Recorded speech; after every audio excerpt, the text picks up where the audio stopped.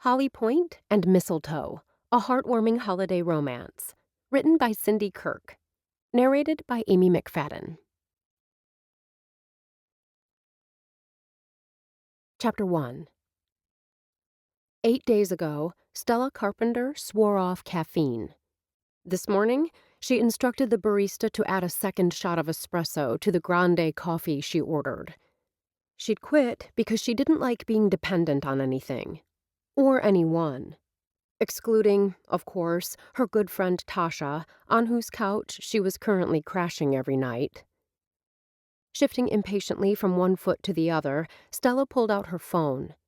She had time to wait. Being summoned to your former boss's office demanded a little liquid courage. The middle-aged man behind the counter held up a cup and cast a glance in her direction. "Stella!" Until she'd been reduced in force from the Miami Sun-Times 3 months ago, Stella had visited this particular freestanding kiosk daily. Eduardo had been a barista at this stand since she'd started her job 2 years earlier. "It's good to see you again." His voice was as warm as the morning sun. "Are you working out of the office today?" Her heart lurched as she lifted the cup from his hand. "Just came in for a meeting." Stella stuffed a bill into the tip jar, then headed in the direction of the beautiful Art Deco building housing the Miami Sun-Times. Even though it was 9 a.m. and almost Thanksgiving, heat already rose from the sidewalk, and the hairs on the back of her neck were moist. In southern Florida, there was no hoping for snow on Christmas. When her parents had relocated the family to Miami when she was in her teens, she'd quickly discovered that hot and sunny was the forecast, no matter what the time of year. Stella's heels clicked on the glittering sidewalk as she entered the building that housed the city's largest newspaper. For the past 2 years, she'd been a reporter and, in a pinch, a photographer and videographer. Now her job, and those of many she'd worked with, were gone, replaced by freelancers. Cool air rushed over her as she crossed the marble floor to the security station. Once cleared, she took the ornate bronze-decorated elevator to the office of Jane Myers, the newspaper's managing editor. The early morning text from Jane had sent Stella's hopes soaring. Freelancing had fallen short of paying her bills. It was at times like this that Stella wished her parents hadn't put her inheritance in a trust she couldn't touch until she turned 30. She'd been lucky her lease was up. Her first action had been to let her apartment go. The past 3 months, she'd been bunking on Tasha's couch. Tasha's roommate had started to grumble about having another person in their small apartment. Last week, Tasha had brought down the hammer, telling her she needed to be out by the first of the year. Stella understood, though she wasn't sure where she would go. Thankfully, she had over a month to figure it out. When the elevator doors opened onto the 5th floor, Stella stepped out and paused for a long drink of the steaming coffee. Larissa, Jane's personal assistant, barely gave Stella time to push back her perspiration-dampened hair before ushering her into Jane's office. Her boss's dark brown hair was pulled back into a severe chignon. The pale blue eyes Jane fixed on Stella were firm and direct. The red cheaters, hanging by an eyeglass chain around her neck, added a bit of whimsy, but there was nothing whimsical about Jane's no-nonsense gaze.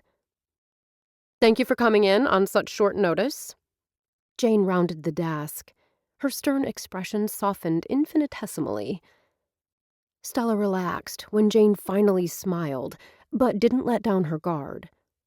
"I was surprised to hear from you." Jane leaned against her desk, as if trying to ease the formal air of the meeting. "It's been a while since we've talked." Jane inclined her head. "Do you have plans for Christmas?" Whatever the reason for this unexpected meeting with the newspaper's managing editor, Stella knew it wasn't to discuss holiday plans. She found it odd that Jane was asking about Christmas when they'd yet to get through Thanksgiving. "No plans. I'm hoping to pick up a freelance job or two." Something flickered in Jane's eyes, an emotion Stella couldn't interpret. Another woman might have launched into a speech about a balanced life. Those words would never make it past Jane's lips. No one was more of a workaholic than her former boss. Stella inclined her head. "What about you?" "I plan to have a few friends over, an eclectic group of Miami's movers and shakers.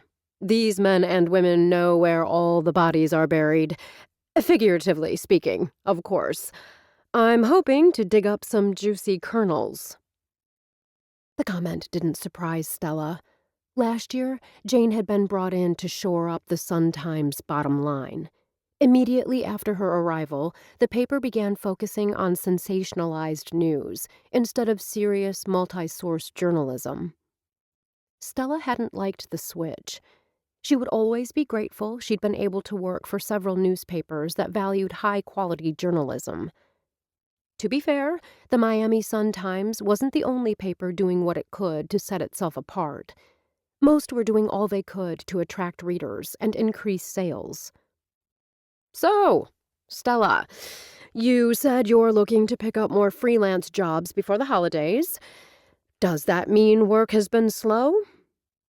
Her assessment caught Stella off guard, as did her expression, which struck Stella as something between concerned sibling and hungry wolf. "Well, no, not exactly, because I know how hard freelancing can be, especially with so many journalists competing for work." Stella thought.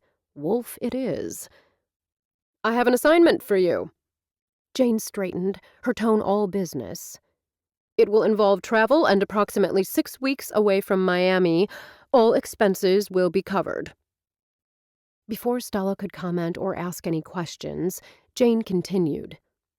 "If the end product meets with my satisfaction, there may be a staff position available for you starting the first of the year." Stella kept her expression impassive despite the urge to jump up and do a happy dance. A chance to be back on staff was a dream come true. She'd spent the past 3 months sending out resumes all over the country, but had yet to receive a single bite. "I'm intrigued. Tell me more."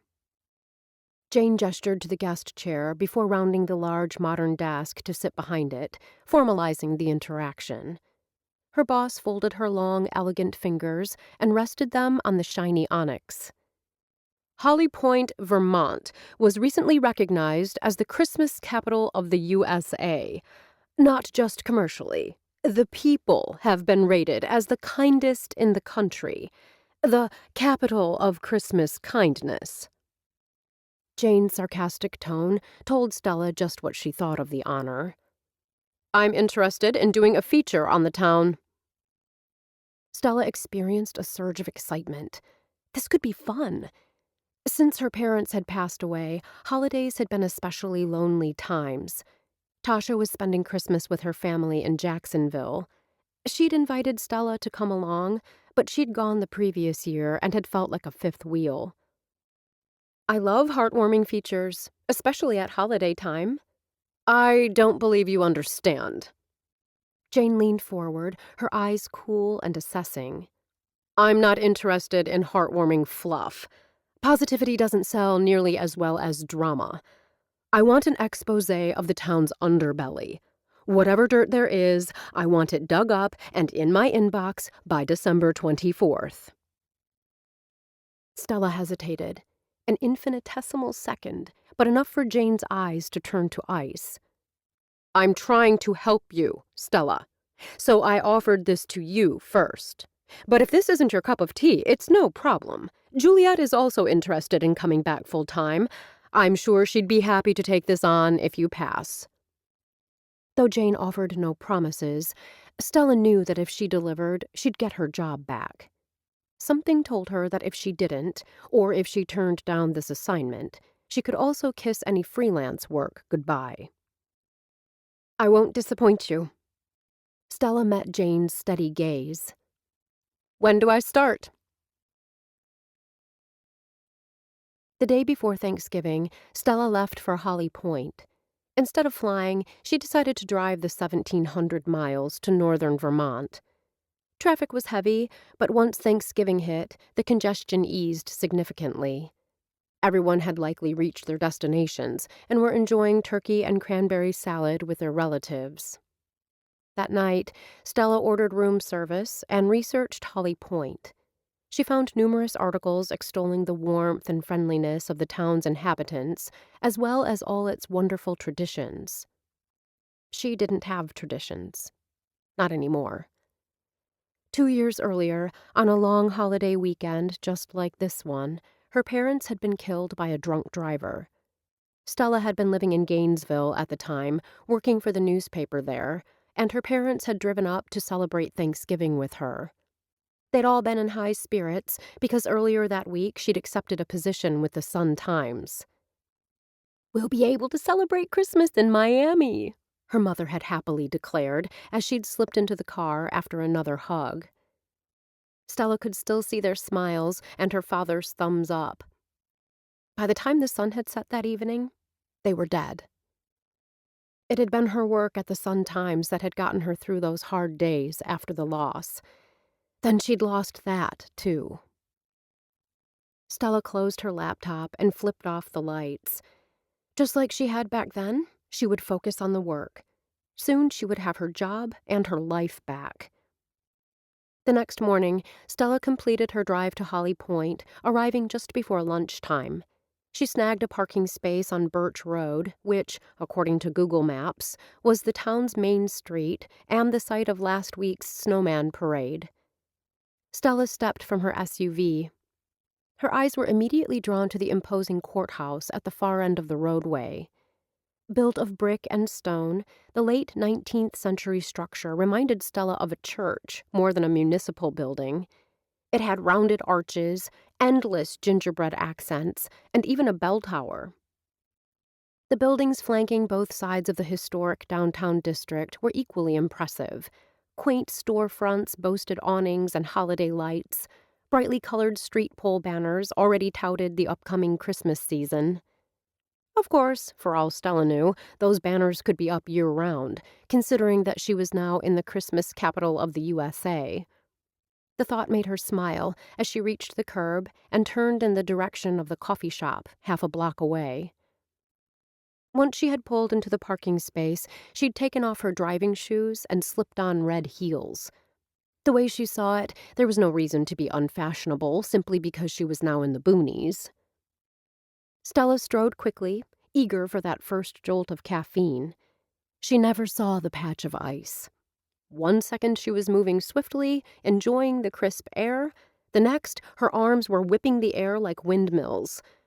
Despite her excellent sense of balance, she could feel herself falling.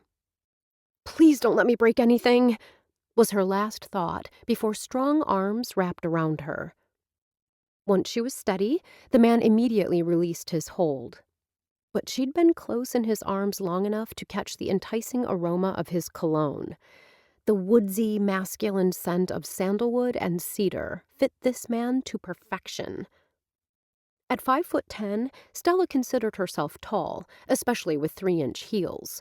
This guy topped her by a good 2 inches. Like her, he looked to be closing in on 30. He wore a well-cut wool coat and had eyes the color of Venezuelan chocolate. She realized she must have been staring when his gaze turned puzzled. "Are you okay?" His voice held a hint of the New England accent she'd been prepared to hear. "I am now, thanks to you." Stella extended her hand. "Stella Carpenter." "Sam Johnson." He gave her hand a perfunctory shake. This time it was his turn to stare, but not at her. His gaze dropped to the small patch of ice on the otherwise clear sidewalk. Dark brows pulled together in a frown. A man striding down the sidewalk stopped when Sam held up a hand and motioned him over. "Something wrong, Sam?" Stella noticed the man's name, Nathan, was stitched on his coat just below the City of Holly Pointe logo. Sam gestured with his head towards Stella, then pointed to the ice. "Nate, this woman slipped and nearly fell. Can you please make sure this is taken care of right away?" "I'll do it myself," Nate assured him. "Thanks. I appreciate it." Sam's gaze returned to her, and Stella waited for him to continue the conversation. Perhaps ask where she was from and what she was doing in Holly Pointe. Before he could say a word, his phone buzzed. He pulled it from his pocket and read the message. "You're okay?" he asked again. "I am." He smiled. "Have a good day." Puzzled, she watched him leave. He hadn't flirted, not one little bit. She hadn't noticed a wedding ring on his hand, not that the absence of the symbol guaranteed that the guy wasn't married. Stella thought of her ex-boyfriend Tony and others of his ilk who frequented the South Beach clubs. She'd learned early on the necessity of trust but verify. Nate was now crouched low, scraping the last bit of ice from the concrete with what looked to be a putty knife. He, too, had obviously dismissed her. After scanning the crowded sidewalk ahead for any other hidden dangers, Stella resumed her trek.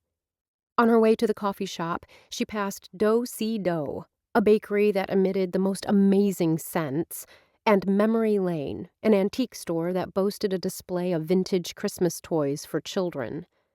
Across the street sat Rosie's Diner, and since it was lunchtime, the place was packed. Stella reached the Busy Bean just as a group of college-age men and women spilled out onto the sidewalk, laughing and talking. The last of the herd, a gangly boy in his early 20s, held the door open for her. Smiling her thanks, Stella stepped into the beehive, savoring the warmth and the smell of cinnamon and coffee. The place was already decorated for Christmas, with everything from coffee bean wreaths and ornaments hanging from ribbons wrapped around a candy cane rod in the window, to a cookies and coffee for Santa display. Stella spotted the man who'd saved her from a fall sitting with a gorgeous woman with a sleek mane of blonde hair. His total focus was on the blonde and their conversation. At least, she thought, he could smile. She hadn't seen a hint of it when he'd been with her. Shoving Sam Johnson from her thoughts, Stella studied the board behind the counter. When she reached the front of the line, she added a scone to her coffee order. Several minutes later, she carried the mug and the scone to an empty table in the middle of the dining area. Her plan was to eat and drink slowly and listen to the conversations of those seated at nearby tables. To make it appear as if she weren't eavesdropping, Stella pretended to scroll through her email. "I asked Dakota to come home with me for Thanksgiving." The young woman, she couldn't have been more than 20, heaved a heavy sigh. "She turned me down." "Her loss." The friend with the pierced eyebrow lifted her cup. "More men for us." Or more boys, Stella thought with a smile.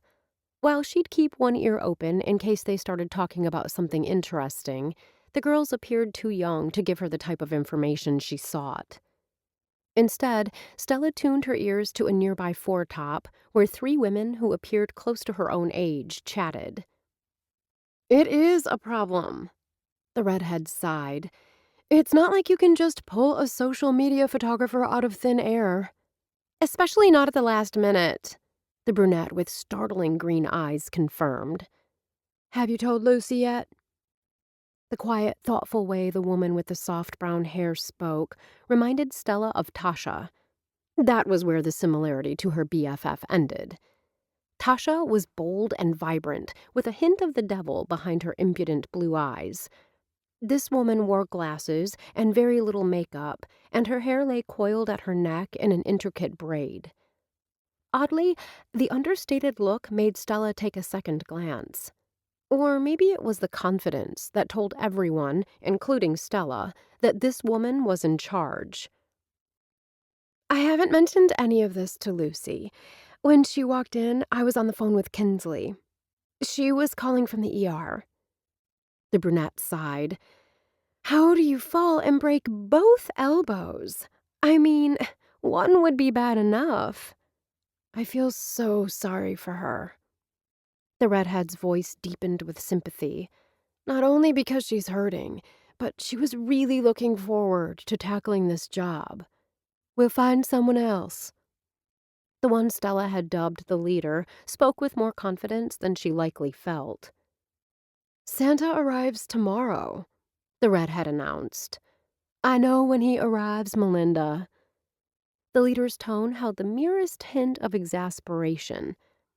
If I have to, I'll take the pictures myself.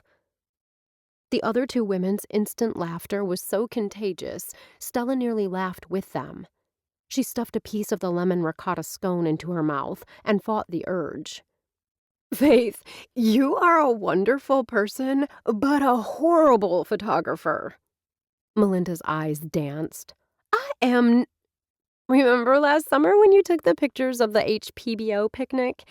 You cut off everyone's heads. The brunette tossed her thick mane of sable hair and lifted her head.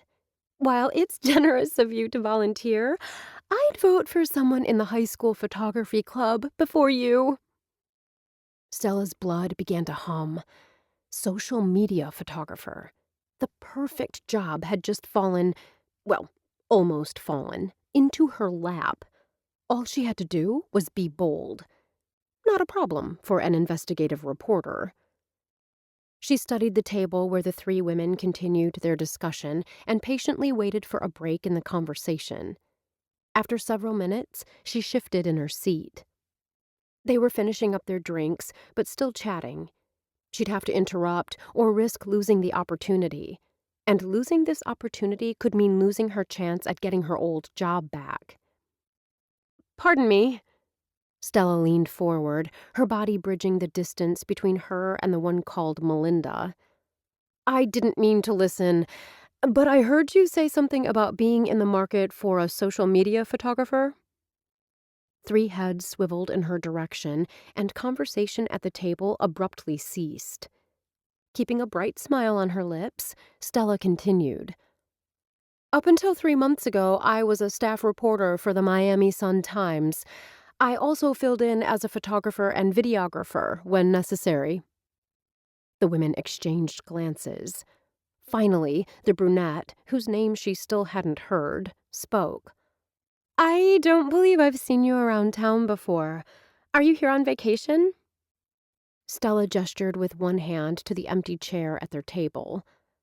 Would you mind if I join you? No.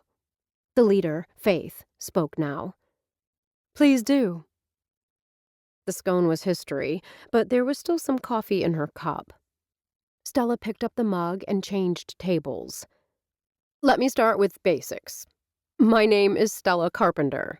I'm Faith Pearson. The woman pointed to the brunette, then the redhead. Kate Sullivan and Melinda Kelly. When no one said anything more, Stella realized that the bases were loaded. She was up at bat and needed to hit this one out of the park. Out of the corner of her eye, she caught the dark-haired man eyeing her with a decidedly puzzled expression.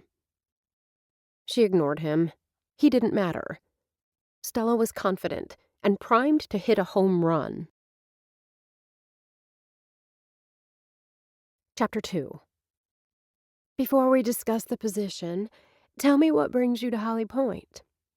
Faith took charge of the conversation before Stella had a chance to launch into her hire me spiel. On the long drive to northern Vermont, Stella had given much consideration to how she would explain her presence in the Christmas capital. As she preferred not to lie, unless absolutely necessary, somewhere in Connecticut she'd decided to keep blatant falsehoods to a minimum. I lost my job with the Miami Sun-Times in October. Reduced in force is the technical term. The bottom line is I came to work one Friday and was told I no longer had a job. Sympathy washed across Melinda's freckled face. I had something similar happen to me a couple weeks ago at my job in Burlington. I only just got back to town. What have you been doing since? This time it was Kate who directed the question at Stella. Freelancing, waitressing, sleeping on my friend's sofa. Stella's lips twisted in a wry smile. Anything to pay the bills. What brought you to Holly Pointe? Faith's brown eyes might remind Stella of a sweet spaniel, but the look in those eyes was pit bull sharp. When I'm short of money, travel isn't usually on my to-do list. I was an only child. Despite living in Florida, my parents loved to ski, as did I. Stella's lips curved for a second, caught up in the memories. Each year, we'd go somewhere new. Jackson Hole, Snowbird, Alta, Vail. We skied them all. When Kate checked the time on her phone, Stella pulled her thoughts together and pushed ahead. Our first ski trip to Vermont was to Jay Peak. Stella had not only done her research on the resort just down the road from Holly Pointe, she'd actually skied there with her parents. We came specifically for the backcountry skiing and enjoyed it so much we talked about returning. Then my parents were killed. They died in a car accident right after Thanksgiving 2 years ago. Oh! Melinda inhaled sharply, a hand moving to her throat. I'm so sorry for your loss. Faith's words were as smooth and comforting as the hand she briefly laid on Stella's. I can't imagine how hard that was for you. Kate's green eyes shimmered with sympathy. Stella couldn't hide the tears that stung her eyes. My friend wants me off her couch. There's nothing holding me in Miami. Not anymore. I read about Holly Pointe being named the Christmas capital of the USA. If any place can cheer me up, it will be here. Faith tilted her head. How long will you be staying? At least until the first of the year. Stella lifted one shoulder and let it drop. Then I'll see. We'll need to check references. Faith gentled her tone. With the rise in the importance of social media, we need to make sure you're as savvy as you say. Not to mention, in this position you'll have contact with not only adults, but children as well. I understand. Stella rummaged through her bag. I can give you the number of the paper's managing editor. Not necessary. After a few taps of her phone, Faith glanced up, a question in her eyes. Jane Myers, managing editor? That's her. Faith's thoroughness made Stella extra glad she'd stuck close to the truth. Jane would give her a stellar reference. Not only that, the call would let Jane know that Stella had jumped into the assignment with both feet. She could almost see the ball flying through the air on its way out of the park. Stella glanced around the immaculate but simply furnished efficiency apartment. Located above the coffee shop, it boasted a tiny bathroom, a galley kitchen, and a living room with a Murphy bed. In short, the place met her needs perfectly. When she mentioned that she had just arrived and had yet to secure a place to live, Kate had waved over the bakery owner, Norma Douglas. Norma was short and rotund, with white hair, a round face, and a ready smile. She ran through the terms of the month-to-month rental with the efficiency of a teacher laying down the ground rules for a pupil on the first day of school. She'd left out only one thing. Stella reached into her purse. How much of a deposit will you need? Norma waved an airy hand. Katie vouched for you. That's good enough for me. Kate, Stella had learned in the 5-second tour of the apartment, was Norma's niece. I promise I'll take good care of the place, Stella assured Norma. I'm long past the wild party stage. Norma chuckled. Oh, honey, you'll be lucky to find time to socialize. Handling the social media for this town is going to take most of your time. For the next month, most days you won't know if you're coming or going. The image that brought to mind was exactly what Stella had wanted. She needed to be out and involved with the community in order to have something more to write about than Santa arriving on a reindeer-pulled sleigh, an event that was scheduled for tomorrow, along with ice skating at a lake just outside of town. A kickoff holiday party for the merchants was on tap this evening at the Bromley Mansion. A large 2-story Queen Anne home, with its 3-story central tower, had caught Stella's eye when she'd driven into town. She couldn't wait to do an internet search and find some pictures of the inside. The place was bound to be elegant. Thankfully, she'd included some party dresses in her suitcases. Though she hadn't been certain what to pack, her gut had told her that a holiday town would have an abundance of Christmas parties. Her lips curved into a satisfied smile. Her new position as the social media photographer of Holly Pointe would give her entry into all the parties and events. My husband. Stella jerked her attention back to Norma and realized that while her mind had been wandering, the woman had continued to speak. Kenny is really looking forward to it. When in doubt, smile and nod. Those words of wisdom had served Stella well over the years. Well, anyway, it's been lovely to meet you, Stella. The woman placed a hand on her arm. The kindness in the woman's eyes was so like her mother's that Stella's heart lurched. With her other hand, Norma pressed an ornate copper key into her hand. I hope you'll be happy here. I'm sure I will. Stella slipped the key into her pocket and followed the woman down the back steps. I can't wait to get settled. Do you need any help with your bags? Norma asked over her shoulder. I just have a couple of suitcases, so no, I'm good. They'd reached the bottom landing where the rich aroma of freshly roasted coffee teased her nostrils. My car isn't far. For a second, Norma's gaze dropped to her shoes, and Stella braced herself. But the older woman only smiled. She didn't say a word about the unsuitability of such footwear in this climate. Oh, I almost forgot. Norma gave a good-natured laugh and fluttered her hand in the air. Sometimes I think I'd forget my head if it wasn't attached. You have a parking spot behind the building. Number 4 is yours. Thank you. Though Stella knew Jane wouldn't want to hear it, she'd been bowled over by everyone's kindness toward her. Of course, it was still early days. In her years of big city reporting, Stella had come to realize that everyone had secrets. Most often they were boring ones. It was juicy ones that Jane wanted her to ferret out during her stay in Holly Pointe. Tonight, Stella would pull out her red dress and take herself and her high heels to the Bromley house. She'd take loads of pictures and do plenty of listening. She'd be back on staff at the newspaper before the new year rolled around. Standing on the sidewalk, Stella paused to take several shots. The lights on the Bromley mansion were understated and elegant. Hanging icicle and Grand Cascade tube lights hung from the roofline, while greenery interspersed with white lights and red ribbons decorated the porch rails. An evergreen wreath with a perfectly tied plaid bow hung next to the front door. Classic colorful bulbs twinkled from the snow-covered trees in the yard. The effect was one of warmth and elegance. Unlatching the gate, Stella strode up the walk in her favorite Louboutin heels, intently scanning for stray patches of ice.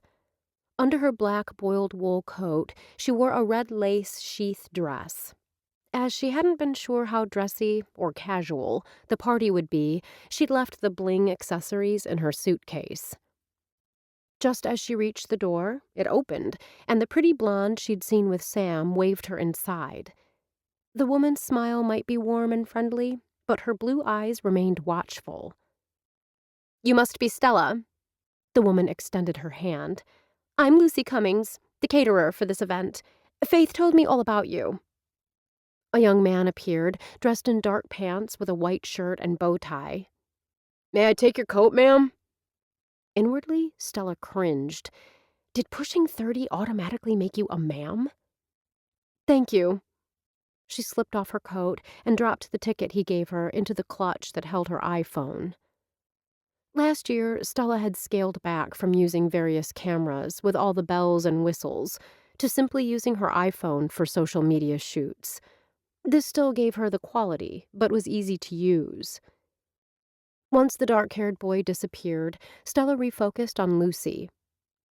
I appreciate Faith giving me this opportunity. She told me your former editor raved about you and your abilities. Yet I was still riffed. Stella chuckled, but she didn't really feel like laughing. She'd told herself that being let go was simply business and was no reflection on her abilities. Still, being discarded like yesterday's trash hurt. For 2 years, Stella had lived and breathed the job. For what? To be kicked to the curb? A look of sympathy filled Lucy's eyes. Sometimes life just doesn't go our way. Reminding herself that she'd been given another chance, which was more than most people got, Stella shrugged. I believe everything happens for a reason. I've found people often say that when they want to comfort you. I'm not sure I believe it. Lucy's eyes took on a distant gleam before she gave a little laugh and appeared to shake herself out of her funk. Well, I hope you enjoy living in Holly Pointe so much you'll want to stay on. Stella only smiled. She glanced at the cherrywood staircase festooned with greenery and bows, admired the stained glass window in the stairwell. That's an East Lake staircase. Lucy's eyes widened. How did you know that? My father was an architect, and a big fan of the British architect Charles Eastlake. Stella stepped to the staircase and let her hand slide along the polished wood-carved acorn. Dad loved the simplicity and geometric lines of the Eastlake style. I'm a fan, too. Lucy gestured. Wait until you see the parlor. They passed through what Stella recognized as a polychromatic painted archway into a room with a ceiling that had to be at least 16 feet tall. Stella didn't know where to look first. The large Christmas tree with the angel at the top nearly brushing the ceiling drew her attention the second she stepped into the room. Bows and gingerbread men, as well as strands of popcorn and cranberries, decorated the branches. Candies hung from paper chains and ribbons.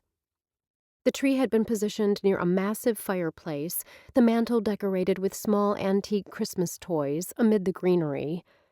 Stella wondered whether the toys came from Memory Lane, the shop she'd seen on her trek to the coffee shop this morning.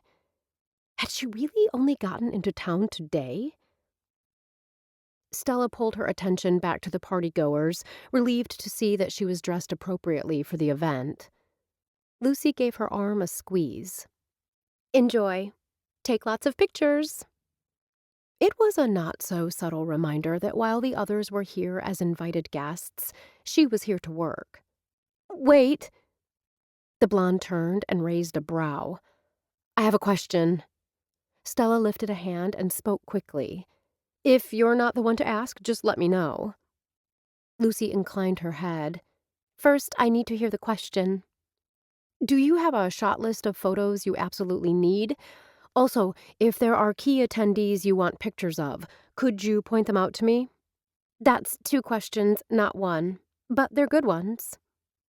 Lucy glanced around the room and made eye contact with Faith. Lifting her hand, she made a come here motion with her hand. Faith appeared. The stretchy green and red plaid long-sleeve pencil dress hugged her lithe figure and hit just above the knee.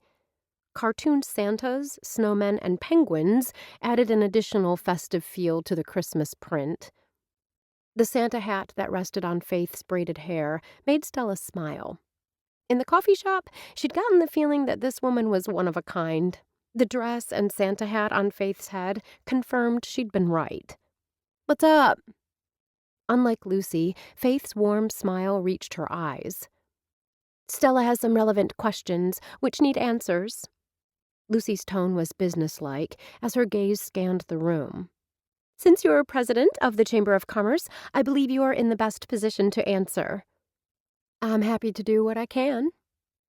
Faith exuded an energy, yes, but also a calm, one that had Stella relaxing. I'll leave you two then. Lucy's eyes narrowed on one of the servers who was openly flirting with one of the guests. I see a problem I need to address. Stella watched as Lucy made a beeline straight to the man. She turned back to find Faith staring at her. Lucy takes her job as caterer seriously. Faith's voice deepened with approval. She's a remarkable woman and a shining example of the saying that what doesn't kill you makes you stronger. The intriguing comment had Stella wanting to know more, but she had a job to do. While talking with Lucy and Faith was important, she needed to prove herself first in order to gain their trust. What questions do you have? Faith asked, as if sensing Stella's impatience. Stella quickly relayed the questions she'd asked Lucy moments earlier. Faith tapped her red lips. In terms of shots we absolutely need, I'd like to see some of Lucy and Sam. Sam? Stella's heart did a double flip. Sam Johnson is our city administrator. Faith pointed to where the man who'd saved her from a fall stood speaking with an older man with white hair and a beard. As if sensing their eyes on him, he turned, and his eyes met Stella's. His lips curved, then broadened into a full-blown smile when Faith waved. Sam is the tall one, Faith explained. The man with him is Kenny Douglas. Kenny plays Santa when he's not brewing the most fabulous coffee in town. Norma's husband. Stella nodded as a couple more puzzle pieces fell into place. That's right. Faith's expression softened. Would you like me to introduce you around? I know how difficult it can be to show up at an event where you don't know anyone. I appreciate the offer. Stella kept her eyes on Faith, wanting the woman to see just how much she really did appreciate her kindness, even if she didn't need it. But I think it'd be best if I just lurked, let people forget I was even around. I find I get the best pictures that way. And the most information. Whatever you think best. Faith touched her arm. If you change your mind or would like to know who someone is, I'll be circulating all night. Suddenly confused, Stella cocked her head. I thought Lucy was the hostess tonight. Her company is handling the catering, Faith clarified. I'm the president of the chamber, and those in attendance are business owners in our community. These people who are here tonight are a huge part of what makes Holly Pointe special. I want to make sure they have an enjoyable evening and ensure they know just how important they are to Holly Pointe's success. Also, I'm here to address any of their questions or concerns about any of the activities and promotions we have scheduled for the next month. By the time Faith stopped for breath, Stella's head was spinning. She nodded. Got it. Stella pulled out her phone and caught Faith's quizzical look. Don't worry, I'm not going to spend the evening texting my friends. This is my camera. Surprise skittered across Faith's face. Trust me, the pictures will be great. Stella spent the next half hour studying the guests, both in the main parlor and in a second parlor that was nearly as large as the first. The smaller room held high-top tables covered in white linen, where guests could place their drinks and plates of hors d'oeuvres while they visited with friends. Chairs lining the walls afforded those who wanted to sit the opportunity to do so. She noticed Kenny Douglas, a.k.a. Santa, had been frequenting the bars in both rooms. In the short time she'd been watching, he'd made 3 trips to the bars. No white Christmas margarita or cranberry mojito for this Saint Nick. Whiskey neat appeared to be his drink of choice this evening. She got a photo of him downing the amber liquid, then plopping the glass back down for a refill. Drunk Santa? It had possibilities. Stella made a mental note to keep her eye on Kenny, not only tonight, but in the upcoming weeks. When Stella entered the second parlor, she'd immediately recognized recently retired NHL star Dustin Bellamy. He and his wife were reported to be in discussions for a network talk show. Ever since their marriage nearly 10 years ago, Dustin and his wife, former supermodel Krista Ankrum, had cultivated a wholesome family brand. The two were always newsworthy. A shot of them together would add a nice touch to her article, especially since Dustin was from this area. Hopefully, she'd eventually be able to get one that included their adorable twin boys. Stella followed Dustin as he shook hands and chatted with the merchants. He seemed to have the ability to charm in spades. Krista also seemed comfortable in this setting. For being the mother of 2 school-age boys, she looked as stunning as she had when she'd been at the top of her career. The interesting thing was, Stella noticed when she looked closely, Krista and her husband were like 2 planets circling the same sun. Both made their way around the rooms, laughing and talking, but never intersecting. Perhaps before arriving at the party, they'd agreed on a strategy that involved seeing twice as many people with a divide-and-conquer method. Stella didn't think so. There were no little smiles or sidelong glances. In fact, it almost felt as if they were avoiding looking in each other's direction. Could there be trouble in paradise? Stella didn't want to jump to any conclusions, but it could be that their ho-ho, oh-so-hearty Christmas cheer was faked. Drunk Santa, lying hockey player, and supermodel. Both possibilities would have Jane salivating.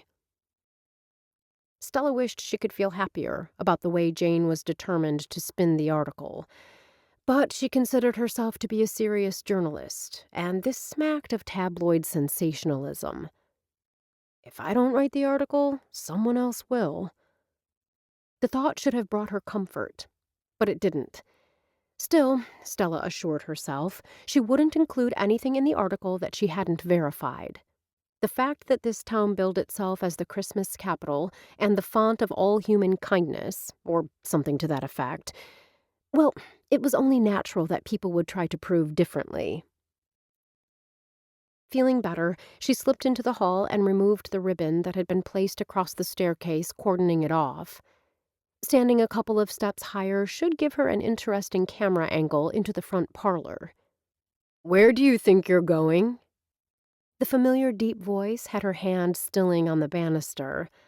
Sam didn't even give her a chance to respond when he spoke again. "That area is off limits." Stella turned and shot him her best smile. "I guess that makes me an off-limits kind of gal." Chapter 3. The woman's smile was so engaging, Sam had to smile back. From the second they met, he'd noticed that Stella Carpenter emitted a joie de vivre that drew people to her. His brother, Kevin, had been like that. The joke had been that a party started whenever Kevin arrived.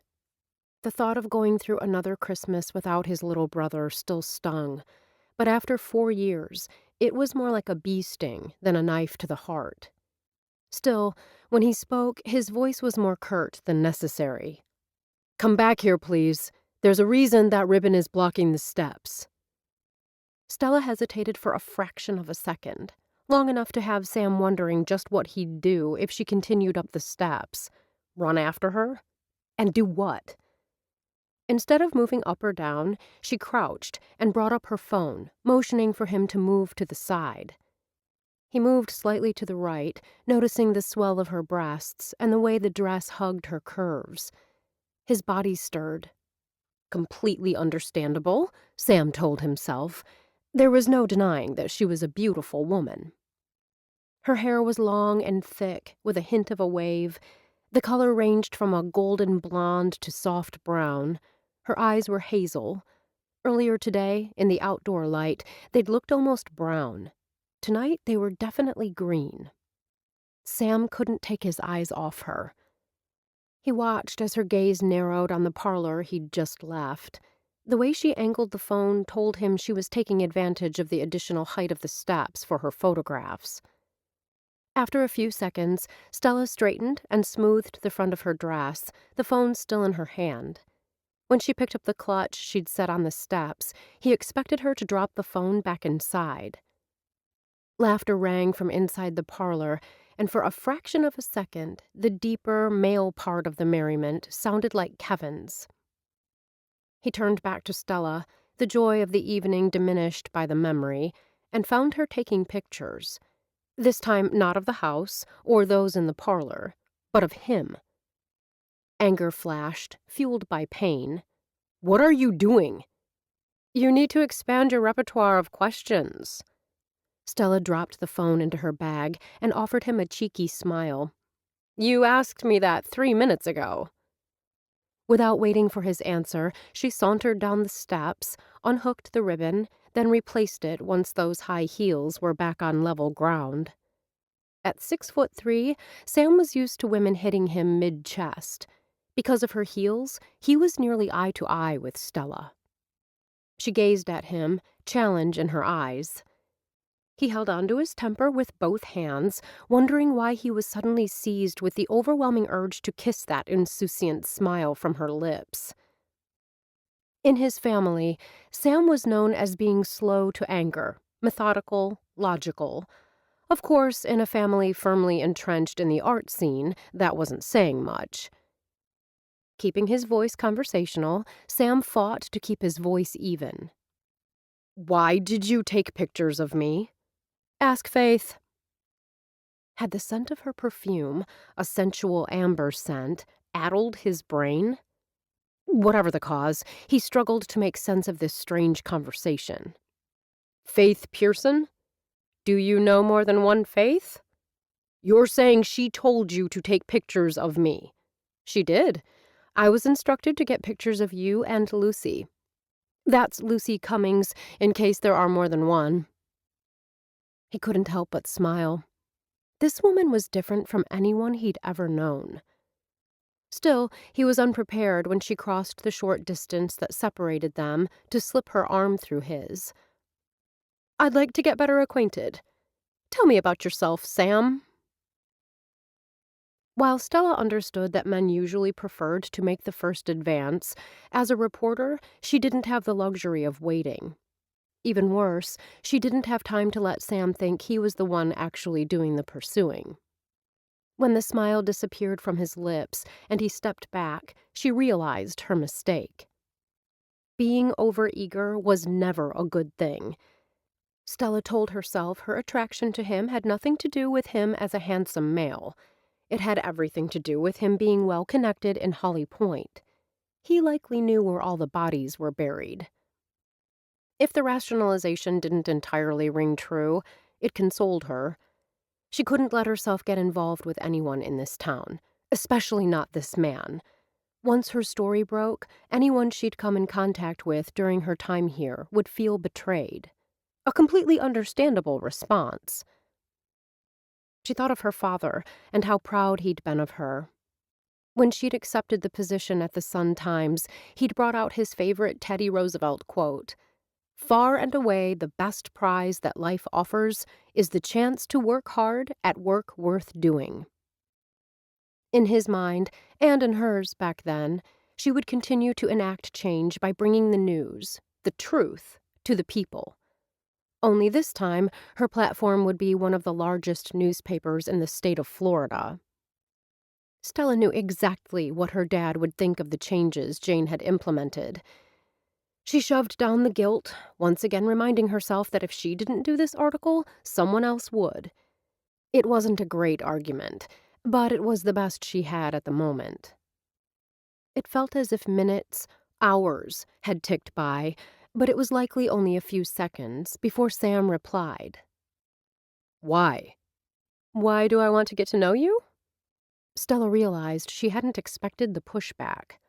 "Ah, that should be obvious."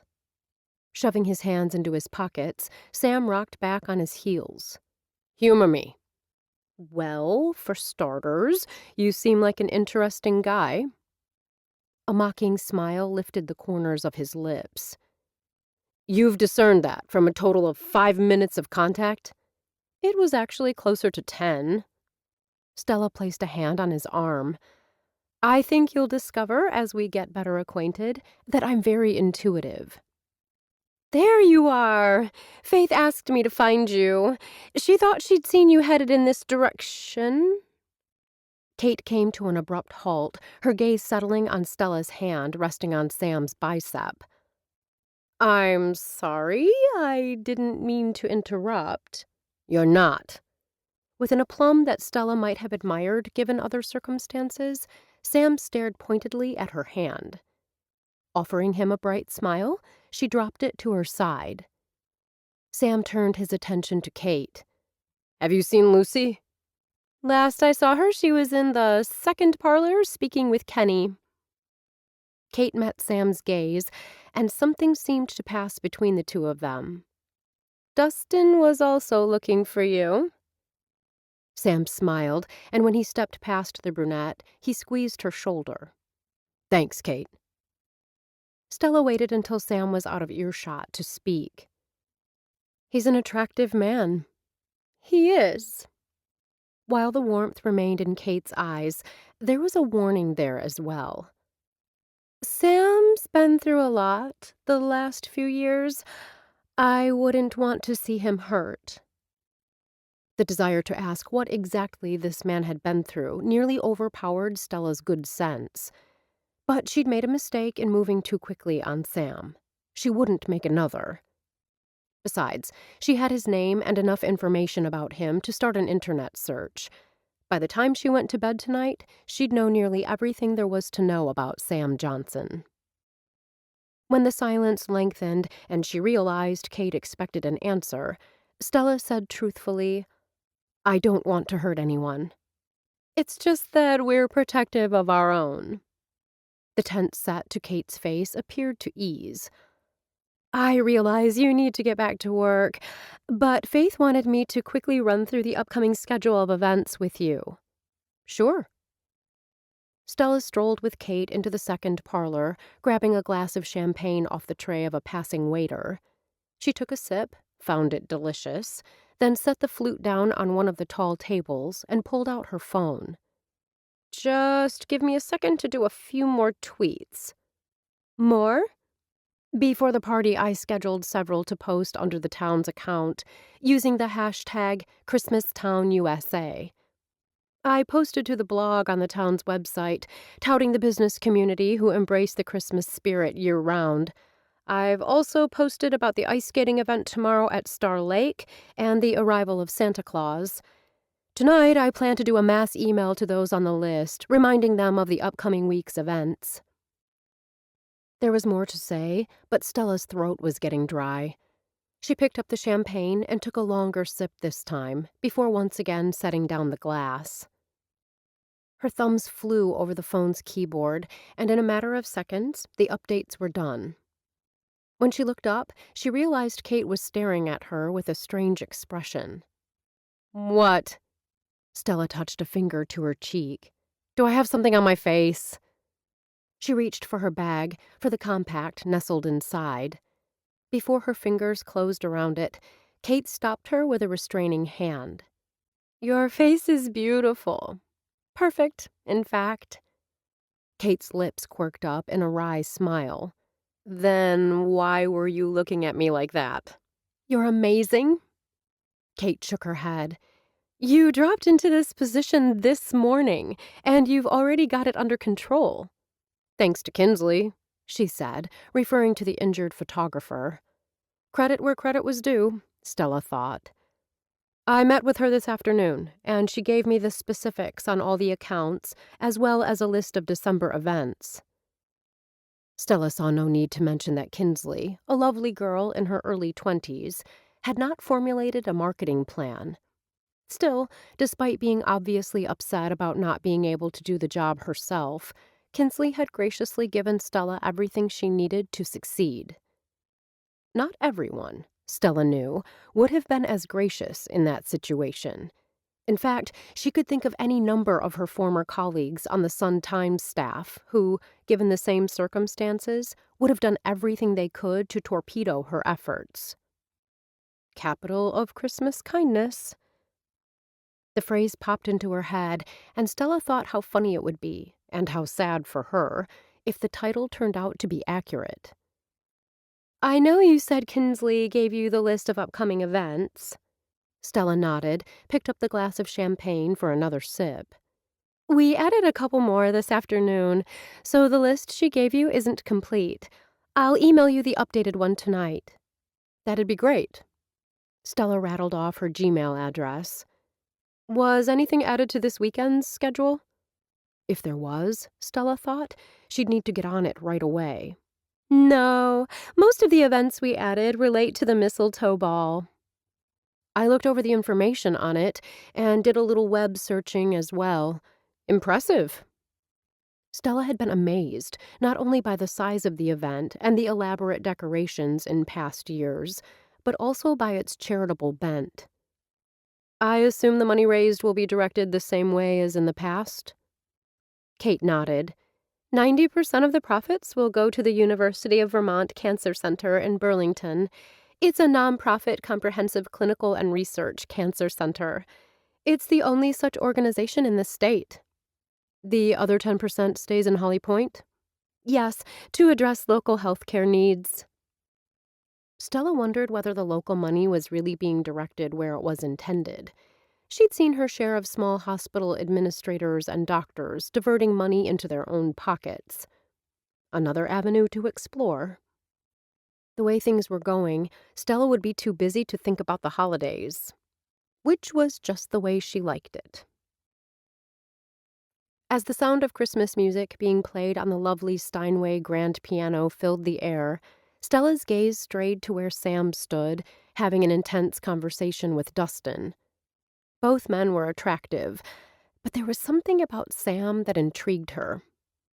Stella couldn't wait for the evening to end so she could dive into his background.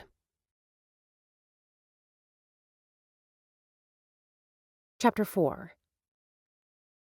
Stella loved her Louboutins dearly, but sliding them off and wiggling her toes in the privacy of her new apartment was a little piece of heaven. The party hadn't wound down until 1. She'd added more pictures to the blog, Facebook page, and Instagram, then scheduled a few more tweets. It would be naive to think that most people only checked their social media accounts during working hours. The truth was, people were up and checking their phones and laptops at all hours of the day and night. The ice skating party, along with Santa's appearance, was scheduled for 10 a.m. Reminders were needed so that parents and children didn't lose out on the chance to cheer Santa's arrival. Stella retrieved some pictures from last year's merriment and sent them out as a visual, illustrating this as a not-to-be-missed event. Once Stella felt like she'd done everything necessary for her new job, she signed onto her account at the Sun-Times. After a laptop disaster during a previous story had lost her a month's worth of research, Stella had gotten into the habit of keeping all her notes on the newspaper's secure server. At Stella's request, Jane had reactivated her account when Stella accepted the Holly Pointe assignment. Now she could write without fear of losing anything important. Stella keyed in her impressions, then paused. Until she was ready to submit the article, she preferred to keep these notes for her eyes only. Kenny Douglas might not be a drunk. Dustin Bellamy and Krista Ankrum might have a deliriously happy marriage. And the money raised from the Mistletoe ball might flow through proper channels, just as it was intended. She set her account to private, ensuring she was the only one with access to her thoughts and suppositions. The last thing Stella wanted was for Jane to get all excited about the story going in a certain direction, only to discover that Stella had been seeing things that weren't there. Too revved to sleep, Stella let her fingers do the browsing she'd yearned to do all evening. She quickly discovered that Johnson was one of the top 3 surnames in Vermont. But she hit pay dirt when she narrowed the search to Sam Johnson in Holly Pointe, Vermont. Stella discovered that Sam was the son of Broadway producer Emily Danforth and playwright Jeff Johnson. It was quite an impressive pedigree. There were lots of pictures of him and his parents, of him and his brother Kevin, of him with... Stella's eyes widened in shock. Britt Elliott? The Broadway actress who'd won a Tony this year was sizzling hot. Her star wasn't simply on the rise, it had shot straight into the stratosphere. Britt had gone from being a struggling and relatively unknown actress to being the darling of the stage. She studied a picture of Britt and Sam taken 2 years ago at a New York City gala. Sam looked good in black tie. He and Britt looked amazing together. In every picture of the two of them together, he was smiling. Stella tapped her fingers against her lips and sat back. While Sam hadn't exactly been a Grinch tonight, he also wasn't the man with the beaming smile in these photographs. Stella flipped to the screen holding her notes. She keyed in what she'd discovered about Holly Pointe City Administrator. The data, while very basic, had endless possibilities because of Britt's star power and Sam's family lineage, a fact that made Stella feel just a little sick inside. Still, she went back to browsing the web, wondering what Kate had meant with her comment about Sam going through a lot the past couple of years. Some sixth sense had told Stella that a woman was involved. She needed to find out whether that woman was Britt Elliott.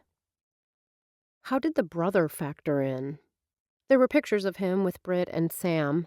Kevin was as blonde as Sam was dark, taking after his mother in height and coloring.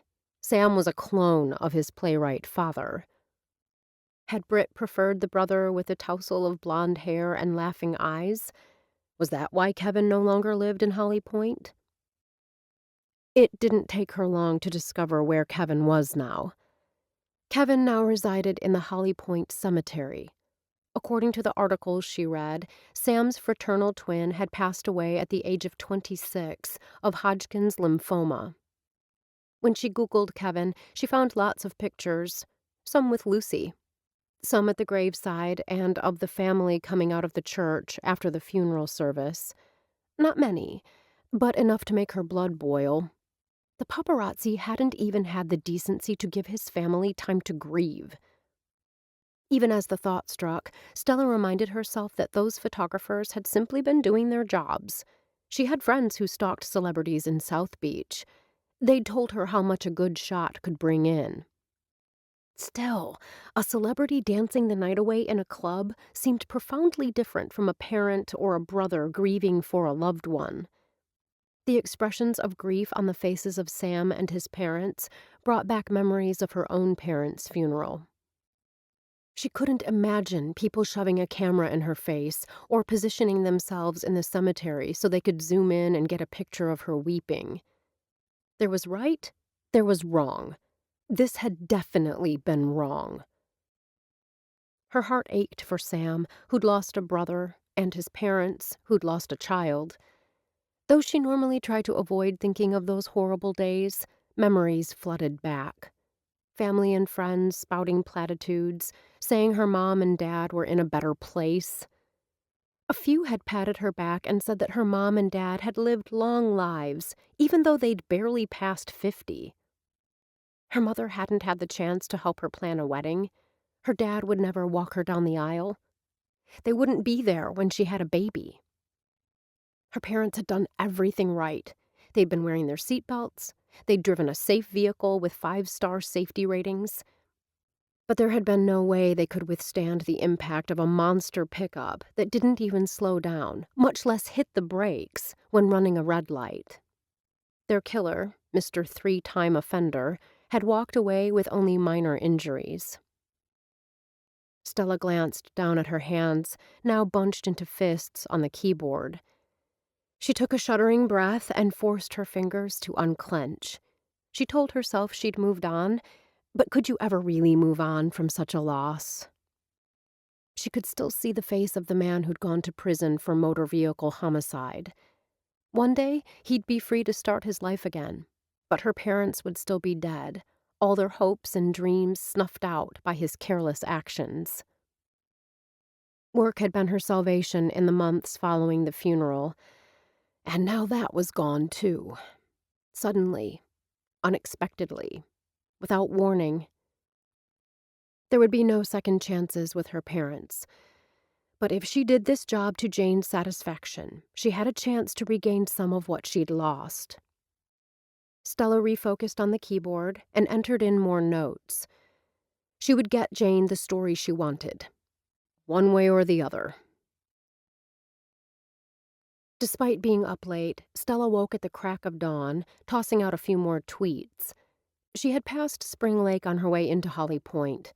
Knowing she'd likely face potentially uneven terrain, she left her heels behind. She stepped out of her vehicle and glanced down at the knee-high boots with rubber soles. If she'd been wearing this footwear yesterday, she might not have met Sam. Smiling at the thought, she lifted her gaze and widened her eyes. Speak of the devil. It was almost as if she had conjured him up. He stood at the edge of the ice-covered lake, wearing jeans, boots, and what she recognized as a Carhartt jacket. He was hauling big coolers from the bed of a pickup to the concession stand. Raising her phone, she snapped a few pictures. Her favorite was a close-up of Sam bent over. The others were ones she might actually use for publicity. Shifting her attention to the lake, Stella spotted Kate and Faith using short-handled brooms to sweep a dusting of snow off the backless benches that encircled the perimeter. The benches were obviously meant for putting skates on and taking them off. Stella glanced wistfully at the ice, wishing she could be out there today. For several minutes, she watched Nate, along with a couple of men she didn't recognize, clear snow from the ice. After taking some shots, she strolled over to Kate and Faith. "Where's Melinda?" Asking didn't seem strange, since, in her brain, the three were linked. When she saw one, she expected to see three. "Mel is getting the concession stand ready." Kate slanted a glance in Stella's direction and smiled. "You look ready to hit the ice." This morning, Stella had pulled on her ski coat and hat. She'd shoved her gloveless hands into her pockets. "I may look ready, but I'm missing one key ingredient. I don't have any skates." "What size are you?" Faith raised her voice, even though she stood not 5 feet away. 10. Stella rolled her eyes, remembering Tasha's size 6 feet. I know. I have Amazon-size feet." Faith laughed. "Hardly. I'm a 9, and Mel is a 10. I bet she'd loan you hers. Just ask." There it was again, Stella thought, the simple kindness this community appeared to have in abundance. "I'll think about it." Kate must have been listening to their conversation because she paused in her sweeping and called out, "Don't just think about it, do it! You'll get some great pictures on the ice. Plus, it'll give you a chance to embrace the experience." Stella nodded. The woman made an excellent point. Still, it seemed that pointing a camera while trying to keep her balance might prove tricky. Unless she was skating with someone. She turned in the direction of the concession stand, where Mel stood laughing with Sam. Stella narrowed her gaze and felt something twist inside her. Which was simply ridiculous. She barely knew the guy, had only exchanged a handful of words with him. Of course, he had put his arms around her, only to keep her from falling. Stella pulled her attention back to Faith.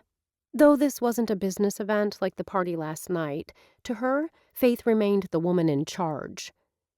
"In my notes, it says the skating starts at 10. That's correct." Faith moved to the next bench, and Stella trailed behind. Her gaze lingered on Faith's coat. It was a rosy flesh color, a mid-length puffer coat capable of making even a thin person look as if she'd eaten her way through a box of Christmas cookies one too many times. Faith had paired the coat with a pair of red Ugg boots that sparkled and a red and white hat with a huge pom-pom. On anyone else, the combination would have looked ridiculous, even laughable. Faith pulled it off. Faith lifted the broom and paused. "Do you have any questions about the start time?" "Not about the skating, but about Santa Claus. It says he won't arrive until noon." Stella frowned. "It seems to me it'd make better sense if his arrival kicked off the event." For a second, Faith hesitated. When she spoke, her tone was matter-of-fact. "Kenny isn't an early riser. He asked for a later start. We saw no harm in obliging him." Was that because Kenny knew he'd be sleeping off too many shots of whiskey from the night before? The question hovered on the tip of Stella's tongue for half a heartbeat. In the end, she remained silent. If she appeared too eager for details, she could raise suspicions. She would get more information by watching and listening. "That was nice of you," Stella said when the silence lengthened. But Faith's focus had returned to her task. It felt to Stella as if she was the only slacker in the crowd. She sat on one of the recently cleaned-off benches and did her job. Overhead, the sky was a cloudless blue. Though the day was cold, there was little wind, which meant that even Stella, used to the heat of Miami, was relatively comfortable. She found herself smiling as she posted to Instagram, Twitter, and Facebook. The challenge of making a tantalizing tweet or a clever caption had her so engrossed that she didn't notice someone approaching. A tap on her shoulder had her jerking. She swiveled and found herself gazing into Sam's warm brown eyes. In his hands were a pair of battered white skates. "Mel wanted me to give these to you. Said something about you taking pictures from the ice." Stella's heart pounded an erratic rhythm. From the shock, she told herself. She'd been so totally focused, she hadn't heard the crunch of his boots. "Faith and I were talking. I mentioned I wished I had some skates. Taking pictures while circling the lake would give me some interesting angles." And she was rambling. She flushed, but thankfully her cheeks were already red from the cold. "Well," he held out the skates. "Melinda says she'll be too busy handling the concession stand to skate. She said you could wear hers." She lifted the skates from his hands and saw him frown. His gaze lingered on her hands. "You aren't wearing gloves." "It's easier for me to key." She held up a hand when she saw him open his mouth. "The gloves that are supposed to work with your phone never work as well as they say they do. Once I post this tweet, I'll—" Once Stella finished the tweet, she slipped gloves from her pocket and pulled them on. "Do this." "You're not used to this climate." His expression was one of concern. "Don't leave the gloves off for too long. No tweet or Instagram post is worth getting frostbite." "Aye, aye, sir." Stella gave a mock salute and kept her tone light-hearted, but she was touched both by his concern and by Mel's generosity. Before she could say more, Sam turned to speak with Nate, and the quiet peacefulness of the lake was shattered by the arrival of families and more children than she could ever recall seeing together at one time. Granted, she never attended events specifically geared toward children in Miami, but this was a deluge. Did all these kids know how to skate? The second her thoughts registered the question, she dismissed it. Her father had come from Minnesota, and he used to regale Stella and her mother with tales of snowshoeing, ice fishing, and cross-country skiing. And, yes, ice skating. She remembered him telling her that's why she had a knack for skiing. It came naturally through her DNA. Then he'd given her a wink while her mother laughed. Pain as sharp and hot as a lightning bolt ripped through her, stealing her breath. Stella had found herself thinking of her parents more in the past 24 hours than she had in the past 6 months. It couldn't be the climate. While they'd spent vacations skiing, they'd spent more time at the beach. It had to have something to do with the people in these parts. They reminded her of her northern-born father. While he loved the weather of South Florida, Stella knew he would have liked the camaraderie of this community, as would her mother. Stella sighed and shoved thoughts of her parents aside. Even happy memories could be distracting. If she was going to put together a Jane-worthy story, she had to stay focused. The sight of Dustin and Krista's twin sons had Stella ripping off her gloves and pulling out her phone. They were an adorable twosome, dressed in identical ski jackets. Blonde curls whipped around their cherubic faces as they ran toward the lake, holding their skate bags against their chests. When Stella raised her phone to snap a picture, Sam's hand pulled her arm down. "What?" She barely kept the annoyance from her voice. "Dustin and Krista don't want the boys being photographed. It's a security thing." He spoke in a firm tone that brooked no argument. "We respect their privacy when they're in Holly Pointe." The twins were now engulfed in a group of boys about their same age, making getting a good shot nearly impossible. "What about paparazzi?" Stella asked. A muscle in his jaw jumped.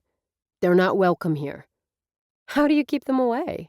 Stella asked, genuinely wanting to know. "The last I knew, this was a free country." The chill that filled the air between them had nothing to do with the temperature. For a long moment, his gaze searched her face, as if looking for something. She kept her expression impassive. Everyone told her she had a great poker face, but something he saw, though she had no idea what it was, had the tense set to his shoulders easing. We're a welcoming community, but we look out for each other and protect our own. Stella nodded as if that made perfect sense. It did, at least as far as it went. But in her journalistic career, she'd seen far too many cases where protection and cover-up were entwined. She wasn't sure whether that was the case in this town, but she was sure going to find out. Chapter 5. From a high spot on the bank, Sam watched Stella circle the ice while talking nonstop to Kate. Both women were excellent skaters, and they seemed to have a lot to say to each other, though he noticed that Kate was doing most of the talking. Sam took a sip of the hot cocoa he'd purchased, his contribution to the scouting fund, and thought back to each time he'd seen Stella in conversation with someone. It struck him that she was always listening while the other person talked. That could be because she was new to Holly Pointe, and listening was her way of getting better acquainted. Stella also needed information for the town blog and for all the other social media she had her fingers into. She'd been a reporter, likely still considered herself one, at heart. Who's the woman with Katie? Sam didn't even turn. He knew that voice. Derek Kelly was a local contractor and a friend. Her name is Stella Carpenter. When Kinsley was injured, she got the social media job. Beside him, Sam could see Derek's gaze study the reporter as she skated around the lake. She's a looker. Sam nodded. No argument from him. Where'd she come from? Florida. How'd she end up in Holly Pointe? Does she have family here? Derek had an inquisitive nature. Sam had always thought his friend would make a good detective. She told Faith her family had once skied here. She lost her job and wanted to try somewhere different. She leaves sunny Florida to come to Vermont during the winter? Derek's gloved hand rose to his chin. I'm betting there's more to the story. She asks a lot of questions, but I think that's just her reporter background. Sam watched Stella throw back her head and laugh. Whatever story Kate was telling her was obviously entertaining. She arrived in town yesterday. How'd she already get a job? The story is she was having a cup of coffee in the Busy Bean and overheard Faith talking to Kate and Mel about Kinsley's accident. Quite a coincidence. Not really. Those tables are so close, it's almost impossible not to overhear other conversations. While something about the woman unsettled Sam, the notion of her having some hidden agenda in Holly Pointe seemed far-fetched. I don't know. Derek narrowed his gaze. Her coming here, out of the blue, seems odd. Sort of like when JC returned to town after being gone for years. That experience has made you suspicious of all women. I get that. I'd feel the same if I were you. Sam still found it difficult to believe that their childhood friend, J.C. Collingsworth, had deliberately tried to trap Derek into marriage. But Stella isn't JC, other than the fact that she listens a lot more than she talks. Which means she knows a lot more about you than you do about her. You're right. Sam's sardonic smile had Derek grinning. You've got a plan. Sam nodded. I believe it's time I find out a little more about Ms. Stella Carpenter. Stella wasn't sure how it happened. One moment she was circling the ice with Kate, the next she was with Sam. Though she was flattered that he wanted to skate with her, she was also a trifle annoyed. She and Kate had spent 10 minutes gliding across the ice discussing everything but the citizens of Holly Pointe. Kate was warmed up, and there had finally been an opportunity for her to bring up Santa, Kenny, when Sam skated up. I wouldn't think a southern girl would know how to ice skate. My father was from Minnesota. When I was little, we would go back to visit relatives. Do you like to ski? What part of Minnesota? The question came out of the blue. Hadn't he heard her question? Pardon? With an arm around her waist, one hand resting on her hip while the other hand held hers, they glided across the ice as if they'd been skating together for years. Though she'd certainly been held by a man before, she'd never felt this comfortable so quickly. You said your father was from Minnesota. I was merely asking what part of the state. Oh, Minneapolis. She regrouped. What about, do you still have family there? Stella wished he would stop asking questions. She was the one gathering information, not him. Yes, my grandparents live there. She decided to use this as a segue to discussing his family. What about your parents? She blinked. He'd interrupted again. They died 2 years ago. Then, because she knew he would ask, she added, it was a car accident. A drunk driver ran a red light and hit them. I'm sorry for your loss. His fingers tightened around hers. I can't imagine losing both of my parents at once. Focus on his family, not on yours, Stella told herself as grief surged. Do your parents... Faith said you used to work for a newspaper in Miami? The guy was like a jack-in-the-box. Each time she opened her mouth, he popped up and asked another question. He'd blown right over her and squelched her question with such thoroughness that she couldn't raise it again. Not right now, anyway. Not without the inquiry appearing calculated. Yes. Stella resisted the urge to sigh. I worked for the Sun-Times before I was let go due to budget cuts in September. Yet you waited until now to come to Holly Pointe? She opened her mouth, determined to steer the conversation back to this community, when he continued. Why now? Why not 2 or 3 months ago? Sam slanted an assessing look in her direction. I would think being in a strange town during the holiday season would prove difficult. Why would you think that? She was well aware she hadn't answered his question, but heck, if he could ignore her questions, she could ignore his. Traditionally, this time of year is about home and family. His voice took on a probing quality. Why come to a place where you don't know anyone? Why not go to Minneapolis and spend Christmas with your grandparents? I could have gone to Minnesota. My grandparents are still alive and living in a retirement community. But with losing the job, well, I felt like too much of a failure. Is that the only reason? His dark eyes seemed to bore into her soul. It probably should give me comfort to be around family at this time of year, but it doesn't. Stella somehow managed to keep her tone matter-of-fact. I look like my father, and I'm a reminder of what they've lost. I see the pain they try so hard to hide, and it makes me feel bad. Sam nodded as if he understood. Don't you have friends in Miami? Most of my friends were people I worked with at the Sun-Times. They're scattered across the country, wherever they could find a job. Stella gave a little laugh. I envy them. I'm certainly willing to relocate. I've sent resumes far and wide, but not even a nibble. When he closed the mouth he'd opened, she knew she'd addressed the question he'd been about to ask. A tightness filled her chest. Not one indication of interest. That fact made the carrot Jane had dangled even more appealing. The hand holding hers squeezed in an expression of comfort.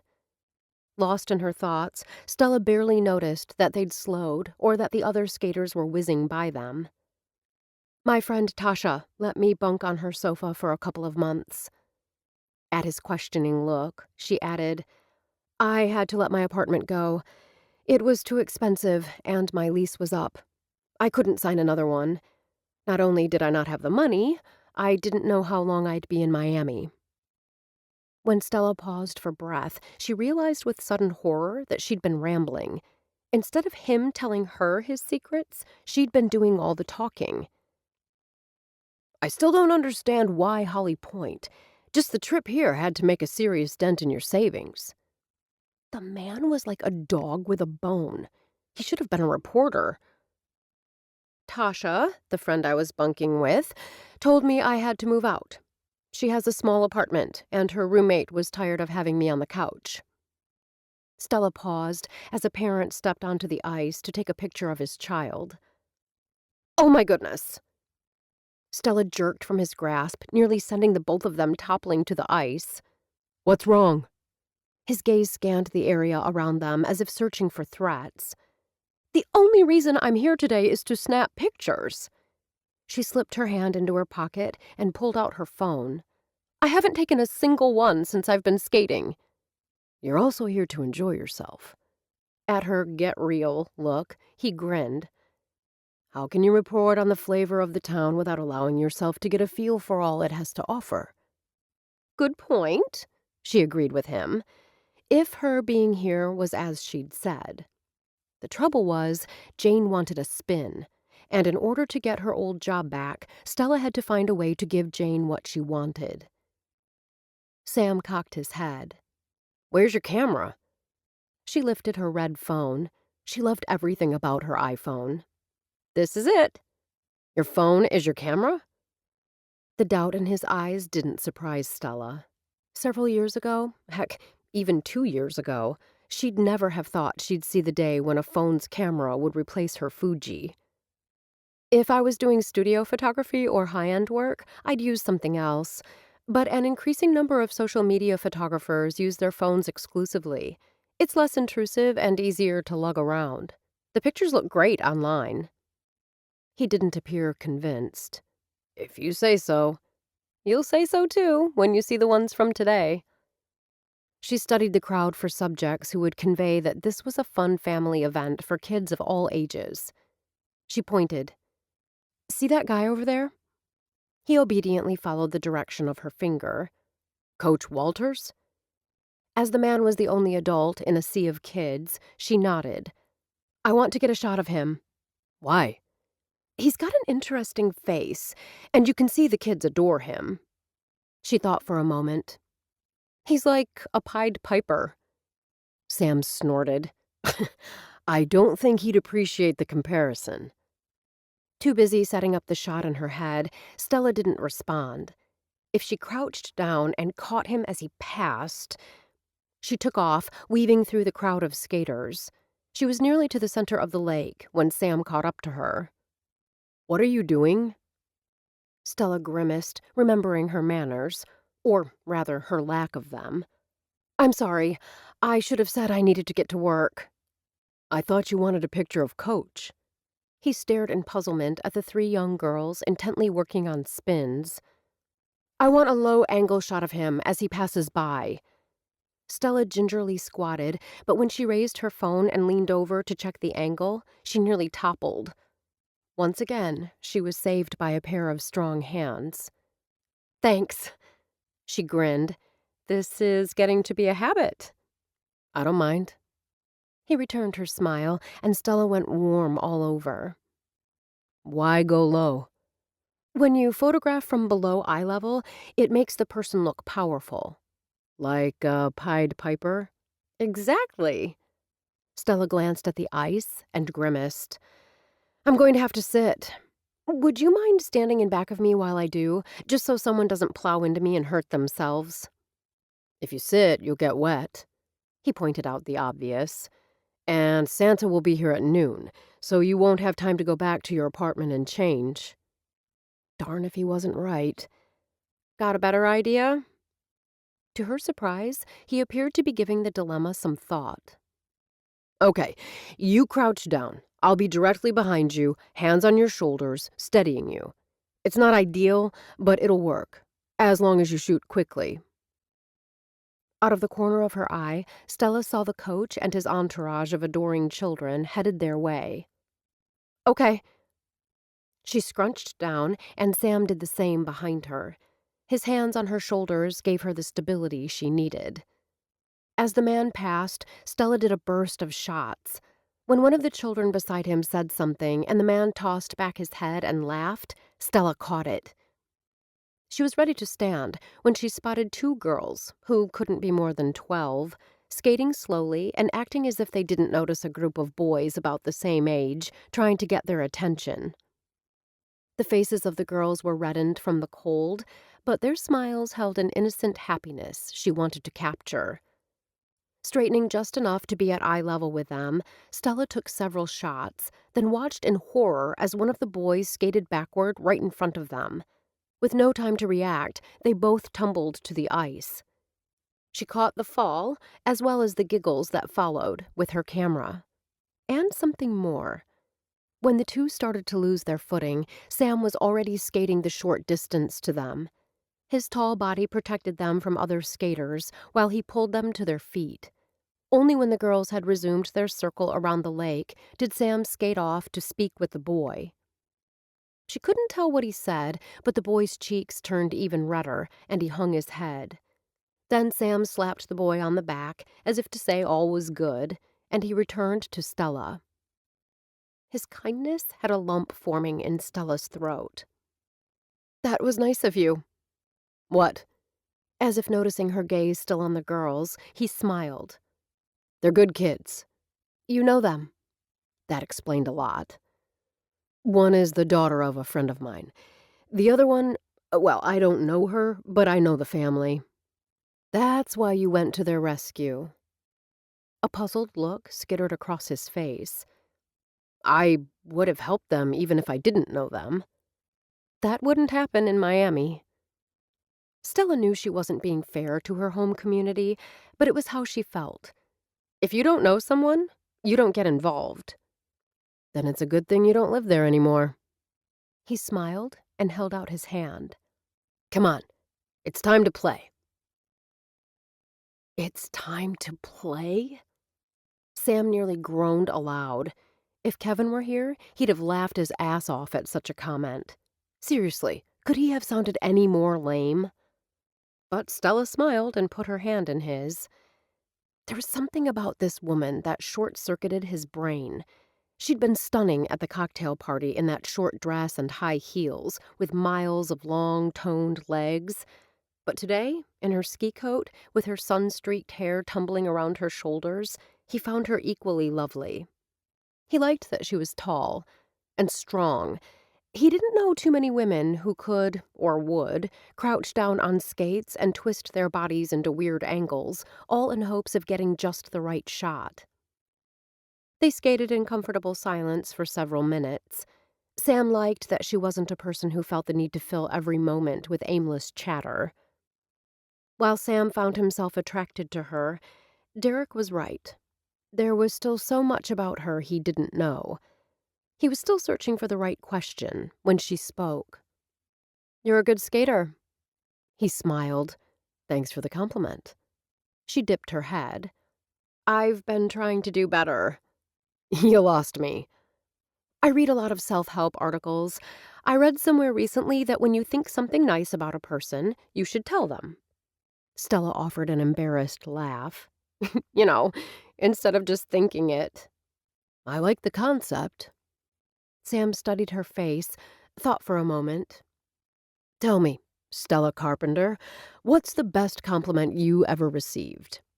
"I don't know," she said with a breathy laugh, waving away the question. Sam wasn't about to let her off the hook this easily. He studied her, an expectant smile on her lips. Several long seconds passed. "Okay. Shortly after I started my first full-time job out of college, I did a series on teens making a difference in their communities." She smiled, and her eyes grew bright with memories. What those boys and girls did sparked other communities to step up and institute some of the changes in their own backyard. "You were recognized for your journalistic skill." "Yes, but that wasn't the compliment." Pride filled Stella's voice. "My father told me he was proud I'd grown into someone who cared about others, that I'd become someone who strove to make the world a better place." Tears formed in her eyes, but she quickly blinked them back. "What about you? What's the best compliment you ever received?" He should have anticipated that she'd turn the tables on him. The woman could teach a master class in redirection. The thought made him smile. Still, could he really expect her to share and then not reciprocate?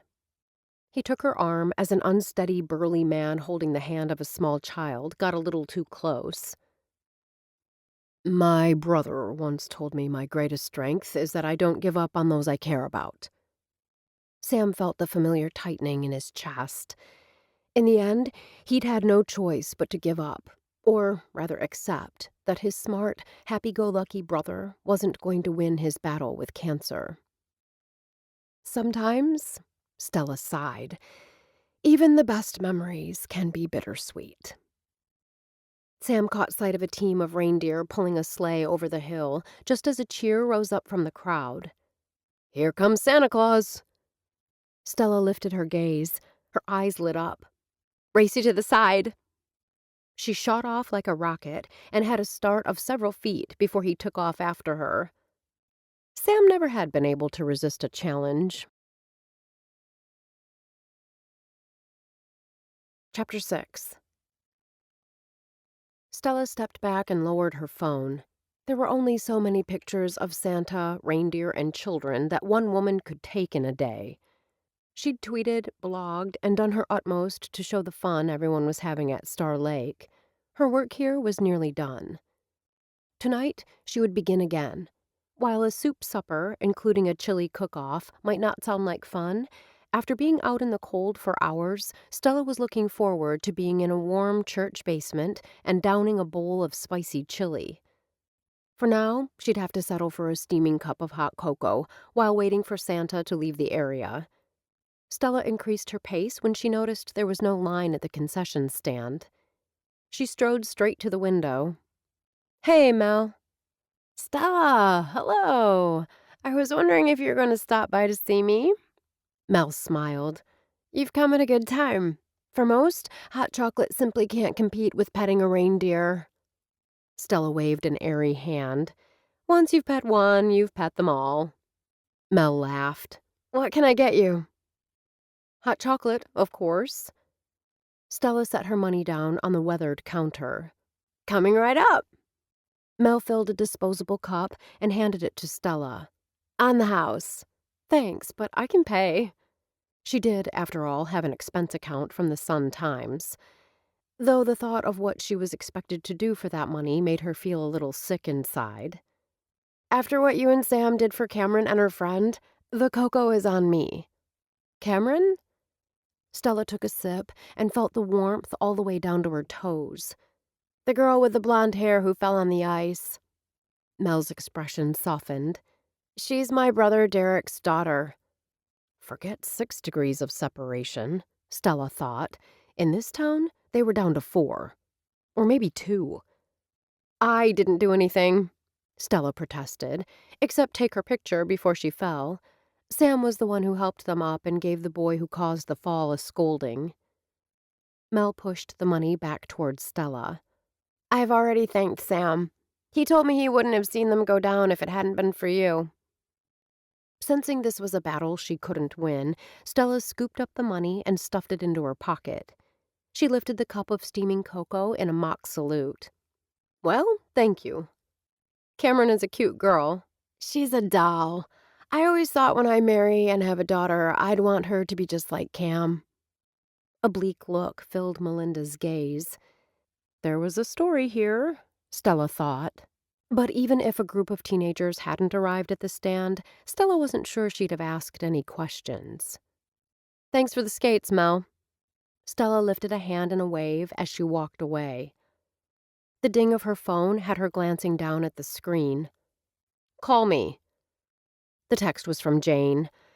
A chill traveled up Stella's spine. She'd only been in Holly Pointe for 48 hours. Jane couldn't be expecting a story already. Could she? Stella had never been to a soup supper at a church before. Not sure exactly where to go, after hanging her coat on one of several freestanding metal racks on the main floor, Stella simply followed the crowd. The stairwell leading to the basement was wide, and there were people coming up as she went down, which was to be expected, considering the supper started at 5 and it was now nearly 6. She probably should have come promptly at 5, or even a few minutes before, to get a few shots of the setup. But her conversation with Jane had been a downer. Despite the fact that Stella had only arrived in town yesterday, Jane was already pushing for results. When Jane continued to press for any possibilities, Stella mentioned Santa might have a drinking problem. "Be sure and include that in your article," Jane asserted, even though Stella stressed she had no proof. By the time Stella clicked off the call, she had a headache. Though much of the tension gripping her neck had to do with Jane, Stella knew her conversation with Sam had contributed. Simply telling him what her father had said about her journalistic integrity had guilt rising like bile in her throat. Dan Carpenter wouldn't approve of this assignment. Heck, Stella wasn't all that thrilled with it herself. But as she'd told Jane this afternoon, she would verify and confirm before putting any impressions in the article. The managing editor hadn't argued with her, hadn't said anything in response to the statement. But even with 1,000 miles separating them, Jane's disapproval had come through loud and clear. A short nap, 2 ibuprofen, and half a can of cola later, the headache was gone. Feeling better than she had in hours, Stella reached the bottom of the steps and squared her shoulders, reminding herself that the article wasn't due for nearly a month. That gave her plenty of time to gather information and verify any suspicions. She let her gaze slide around the large fellowship hall, taking note of the lighting and picking a couple of good spots for pictures. Then Stella found herself searching for the 3 women she'd begun to think of as friends, and the one man she couldn't seem to shake loose from her thoughts. Coming up empty on all 4, she pushed aside her disappointment and reminded herself that she was here to work, not socialize. Despite the plan to ease into this evening's event, Stella took a couple of shots that she quickly posted.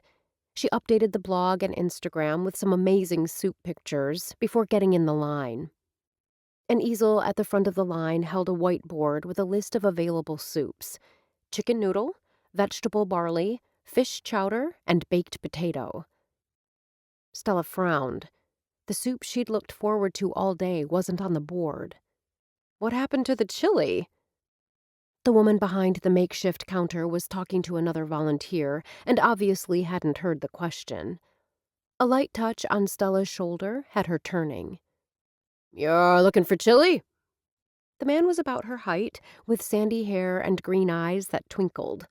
His flannel shirt, work boots, and scarred knuckles told Stella he was no stranger to hard work. "I am," she returned his smile. "Do you know where I can find some?" He jerked his head in the direction of a hallway. "That-a-way." Stella had noticed several people entering the hall, but had simply assumed the restrooms were in that direction. "It's homemade bread and soup in this room." About her age, the guy had square shoulders and a broad chest. "Chili and cinnamon rolls are down the hall." "Did you say cinnamon rolls?" Stella's mouth instantly began to water. Sweets, especially pastries, were her kryptonite. "I realize pairing them with chili makes for an odd Not at all." She stopped him with a hand on his arm. "Honestly, I think it sounds amazing." "Hey." Stella swiveled her head, and there was Sam. The blue and Sam sweater provided a nice contrast to his dark eyes. His curious gaze settled on her hand, the one still resting on the stranger's arm. "Sam! Hi!" She smiled and let her hand casually drop as pleasure rippled through her. "I wondered if I'd see you here." "I was telling Stella, if she's hoping for chili and cinnamon rolls, she's in the wrong line." Stella cocked her head. "How do you know my name?" I told him. Sam grinned. "Derek and I are friends." "You're Mel's brother." Stella studied the guy for several heartbeats. "You were one of the guys cleaning the ice off the lake." "Derek Kelly." He flashed an engaging smile. "You're an observant woman." "Guilty as charged." Stella lifted both hands. "I used to be a reporter. Curiosity and alertness are 2 necessary qualities." "I bet." Stella waited for him to say more, but Derek simply slanted a glance at his friend. "Is Mel coming tonight?" she asked. Derek shook his head. "She's working at the diner this evening." At Stella's obvious confusion, he continued. "Our mother owns Rosie's Diner. Mom recently had knee surgery, so Mel and I have been filling in when needed." "That's nice of both of you." "We're family." He appeared startled by her comment. Of course we'd help. That was how it had been with Stella and her parents. They'd do anything to help each other out, to be there whenever needed. Once they were gone, she realized just how much she'd depended on their guidance, on their support. For months, it had been a major effort to just get out of bed in the morning. Once her world began to settle, Stella had vowed that she would never become that dependent on anyone again. She would stand on her own 2 feet. Are you going to check out the other room? Sam asked, as if bored by the conversation. I am, which means I better get out of this line and into another. Stella extended her hand to Derek. It was nice meeting you. Derek shook it. The pleasure is mine. I'll come with you. To her surprise, Sam turned to Derek. What about you? Don't you want chili? Nah, I've got my heart set on baked potato soup and beer bread. Derek waved a hand in the air. You kids go and have fun. Stella chuckled. Sam rolled his eyes. If you change your mind, you know where to find us. Us. It was silly to get a buzz from a carelessly tossed word, but it had her relaxing as they strolled down the hallway, the freshly polished linoleum floor gleaming in the fluorescent lights. And here I thought the other room was crowded. Stella slipped out her phone and snapped a few photos as they fell into a line that extended into the hall. An older woman with peppered hair pulled back in a low knot turned.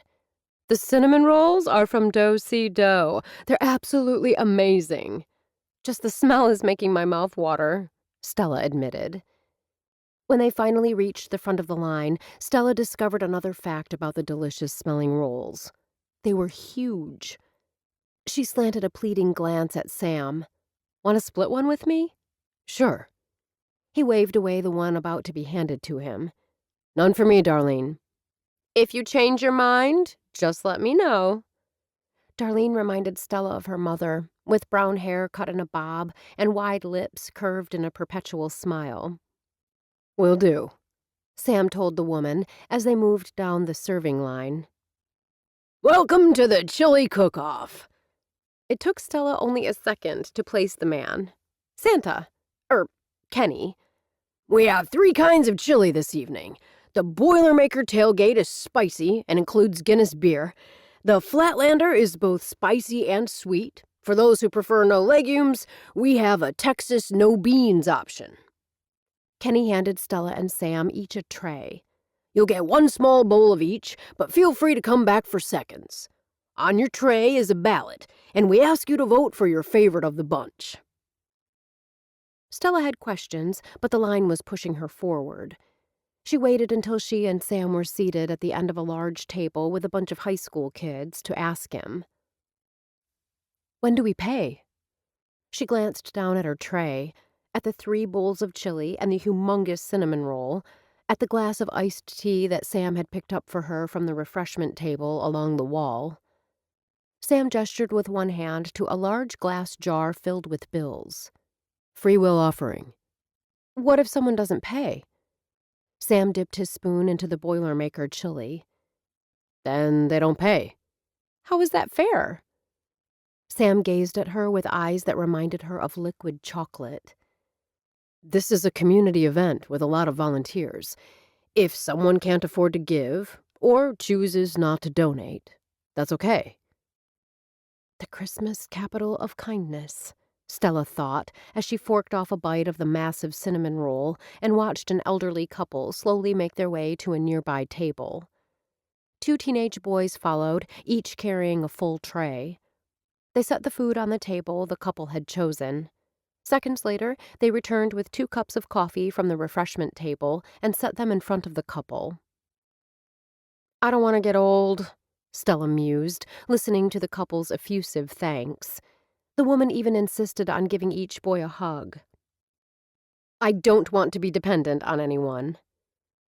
She said it with such fierceness that Sam set down his spoon and raised a brow. Is aging the issue? Or accepting help? I don't want to be in the position of having to lean on anyone. Stella lifted her glass of tea and took a long drink. Ever. Sam dipped his spoon into the Boilermaker bowl, even as his gaze remained firmly fixed on hers. She steeled herself for what was to come. She'd mentioned the same to Tasha once and had gotten a lecture about everyone needing someone, and that's what friends are for, blah, blah, blah. Then Tasha's roommate had butted into the conversation and asked, wasn't leaning exactly what Stella had been doing by crashing on their sofa the past 2 months? Stella had been struck dumb for several seconds. Then the roommate cast a pointed glance at Tasha, who then told Stella they'd decided it'd be best if she was out by the end of the year. Stella had been embarrassed. Sam slanted another quick glance at the couple before his gaze returned to Stella. In Holly Pointe, we take care of each other. I suppose you could say the couple leaned on the boys because they needed help with their trays, but they're also teaching those teenagers a valuable lesson. When Stella said nothing, Sam continued. People love to help. It's a win-win for both parties. Sam reached across the table and surprised Stella by covering her hand with his. You're one person, Stella. No matter how hard-working you are or how determined, you can't do it all. In Holly Pointe, there's no need for you to even try. Stella met his eyes. When their gazes locked, she couldn't look away. I realize you have a big job to do, but while you're here, make time for yourself. Enjoy all this community has to offer. Stella's heart skipped a beat when his fingers linked with hers. And know that if you need anything, all you have to do is ask. Chapter 7. When Stella awoke Monday morning, the first thing she did was pull back the curtains and glance out the window. She breathed a sigh of relief. It appeared that Sunday's snowstorm, which had added an extra 4 inches of the white stuff to the ground, had moved out, leaving the day clear and sunny. Yesterday, Stella had stayed inside, spending the day on her laptop. She'd begun by researching everyone she'd met and inputting copious amounts of notes into her Holly Pointe file. While no specific piece of information had jumped out at her, she felt more settled. Knowing the backgrounds of those she'd met and those she planned on meeting gave her the basic blocks she needed to build on in the upcoming weeks. She'd hoped to find more on Kenny and Norma, but discovered the two didn't have much of an online presence. Speaking with them in person appeared to be her best strategy. She decided to spend a little time in the coffee shop before exploring the town. As she reached the bottom of the steps, Stella inhaled deeply. The rich aroma of coffee had her pushing through the door leading into the busy bean. Kenny and Norma were at the counter, while 2 young women in their early 20s acted as baristas. For 9 o'clock on a Monday, the shop was surprisingly busy. Stella counted at least 4 groups playing cards, as well as a handful of business types at other tables on their phones or laptops. She didn't see Sam, but his friend stood near the pickup counter with a guy she didn't recognize. Stella strode up and tapped Derek on the shoulder. "Shouldn't you be working?" He turned. "Stella! Hello!" Even as a smile lifted his lips, Derek glanced toward the doorway. "I didn't see you come in." Stella gestured with one hand toward the back of the shop. "I live upstairs. I don't even have to go outside for my morning jolt of caffeine." "Lucky you." Derek turned toward the other guy. "Zach Adamson, I'd like you to meet Stella Carpenter. Stella is new to Holly Pointe and is handling the social media for the holiday season." "Pleased to meet you." Zach cocked his head. "You're the one who replaced Kinsley." She's so bummed over that. "You know Kinsley?" Stella didn't know why she bothered to ask. Everyone in this town seemed to be either friends or relatives. Zach pushed back a tousle of jet black hair and nodded. "She's my cousin. Kinsley was very helpful in giving me all her notes, so I could hit the ground running." "Stella is from Miami," Derek said to Zach, then reached around to grab the 2 large cups that Kenny had set on the counter. "Thanks, Kenny. Coffee is hot." Kenny, his long hair pulled back into a low pony, should have looked ridiculous wearing a red apron with dancing reindeer. Instead, he looked sweet, like a big panda bear that you couldn't help wanting to hug. Just the way I like it. Zach took the cup Derek handed him. I wish we could stay, Derek offered a regretful smile. but we've got work. Me too. You guys have fun. Stella barely restrained herself from asking Derek whether he'd seen Sam. Take care. Zach offered her a friendly smile before heading out the door with Derek. While Stella doubted that Zach had any deep, dark secrets that Jane would find newsworthy, she would add him to her list. During her brief conversation with the two men, the line at the ordering counter had disappeared. Norma looked up from the register. Good morning, Stella. Just give me a minute. I need to replace the paper. Stella watched for several seconds while the woman fumbled to insert a new roll into the register. Though Stella had no doubt that Norma had replaced the roll hundreds of times, this morning the older woman couldn't seem to get her fingers to cooperate. Kenny? Norma's call pitched high. Her husband was at her side in a second. He smiled at Stella, then took the roll from his wife's frustrated fingers. Let me do that. I can't seem to make them work. Her voice quivered. You haven't had any caffeine today. He patted her shoulder, his eyes as soft and comforting as his voice. Have Adriana make you up a latte. Then you can sit and relax a minute. We're not busy right now. I can handle the counter. Even as Kenny quickly and efficiently replaced the paper tape, Norma opened her mouth as if to argue. I'd love some company, Stella offered. Unless you'd prefer to relax alone. I totally get that, too. Kenny shot her a grateful glance. Why, thank you. I'd love to join you. Norma's brow furrowed as she turned back to her husband. Are you sure you can manage without me? A look passed across Kenny's face that Stella couldn't decipher. For a few minutes, I'll be fine. It wasn't long until Stella sat with Norma at one of the tables by the window. The café au lait she'd ordered sat in front of her, as well as a piece of coffee cake that Kenny had insisted she try. How do you like working with your husband? Stella asked. Norma's gaze shifted to where Kenny stood, laughing with a customer at the counter. Her lips curved in a smile. I love being with him. Her gaze met Stella's. Kenny is the love of my life. I've known him since I was 17. We married when I was 19 and he was 20. Wow. Stella forked off a bite of coffee cake and brought it to her lips. You've been married a long time. 50 years next month. Was Kenny always so jolly? Norma chuckled. Kenny loves people. That's why, about 10 years ago, when Stan Phipps, who used to play Santa, moved away, Kenny took on the challenge. It's a perfect fit. He adores the little ones. Do you and Kenny have any children of your own? We have 3 girls. Norma took a long sip of her latte and relaxed against the back of her chair. They're scattered across the country. Will any of them make it back for Christmas? Norma's smile slipped just a little. Not for Christmas. They'll all be back for our 50th celebration next month, though.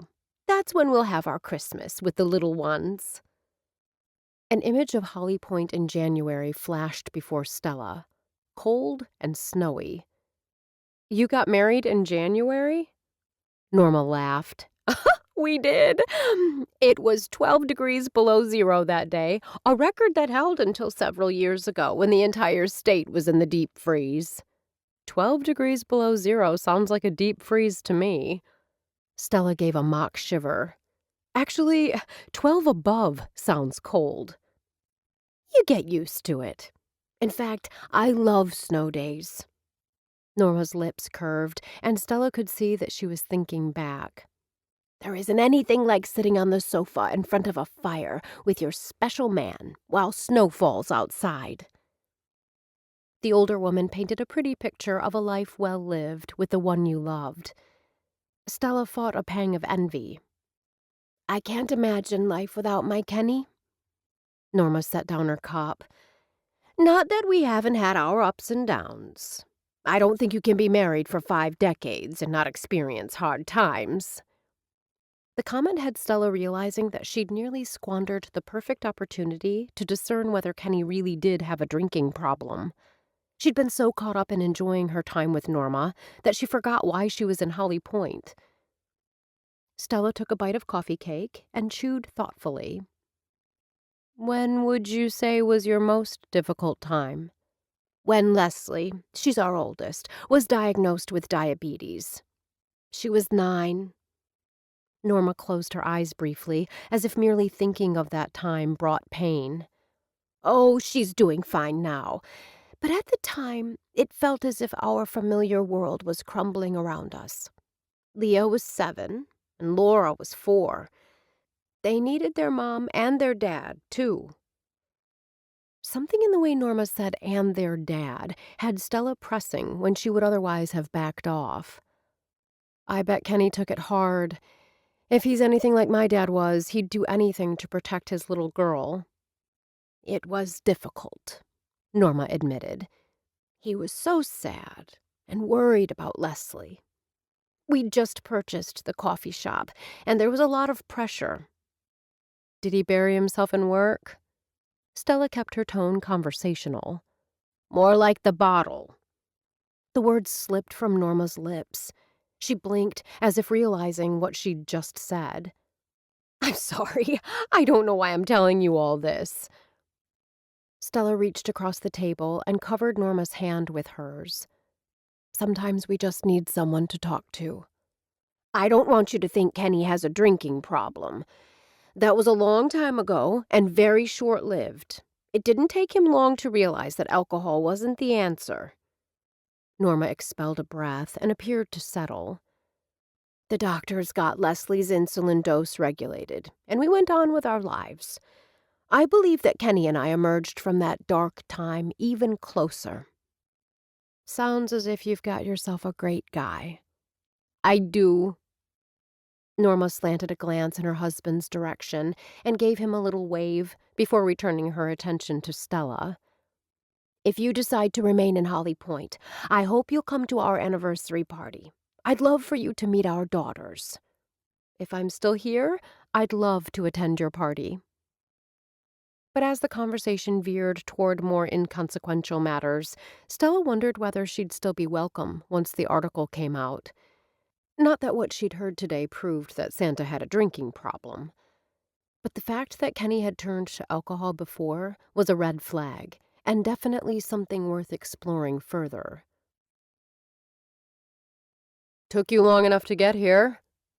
Sam strode from the barn to the truck that had pulled up in the drive, which boasted reindeer antlers and a red nose on the front grill. You guys working banker's hours these days? Derek jumped out of the pickup's cab. Yep. Me and Zach, we don't like to start our day much before 10. Zach, who'd already exited the passenger side, called over the hood. Then we have to get our scone and latte at the Busy Bean. Sam snorted out a laugh. He knew that Derek had likely driven over to nearby Maple Grove on snow-packed roads for the lumber before heading out to his place. Sam was actually surprised they'd gotten here as early as they did. Because it was difficult to know exactly when they'd arrive, he'd decided to work from home today. He moved to the back of the truck to check out the lumber. These are some nice pieces of cedar. Only the best for you, Derek said with a grin. Speaking of the best, we ran into Stella. She's a beauty. Zach appeared to warm toward the topic. She seems nice, too. Real friendly. Sam shot him a sharp look. Sam has his eye on Stella, Derek informed Zach with exaggerated patience. Which means hands off. Zach raised his hands. I only looked. I didn't touch. I don't have my eye on her, Sam insisted. He's lying, Derek told Zach, his tone matter of fact. Sam pretended to further inspect the cedar planks. What was she doing? Getting a coffee? Derek glanced at the barn. That door looks worse every time I'm out here. That's why you're here, Sam reminded him. Wow, I never thought of that. Derek grinned and punched Zach in the arm. Did you hear that, Zach? That's why we're here. I wondered why we were driving all the way out here. Zach grinned. Now that I know why we're here, I guess we better get to work. You two should do stand-up. Sam rolled his eyes. I'll keep that in my back pocket for when business is slow, Derek said with a straight face. You do that. Sam opened the rotting barn door the men would be replacing and stepped into the building. It didn't take long for Derek and Zach to get down to business. While saws whined and tape measures snapped, Sam put out fresh water and fodder for the horses that had once been Kevin's pride and joy. His brother had loved Icelandic horses and had stabled his 3 at Sam's farm. Kevin had fallen ill shortly before purchasing the horses, so the care of the hardy and spirited animals had fallen almost entirely on Sam. He hadn't minded, and had actually grown quite fond of the animals that his Christmas-loving brother had named Dasher, Dancer, and Vixen. Even when Kevin hadn't been feeling the best, he'd come out to ride. Sam and his brother had taken many long rides. Known for their sure-footedness and ability to cross uneven terrain, the horses had taken them across meadows to the neighbor's blueberry farm. Each time Sam looked at the horses, it comforted him to know that he was caring for something that had given his brother such pleasure in the last months of his life. Once Sam finished with his chores, he stopped to check on the construction progress. To his surprise, he found that Derek and Zach had one door ready to be hung and the other nearing completion. You guys work fast. Next time I'll pay you by the hour. Next time, Derek responded without missing a beat, we'll be slow as molasses. Sam laughed. Seriously, I appreciate you making time for this. I know it isn't a big job, but hey, big or small, we do 'em all. Derek flashed a smile. That might be true, but Sam knew it was the big jobs that paid most of the bills. Have you had lunch? Sam asked. I've got some leftover pizza from last night. Thanks, but once we finish here, we're headed to Hank Nilsson's place. He called this morning. Apparently he discovered his toilet's been leaking for some time. When he pulled up the vinyl, he found the subfloor was rotten. Derek watched as Zach expertly measured a board and cut it. Since he's just down the road, we thought we'd try to get you both done this afternoon. Make sense? Sam paused. Did you have any trouble getting out here? If you're asking if the road was open, the answer is yes. Obviously, because we're here. But, Sam prompted, I was glad for the 4-wheel drive. Derek shook his head. If we'd gotten another inch last night, we wouldn't have gotten through. I could see the plow had gone through, but it had drifted pretty badly. That's what I thought. The farm where Sam lived had originally belonged to his parents. They'd purchased it as a retreat against city life. The farm was located far enough from Holly Pointe to be private, but close enough that a drive into town normally took only 15 minutes, except for particularly snowy days when the wind blew the road shut. That had only happened a handful of times and wasn't a big deal. He had a freezer full of food and kept a backup generator in case the power went out. Well, I'll let you guys get back to work. If there's anything you need, let me know. Sam leveled his gaze on Derek. Stop by the house before you leave. I'll give you a check for your labor and the materials. Derek waved a hand. I can send a bill. You could, but you had to pay for the materials up front. And the work will be completed. I want you to have the money today. Sure. Derek nodded. Thanks. He just pushed open the side door when Derek called out, Zach was right. She looked mighty pretty this morning. Sam turned back. Who? Stella. A half smile pulled at Derek's lips. She had on these skinny jeans and heels. Very sexy. Sam inclined his head. Why are you telling me this? You might want to invite her out to dinner sometime? Yeah, Zach concurred. You've got all these Christmas lights up. Women go crazy for that kind of stuff. Sam shrugged. Derek grinned. And when she's out here, if I were you, I'd pray for snow. Chapter 8. Stella left the Busy Bean determined to explore the downtown area. She'd barely gone half a block when she returned to her apartment and exchanged her heels for a pair of wool socks and Ugg boots. While the sidewalks had been cleared and salted, the air held a crisp edge. Crisp? Heck, who was she kidding? She could see her breath. Minutes later, she stepped out into the cold air dressed for the season in a red ski parka with a striped scarf wound around her neck. A chunky knit hat with a faux fur pom-pom kept her head warm. Stella felt positively festive in her winter attire. She paused on the sidewalk, not to reevaluate her shoes as she had earlier, but in amazement. In the midst of yesterday's snowstorm, Christmas had fully arrived in Holly Pointe. The business district was decked out and ready for the upcoming holiday. Every storefront boasted lights, and each window held Christmas displays. She wondered whether there was an official directive prohibiting hawking Christmas goods until after the Thanksgiving weekend. If so, Stella heartily concurred. But she was just as glad that the community had turned that corner. Overhead, piped-in Christmas music filled the air, and Stella found herself humming along. There was just something cheery about Christmas songs. "I love your hat!" A young woman tossed the compliment over her shoulder, accompanied by a friendly smile, as she and her friend hurried past Stella on the sidewalk. "Thanks!" Stella wondered if the woman had read the same article she had about the value of random compliments. Then again, this was a friendly community. People looked you in the eye and smiled when they met you on the sidewalk. They spoke with you as if you were friends instead of complete strangers when you stood in line. The entire town seemed to subscribe to the notion that strangers were just friends you hadn't met. When the woman with the compliment opened the door to do-si-do and the smell of sugar and yeast floated out, Stella was oh so tempted to follow her and her friend inside. But she kept walking, reminding herself she hadn't yet had a chance to work off the calories from the coffee cake. Besides, she was on a mission to see the business district. The antique store called to her, especially when she saw a Furby in the window. Stella adored the electronic pet she'd received for her 8th birthday.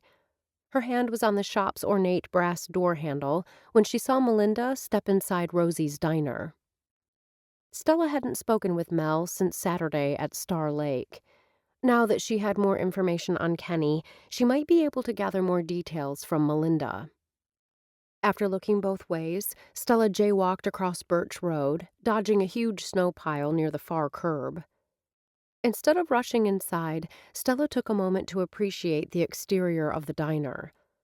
A green and white awning stretched out over a large plate glass window where the words "Rosie's Place" were etched into the glass. A white wooden bench sat in front of the building. Stella could almost see the bench flanked by bright pots of flowers during the spring and summer months. Holly Pointe would be pretty in the spring, she thought with a sigh. Regardless of what she'd intimated about staying here, Stella knew she'd be gone long before the snow melted and flowers filled the pots. Stella pulled open the door of the diner. Sounds of laughter and conversation immediately spilled onto the sidewalk, along with the tempting aroma of fried meat and grilled onions. Stella's stomach gave one enthusiastic thumbs up. For a period of time in her early 20s, Stella had flirted with being a vegan, but being a carnivore came much more naturally, and she'd made the switch back without much of a fight. Inside the toasty warm eatery, Stella spotted the sign on a metal stand requesting that patrons seat themselves. After a second's deliberation, she chose a booth by the window. The seats were upholstered in burgundy with a V-shaped insert of white in the backs. The tabletop was gray formica with silver edging. Though nothing fancy, the place had a homey vibe that Stella found appealing. Based on the people streaming in through the front door, it appeared the lunch rush had left the starting gate. The waitresses, both in their late teens or early 20s, appeared to have the dining area divided into 2 sections. Wearing jeans and red shirts emblazoned with the Rosie's Place logo, the girls moved from table to table with well-oiled efficiency. At the moment, Melinda was nowhere in sight. "Hi, I'm Fauna. What can I get you?" The young woman with spiky blonde hair cocked her head, a pencil poised above her notepad. "Shauna, do you have a menu?" "It's Fauna. Like Shauna, only with an F." The girl, woman, pulled the plastic-coated menu from the tabletop holder and handed it to Stella. "I'll give you a few minutes to—" "No, I can decide." Stella flipped open the menu and scanned the items. "I'll take a Green River and a hamburger, hold the onions." "Got it." Fauna spun on her heel. "Wait." The waitress turned and lifted a pierced brow. "Something else?"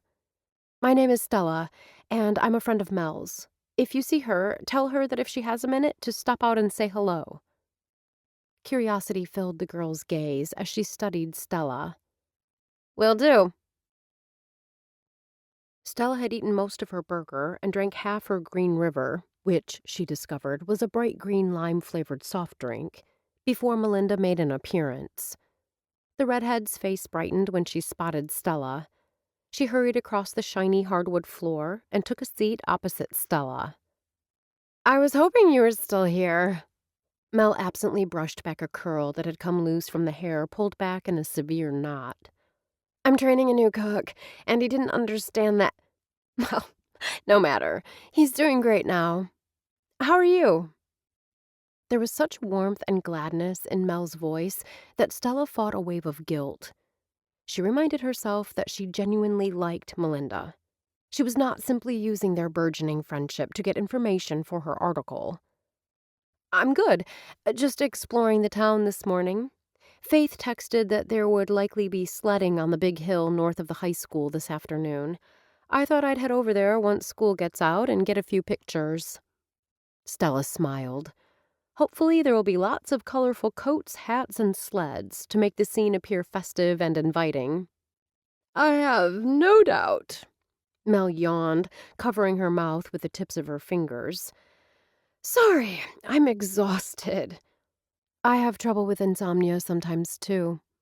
"The only trouble I'm having is that I could sleep all the time." "Which means you must need the rest." Stella wondered if her friend's lack of sleep had to do with worry over her mother's recent surgery. "How's your mom coming along?" "Doing better every day. Thanks for asking." Mel glanced around the diner. "It's driving her crazy not being here, but I told her that's why she had kids. We'll keep the place going until the doctor clears her to be back." "How long has she had the business?" Mel's gaze turned thoughtful. "She purchased it when I was 3, so that means she's owned it for over 25 years. Stella took a sip of her Green River and tried to recall what she knew about Mel's parents. Not much, she realized. "What about your father? Does he help out too?" "My dad died not long after I was born. A freak construction accident." Mel's gaze scanned the dining area, as if making sure the two servers had everything under control. Satisfied, she refocused on Stella.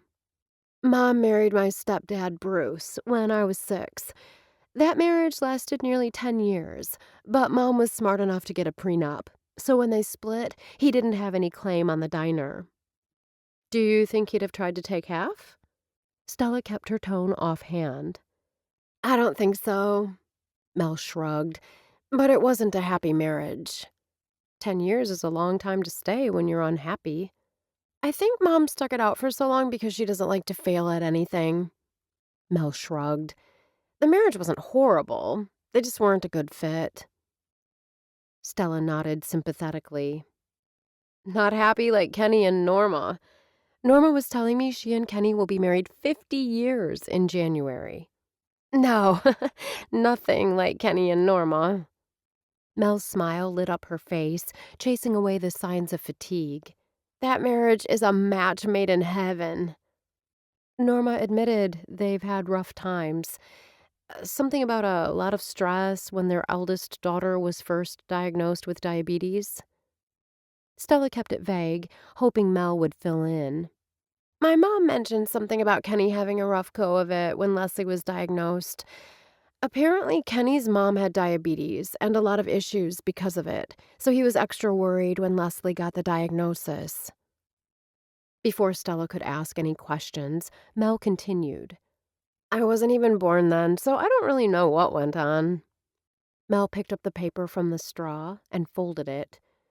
What I know is that I've never seen a happier couple than Kenny and Norma. Stella decided there was no point in asking more questions. It was apparent if anyone had the information she sought, it would be Rosie, not Mel. I almost forgot to mention, I saw your brother this morning. Stella switched topics. He was with his friend Zach. They're together a lot. Derek and Zach are business partners, Mel informed her, as well as best friends.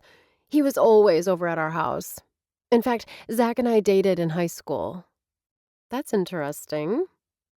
Though her gaze remained fixed on Mel, Stella kept her tone casual as she stirred the ice in her drink with the straw. Now that you're back in town, do you think you'll pick up where you left off? Mel made a face. It's too soon for me to think about dating again. Was there someone special in Burlington? Yes, but it wasn't going anywhere. Mel straightened. It's for the best. We're no longer together. I've had a few relationships that time and distance assured me I was better off without. Stella hesitated for just a second. My last error in judgment ended up being married. The spoon Mel had been toying with slipped from her fingers and clattered to the table. You dated someone who was married? I didn't know he was married. Stella expelled a breath, feeling stupid all over again. Tony said he was single.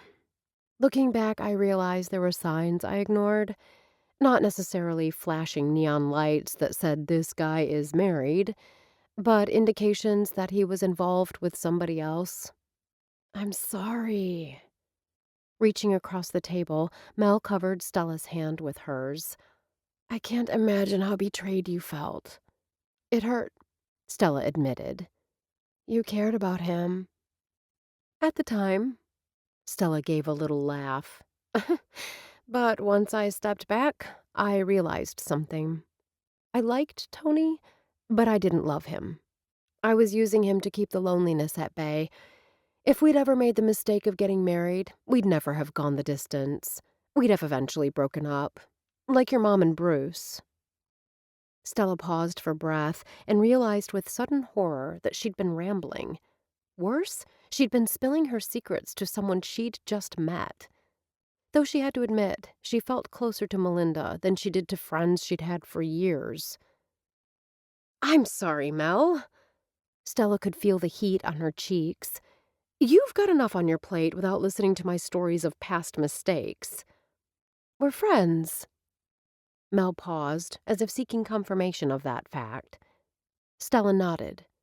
Well, friends listen and friends console.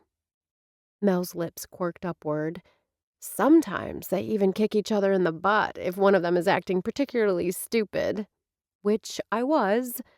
You moved on. Mel's gaze grew distant. I moved on. That makes us strong, brilliant women.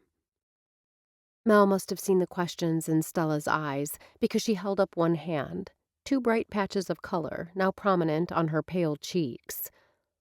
I'll save my big mistake story for another time when we have lots of wine and more privacy. Whenever, Stella told her. It may be a while. The episode is still fresh.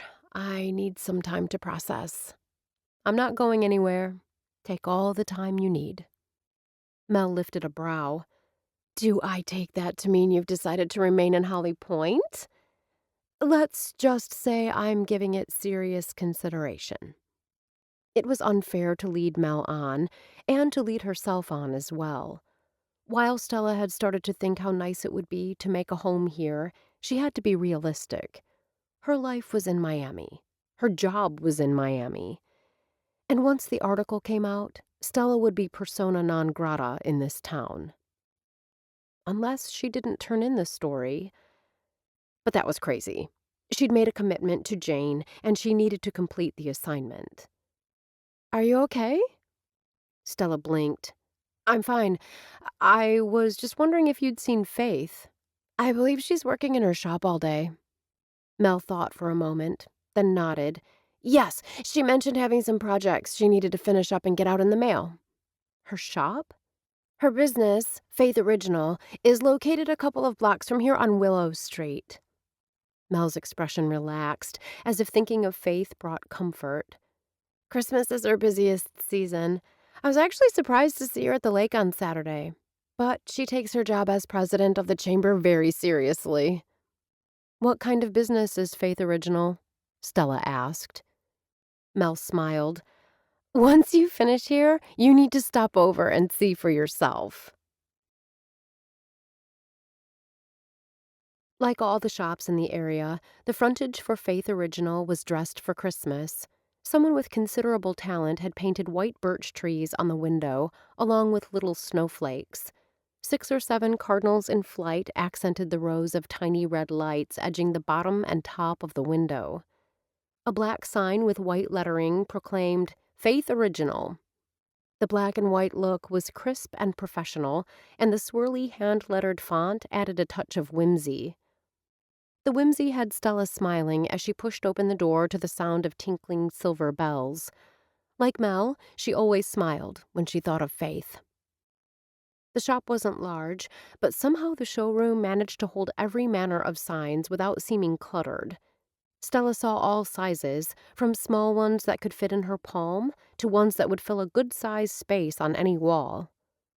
One large one held only words in a bold script that spoke of love. The first line had Stella's heart squeezing tight. "Don't just pretend to love others. Really love them." Was that what she was doing? Pretending to love this town and the people in it while getting ready to put a knife in their back? It was as if the sign was speaking directly to her. Stella shifted her gaze and reminded herself that there was nothing wrong with gathering and reporting factual information. The door to the back room opened, and Faith hurried out. "I'm sorry to keep you waiting." Her smile widened when she saw Stella. Faith held out both hands as she crossed the room, easily dodging a display reading, "Smile, Sparkle, Shine." On this table were signs with magic wands, some strewn with glitter, and a few with only words. Stella's favorite was the one proclaiming, "She leaves a little sparkle wherever she goes." She wondered whether that's how the citizens of Holly Pointe would view her once they read her article. Or would they see her as someone who whipped up a storm, then left town? Stella didn't have time to do more than wonder, because her cold hands were caught up in Faith's warm ones. There was something about the woman that soothed and steadied her. Perhaps it was the way Faith always looked you straight in the eyes with a friendliness that made you feel completely accepted. Or the slow way she had of speaking, with just the merest hint of Southern accent. An accent that, Stella realized, hadn't registered until just this moment. Stella had assumed that Faith had grown up in Holly Pointe, but she was obviously a transplant. The thought piqued Stella's curiosity. "You have a lovely shop." Stella squeezed Faith's hands, then stepped back. "It's small, but because most of my business is online, it works." Faith picked up a rustic sign from the Christmas display that read, "It's the most wonderful time of the year." "This is a huge seller, but surprisingly, I also sell quite a few of Seas and Greetings." Stella studied the blue crabs with the Santa hats. "I love the font and the crabs. I can see people in Florida going for this one. That's the state where most of those end up being shipped," Faith confirmed. "Do you paint them all yourself?" Stella was amazed at the detail and the skill. "I do," Faith smiled. "A labor of love." "I'm impressed. I'm blessed to be able to do something that brings people joy and brings me a livable income." Setting down the Christmas sign, Faith moved to a display containing what Stella thought of as motivational sayings. Faith picked up one that was striking in its simplicity. Be kind, be bold, be brave, be you. The message had Stella's gut clenching. I'd like you to have this one. Consider it an early Christmas gift. Faith held it out. This reminds me of you. Stella saw no choice but to take the sign. It's lovely, but how does it remind you of me? Partially because you're a reporter. Former reporter, Stella clarified. I imagine being a reporter is as much who you are as what you do. Oh, forgive my lack of manners. Please, let me take your coat. Stella took off her hat and slipped out of the coat. After stuffing the knit cap into the coat sleeve, Faith hung the parka on a lovely antique coat tree with porcelain hooks. Then she gestured to Stella to have a seat in a wooden folding chair that was as ancient as the coat tree. What do you mean that being a reporter is as much who I am as what I do? I believe to be a good reporter, you have to be open-minded and compassionate. You have to possess a desire to tell the truth. Faith's soft brown eyes warmed. Those characteristics are at the core of who you are, whether you're currently employed by a newspaper or not. Stella's hands tightened around the sign she held in her lap.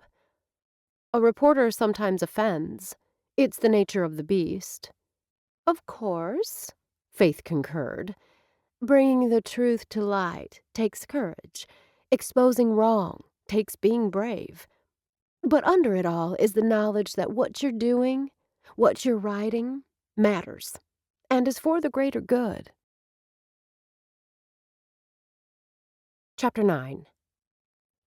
An hour and 2 cups of herbal tea later, Stella left Faith's shop with her sign in a shopping bag and a heavy heart. Her cheery mood of the morning had taken a serious nosedive. Faith's admiration and view of journalistic integrity was misplaced. Naive, Stella told herself, latching on to the word. Yes, Faith's view of journalism was naive and not at all in sync with life in the 21st century. Stella tried not to think too hard about the fact that up until a year ago, she herself had viewed the industry in the same way as Faith. But things changed, and reporters had to change with them or go the way of the buggy whip.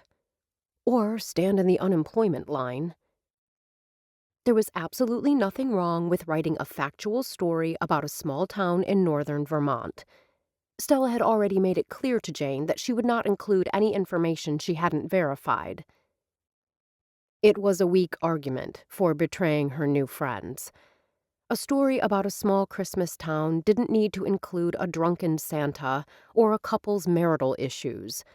If money was diverted to wrong sources, that would make sense to include.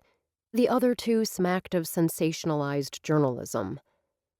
Still, Stella reminded herself for the zillionth time, if she didn't write this story, someone else would.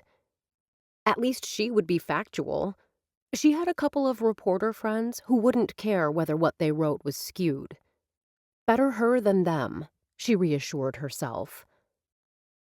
Though school wouldn't get out for another hour, Stella decided to head to the hill on the high school's north side for some preliminary shots. Faith had said the school was within walking distance, but had advised driving. Stella decided the fresh air was what she needed to clear her head. Unfortunately, the wind had picked up, and she was walking right into it. She told herself that would only make the trek home more pleasant. She tugged up the scarf with her gloved hands, making sure it covered her nose and mouth. The sidewalks were cleared, but the walk soon felt endless. "Hey!" a familiar deep voice called out. "Want a lift?" Stella was no fool. She scurried, well, as much as you could scurry while wearing Ugg boots on snowy sidewalks, toward Sam's truck. Wrenching open the door, she slid inside. The warmth wrapped around her like a lover's caress. "I'll take that as a yes." Pushing down the scarf to expose her face, Stella shot him a rueful smile. "It's colder out there than it looks." The wind picked up. "I noticed that." She leaned her head against the back of the seat and reveled in the air from the heater. "Where were you headed?" "The high school. Faith said it was a little over a mile from her shop. She told me I should drive. The warmth from the heated seat was heavenly. I should have listened to her. Sam made no move to put the truck into gear, but Stella didn't care. She was out of the wind and warming up. That's all that mattered right now. It's closer to 2 miles from her shop to the school. Sam's concerned gaze swept over her. So I had another mile to go? A little less, but close enough. Stella made a face. Then I'm doubly glad you stopped to give me a ride. What's at the school? Sledding. I wanted to get some pictures. She didn't say more, didn't have to, as she could see the recognition in Sam's dark eyes even before he nodded. You planned to walk home in the dark? What? No. She shook her head. I wasn't going to stay that long, just an hour or so. It's winter. The sun will set around 4. Stella cocked her head. It doesn't set until around 5:30 in Miami. You're farther north. I can tell. Stella took off her gloves and rubbed her hands together, then stuck them under her legs, letting the warmth of the seat heat them up. Sam's gaze turned sharp and assessing. Your coat is adequate, and so is the hat, but you need better gloves. Mittens are warmer. Look for ones that are Arctic rated. Stella glanced down at the ones in her lap. These were fine for skiing. He shrugged. They weren't keeping your hands warm today. You're right, they didn't. Sam reached across her and opened the glove box. Take the pair in there. You can use them until you get new ones that work. Stella took the mittens. Even she could see they'd be too big. But I realize they're big, but they're also warm. Thanks to the air blowing on her and the heated seats, her fingers were warming up. But Stella knew once she stepped out of the truck, her hands would be cold again. Thank you, she sighed. I'll have to take them off to snap pictures. Once you're done, put them on again. Did anyone ever tell you that you're bossy? But her tone teased, and he grinned. Only you. Now put on your seatbelt, and I'll drive you to the high school. Sam watched Stella put the mittens on, then take them off during the short drive to the school. She studied the inside. All of this winter stuff is still new to me. You didn't grow up in this climate. Sam kept his tone light. I'm sure you could teach me a thing or two about alligators and lizards. She chuckled. More than you probably want to know. Around here, there really isn't a lot to learn. When it's cold, you dress warmly. You don't go out in a blizzard if you can help it. You steer a car in the direction of a skid, and you make sure your vehicle always has plenty of gas. He paused for a moment. That's about it. You forgot one thing. She pinched the glove between her finger and thumb and dangled it in the air. Mittens are warmer than gloves. You're a quick study, Miss Carpenter. Sam kept his tone light. If you decide to stay, by next winter, you'll be a pro at this stuff. She dropped the mitten to her lap. I like it here. Stella made the confession as if the thought surprised her. You didn't expect to? He slowed the truck as he entered the lot used for evening sporting events and pulled into an empty spot next to a minivan. I knew I liked the area when my parents and I skied Jay's Peak, but that was vacation, and other than the staff at the resort, I had no contact with anyone who lived here.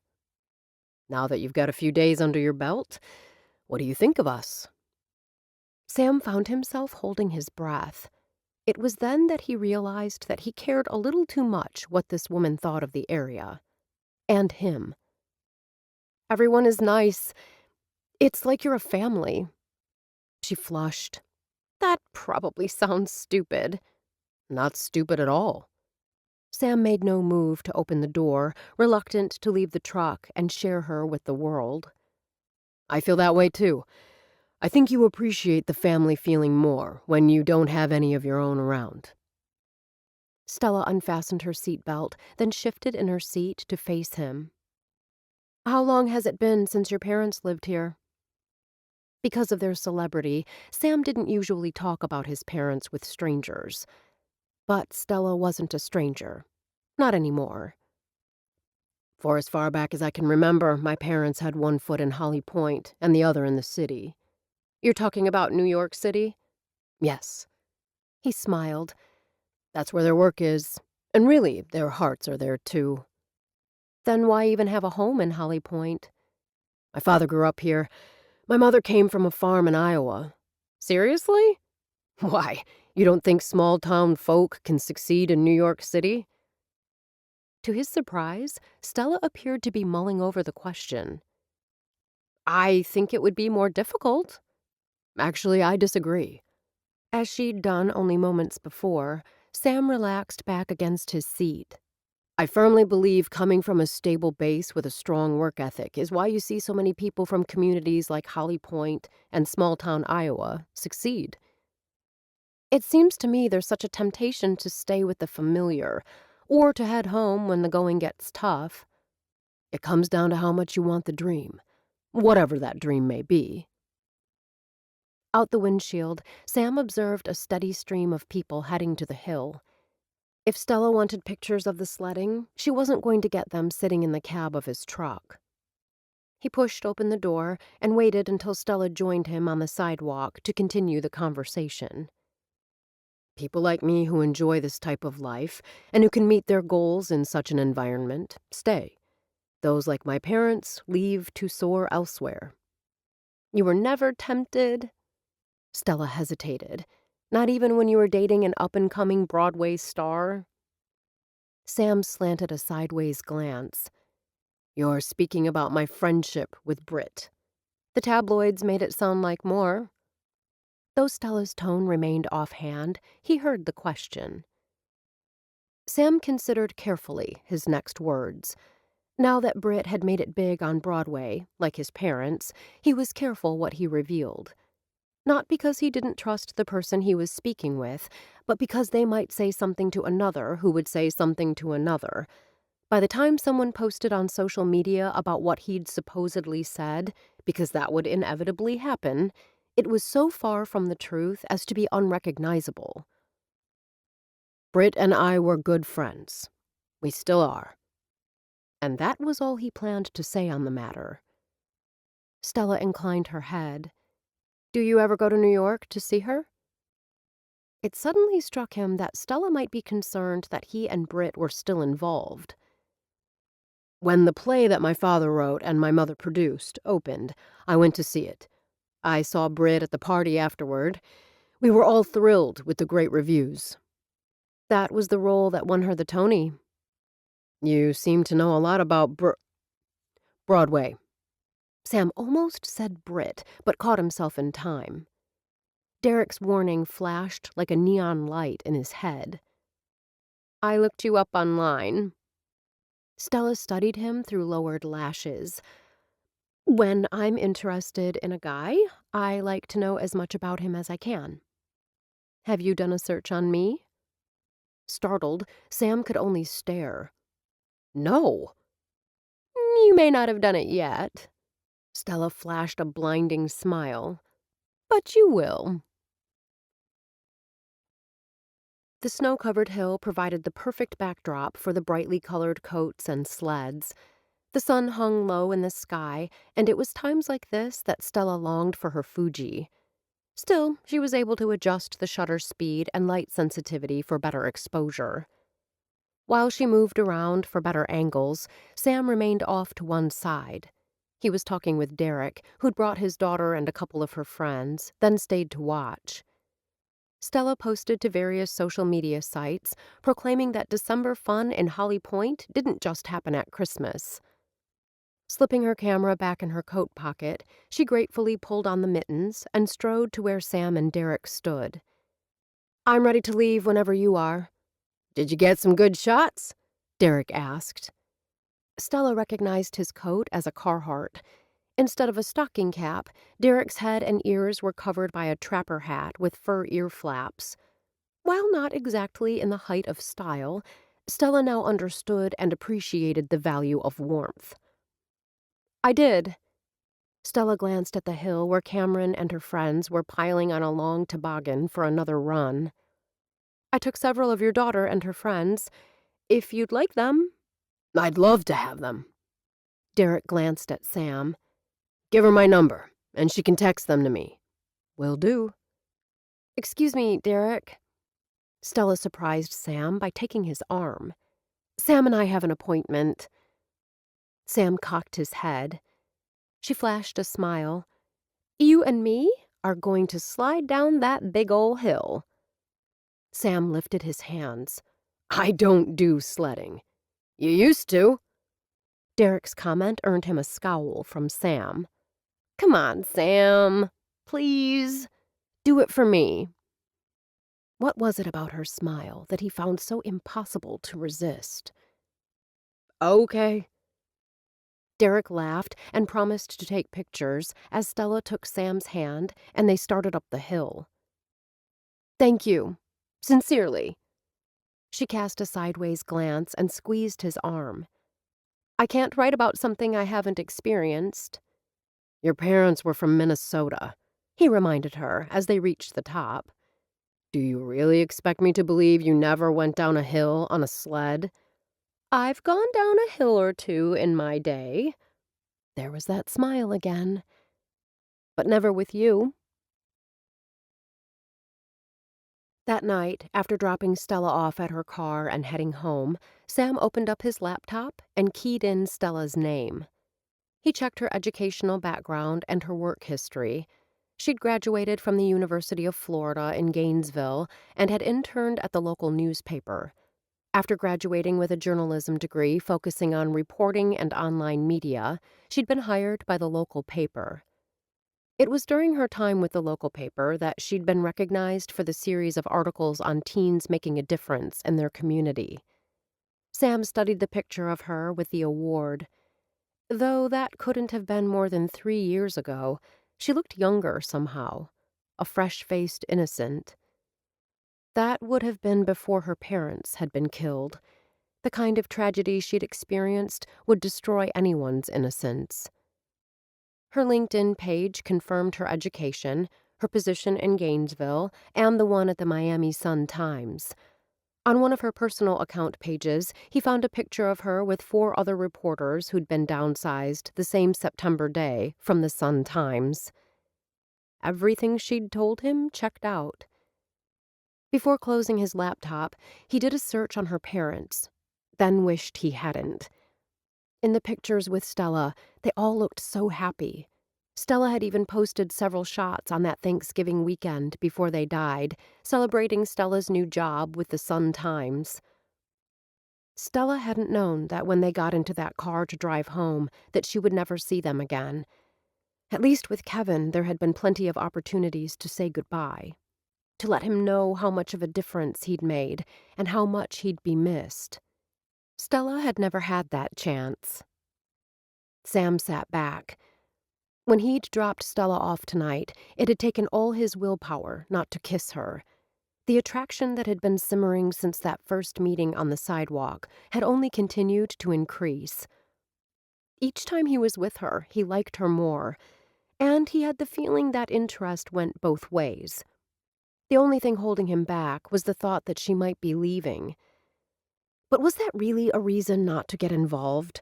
So what if she left in a month? By that time, whatever sizzle existed between them could be long over anyway. Look at him and Britt. There had been potential there, but when she'd wanted more, he'd backed off. In the end, the bond they'd forged had been one of friendship. It could be the same with him and Stella. There wasn't any reason, at least none he could think of, that should stop him from enjoying her company and getting to know her better during the time she was in Holly Pointe. Sam steepled his fingers. Yes, there was so much more about Stella Carpenter to explore. He couldn't wait to begin. Chapter 10. Stella uploaded the pictures of Dustin and Krista's twin boys sliding down the hill on a bright red sled to her private account at the Sun-Times. They were either with one parent or the other, even though there had been plenty of space on the big toboggan for both parents. Which proved absolutely nothing. Especially since, while one of the parents was with the kids going down the hill, the other one was taking pictures. The four were extremely photogenic and could be a poster for families having fun. There might not be any trouble in the marriage, but Stella wished she could see more intimacy between the couple. They didn't need to hold hands. Even a loving glance or two would have assuaged her suspicions, which meant she needed to continue to observe and document her observations. That had become increasingly difficult this afternoon when she'd dragged Sam to the top of the hill. He'd gotten into the spirit by borrowing a sled from the daughter of a friend of a friend. The lime green toboggan that had once held 4 children now only held her and Sam. Stella sat in front with Sam's arms around her as the kids gave them a big push. The hill, which she'd labeled as small in her blog post, seemed somehow larger now that she was at the top and careening downward. Stella couldn't remember when she'd laughed so much. They'd borrowed another sled, this one more of a classic, for their last trip together. Then each had gone down alone on a brightly colored saucer sled. While the saucers were fun, except when she overturned near the bottom, Stella missed Sam's arms around her. He'd come quickly to her assistance when she'd taken the spill. Pulling her up, he dusted off the snow, and for a second, just a second, she swore he was going to kiss her. Her lips had begun to tinkle, and her breath had come in short puffs. Then he'd stepped back and handed the saucers to 2 middle school-age boys and thanked them for the loan. Just remembering that moment had Stella lifting her fingers to her mouth. She'd wanted him to kiss her. Heck, it had taken all her willpower not to wrap her arms around his neck and kiss him first. Only that stubborn willpower had stopped her, and the knowledge that by the time New Year's Eve rolled around, she'd be back in Florida. Oh, and the knowledge that by that time, he'd probably hate her. Immediately after the thought surfaced, instead of accepting it as fact, Stella took a moment to dissect it. While it was true that she'd be leaving Holly Pointe at the end of December, did that really prevent her from exchanging a few kisses with Sam? While it was also true that she was committed to writing a story on Holly Pointe for Jane, she'd also stressed to the editor that her story would not be filled with innuendos or exaggerated facts. If there was something that could be corroborated and would appeal to the readers of the Sun-Times, she would include that information. Other than not informing Sam that she was doing the article, he shouldn't have a problem with her simply reporting the facts. As the city administrator, he should welcome the publicity. Still, she wished she could be completely upfront with him about why she was here. But she knew that if she was, he would tell the others, and the town would close ranks. Stella wouldn't get her story, and Jane would give the open staff position to someone else. Not to mention that Holly Pointe would lose out on valuable publicity. No, it was better if she kept her mouth shut. Her fingers returned to her lips for another brief moment before she returned to inputting her notes on Dustin Bellamy and Krista Ankrum. Can you believe tomorrow officially marks the start of the holiday season? Kate waved a forkful of roast beef in the air. I know I'm going to sound like my grandmother, but seriously, where did the year go? After taking photos of several houses that had gone all out with Christmas lights and decorations, Stella had accepted Kate's offer to meet for lunch at Rosie's. Unfortunately, Mel was stuck in the kitchen today and couldn't join them. Puzzled, Stella pulled her brows together. What about the event at Star Lake? I thought that was the start. I mean, Santa already made an appearance. I realize that's a bit confusing. Kate offered a rueful smile. I'll explain it all after another bite of this fabulous hot beef sandwich. Kate took a moment to stab some beef, bread, and potato, all smothered in brown gravy, onto her fork. Stella glanced down at her salad, then back at Kate's plate. Next time, she'd forget about being good and get the hot beef. Oh my gosh, that is fabulous. She smiled at Stella. Want to try a bite? I'm tempted, Stella told her. Seriously tempted. But I'm afraid I'd like it so much I might snatch your plate and you'd be left with my salad. Good to know. Kate hunched over and pretended to be guarding her food. Then she sat back and laughed. I love you, Stella. I'm so glad you came to Holly Pointe. Her laugh was such a happy sound that the couple at a nearby table turned and smiled. I'm glad I came here, too. Stella thought about what the holidays would have been like had she stayed in Miami. Tasha would have left town to spend Christmas with her family. Since Tasha and her roommate had made it clear they wanted her out, Stella would have felt compelled to quickly find somewhere affordable to live. Not an easy task during prime tourist season. She would have been stressed and probably very much in Grinch mode. Instead, she was spending December in the Christmas capital of the USA. Which reminded her, you still haven't told me why tomorrow's the kickoff of the season. Kate wiped a spot of gravy from the corner of her lips. The thing is, we used to have Santa's initial appearance be at the first Friday event, which has always been the week after the Thanksgiving weekend. But several years ago, residents wanted a change. Many of them had family in town over Thanksgiving, and they wanted the kids to be able to see Santa during that weekend. So we moved it back a week. You're telling me the town caved? Well, here's the thing. Having Santa show up Thanksgiving weekend has become really common across the country. Stella thought of Santa's enchanted forest and how Santa was there for 2 months, starting the first part of November. You're right, just like we now expect to see Christmas decorations up in October. Exactly. Kate pushed the plate back and heaved a satisfied sigh. Oh, I'm full, but that was amazing. As much as Stella understood that Kate loved food, she was done talking about roast beef. At least until she ordered her own plate of it next time she was in the diner. Let me see if I've got this straight. You're saying Kenny, Santa, makes 2 first appearances. Kate gave a decisive nod. Right. And tomorrow is the true start of the holiday season in Holly Pointe. Another nod. Right. On the list of events Faith gave me to cover, it simply says, lighting of town tree, Santa Claus arrives. That's true, Kate acknowledged, but there's more to the night than those 2 things. I thought maybe there was. Kate smiled. It's really special. It's not only the lights on the tree. The courthouse explodes in lights. Everyone applauds and cheers. The high school band plays Christmas songs, and everyone sings. Stella could practically see the crowds and lights and hear the tuba rendition of We Wish You a Merry Christmas. She raised her fingers to her temples, feeling a headache coming on. Kate laughed. Seriously, it's loads of fun. Some people dance while others sing. There are red and white striped inflatable balls that look like pieces of holiday candy being batted around. Feeling slightly shell-shocked, Stella only nodded.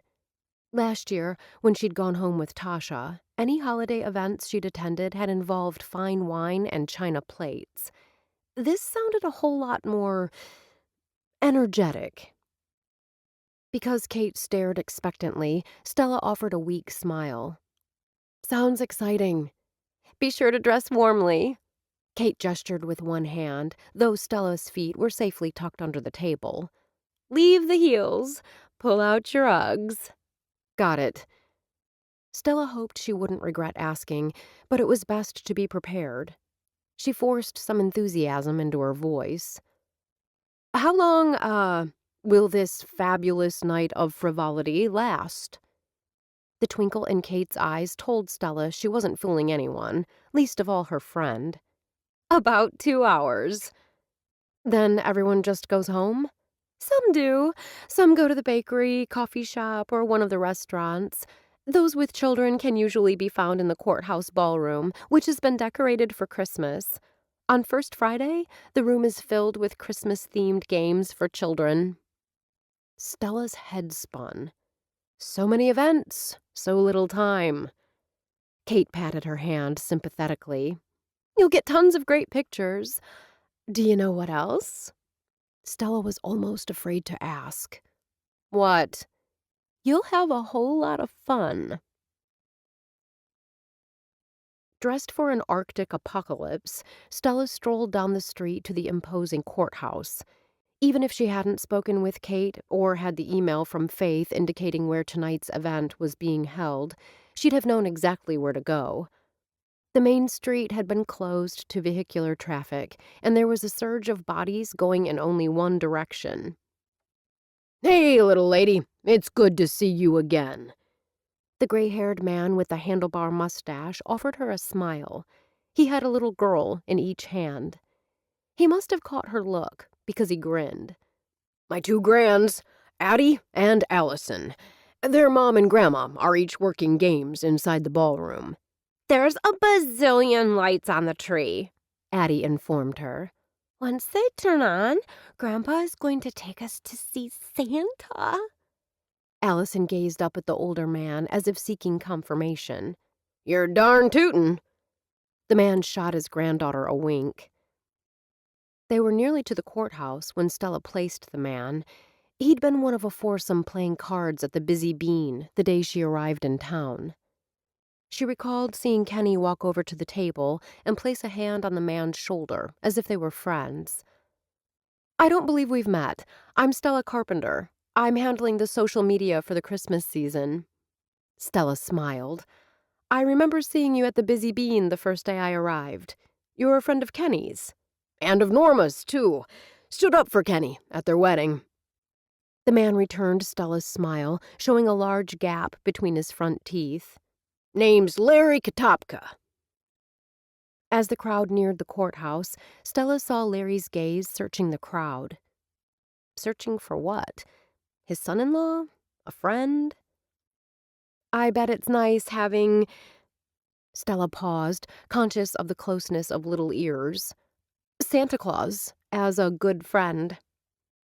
Larry returned his attention to Stella. Holly Pointe couldn't have picked a better man for the job. Agreed. Stella thought quickly, had to think quickly, because she knew in a second Larry would be gone. It's gotta be stressful. She started to say more, then left it at that. At the beginning of her career, she'd discovered that creating a presumptive sentence got her more answers than a direct question. Whoever she was speaking with usually assumed she already knew the information they were about to reveal. Yeah, Norma's diagnosis hit him hard. Larry made a sound between his teeth as he shook his head. Norma's diagnosis? Stella thought of the jovial woman with the white hair and ready smile. A knot formed in the pit of her stomach. Though Norma didn't look sick, that was no guarantee of good health. I hope she can beat it. I told Kenny they'll have many more years together. Sadness passed like a shadow over Larry's face. In time, he'll come to believe me. Right now, he's struggling with all of it. Had he turned to the bottle because of the stress? She wanted to ask, but it didn't feel like the right time. I wish I could do something to help him and Norma.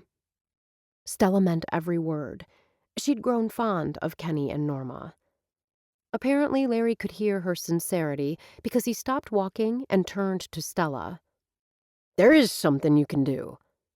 Tell me what it is. I'll do it. Pray for Norma. Pray for Kenny. That's what they need most right about now.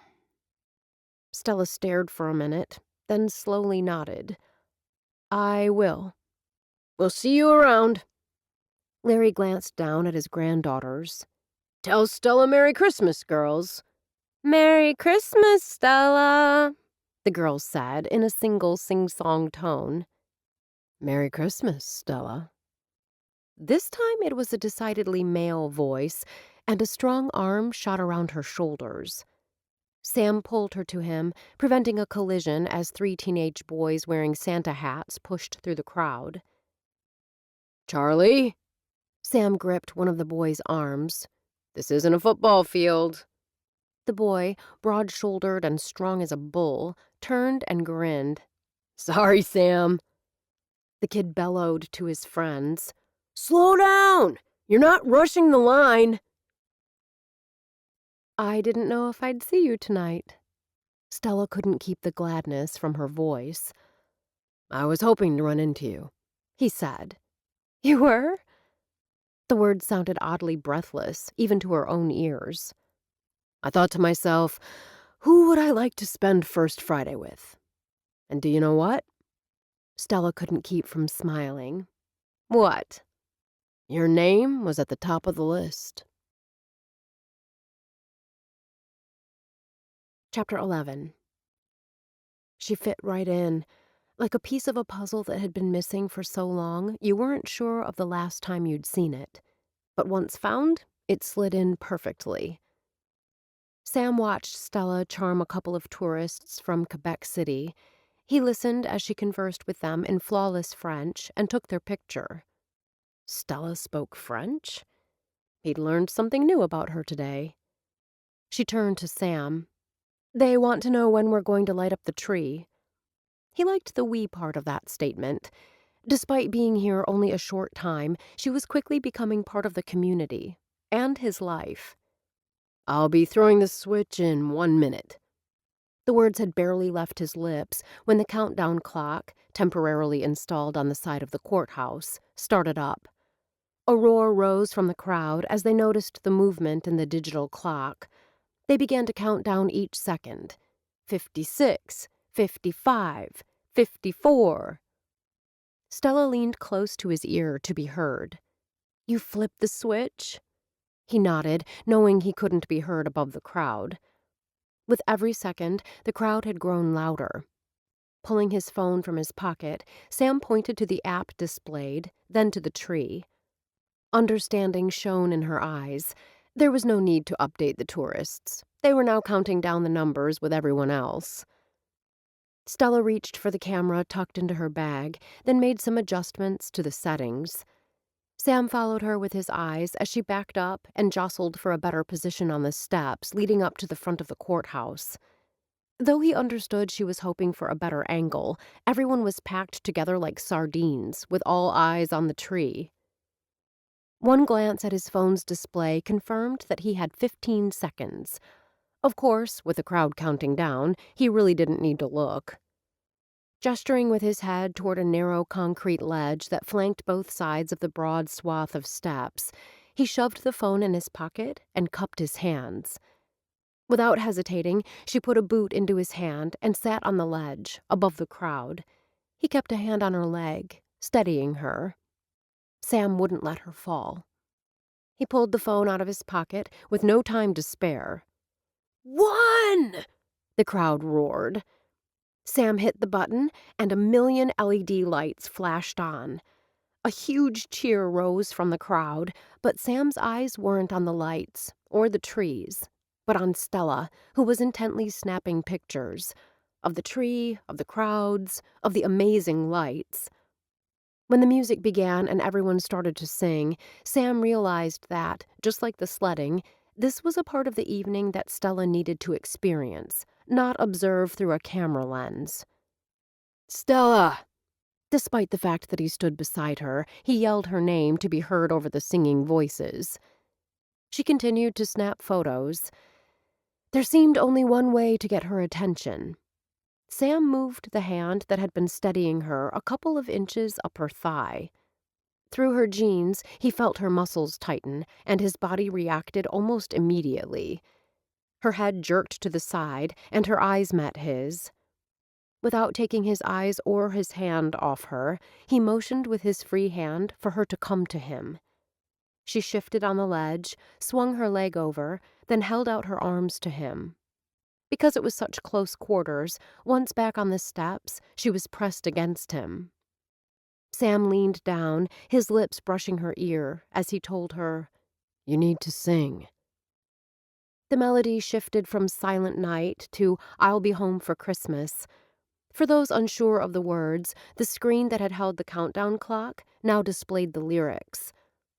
It took Stella until they reached that part about "please have snow and mistletoe" to fully join in, but when she sang the words, it felt as if she was singing them directly to him. 3 more songs, and the crowds began to disperse, with many headed into the courthouse, while others lined up for pictures with Santa, and still others made a beeline into various businesses. Sam was sorry when the people around him stepped away, giving them room to breathe again. He'd liked the feel of her soft curves pressed up against him, the light scent of her perfume teasing his nostrils. Stella cocked her head. "Why did you want me to stop taking pictures?" As the sing-along had now concluded, she only had to raise her voice, rather than shout, to be heard. "It didn't have a thing to do with taking pictures," he told her. "Would you like to go inside the courthouse? We can check out the setup and activities. Not to mention thaw out a bit." "Sounds heavenly," he chuckled. "Which part?" "Thawing out, of course." They climbed the steps and had stepped inside the warmth when she slanted a questioning glance in his direction. "You didn't answer my question." Sam maneuvered her out of the foot traffic to an alcove by one of the many large windows on the main floor. "Here's the deal." He took a second to collect his thoughts. "Your job is to utilize social media to allow those who aren't here, or even those who are, to see everything this community has to offer." Stella gave a slow nod. "Pictures tell only part of the story. The rest you convey with words. To do justice to the event, you need to experience it." "I was experiencing it," Stella reminded him. "Taking pictures and experiencing it all firsthand." He shook his head. "You were on the outside, looking in through your camera lens." The confusion on her face told Sam he needed to find another way to explain. "Think about how you felt when you were singing, when your voice blended with hundreds of other voices." He expelled the breath he didn't realize he'd been holding when understanding dawned in her eyes. "You would have never had that same feeling if you'd just kept taking pictures." He felt a rush of tenderness for her. "I want you to live and breathe life in Holly Pointe, not only for the sake of your social media posts, but for yourself." "Why?" The question caught Sam off guard. Telling himself the question deserved a thoughtful response, he took a moment to consider. "You've been through a lot in the past 2 years. You deserve to be fully immersed in the goodness that is this community. To have it wrap its arms around you and give you comfort." Sam realized too late just how lame that sounded. While true, he could have come up with a better way to say the same thing. "What I meant to say—" Her hand on his arm stopped the words, and he realized she was standing close. Very close. As close as they'd been outside when there had been no choice. She had a choice now. As did he. Sam remained firmly rooted to where he stood. Placing the palms of her hands flat against his coat front, Stella gazed up at him. "I want that too. Thank you for thinking of me." He stared down at her beautiful face, his gaze drawn to her full red lips. "I haven't been able to stop thinking of you since you arrived in Holly Pointe." "I seem to have the same affliction." Those tempting lips quirked upward. "I guess we just have to decide where we go from here." Though Stella hadn't been far from his thoughts the past week, he hadn't given much thought to the likely next step, other than spending more time together. But with his own desire reflected in her hazel depths and her mouth only inches from his, Sam knew exactly what the next step had to be. He lowered his head and pressed his mouth to hers. Before Stella had a second to breathe, his lips were on hers, exquisitely gentle and achingly tender. She was quite sure she'd never been kissed like this before. Or perhaps the difference was the emotion behind the melding of lips. When he stepped back, she wanted to protest, until she realized they were in a busy hallway. Granted, they were out of the flow of traffic, but they were in full view of anyone passing by. Still, she found herself seized with an almost overwhelming urge to wrap her arms around his neck and give him a ferocious kiss. Or two, or three. Instead, she smiled, and when he moved his arm so that her hand slid down to his, she gave his fingers a squeeze. That was nice. A startled look crossed his face. No, I mean, it was more than nice. Stella stumbled over the words in her haste to get them out. The kiss was fabulous. He grinned now, full out. I can do better. I can too. She didn't take her eyes off his face. If you want a rematch... Stella stopped herself before she continued with the rematch theme. I seem to be having difficulty expressing myself today. It's that blasted cologne of yours. She loved the way he smelled, a woodsy mixture of cologne and soap and maleness that brought a tingle to her lips and had heat percolating low in her belly. You don't like it? I like it too much, she admitted. I like the way you smell too. What are you doing out here? Sam turned toward the feminine voice. Lucy gazed at them, her brows pulled together. We're talking. Sam studied Lucy as if trying to figure out the point. What are you doing? Several of my catering employees are working the booths. I was going to check on them. Lucy fixed sharp blue eyes on Stella. I'd have thought you'd be in the ballroom taking pictures. Stella hesitated. Granted, Lucy had a lot of clout in the community, but Stella didn't report to her. However, she didn't want the woman as an enemy. I was immersing myself in the feel of Holly Pointe. Stella shifted her gaze and smiled up at Sam. A friend told me it's something I need to do more often. If there had been a fireplace in Stella's tiny living room, the space would have been perfect. As it was, with the table lamp casting a golden glow and the smell of coffee and chocolate in the air, it was practically perfect. I can't believe you beat out a 5-year-old in the cakewalk. Stella laughed and dipped her fork into the piece of devil's food. The kid already won a whole stash of Christmas goodies. Sam gave a shrug and leaned back in his chair. I was saving him and his family from complete sugar overload. Your story is that you were helping him out. Exactly. After she and Sam had completed their walk around the ballroom, and Stella had taken an obscene number of pictures, she'd been ready to call it a night. Almost. Instead of saying goodnight when Sam had walked her to her door, she invited him, and the cake he won, inside for dessert and coffee. It seemed a fair trade. He provided the dessert, she provided the coffee. Now, fully relaxed, she sat on the sofa with her Uggs off and her feet tucked under her. I'd never seen a Christmas cakewalk before. Heck, I can't recall the last time I've seen a regular cakewalk. For standing on the winning number when the music ended, Sam had been able to choose from plates of decorated sugar cookies, Grinch cupcakes, and several cakes. It had been the devil's food decorated to look like a reindeer, complete with antlers, that caught his eye. The cakewalk is always a big hit, especially with the big kids. There were as many moms and dads as there were kids going around that circle. Kevin loved the Christmas cakewalk.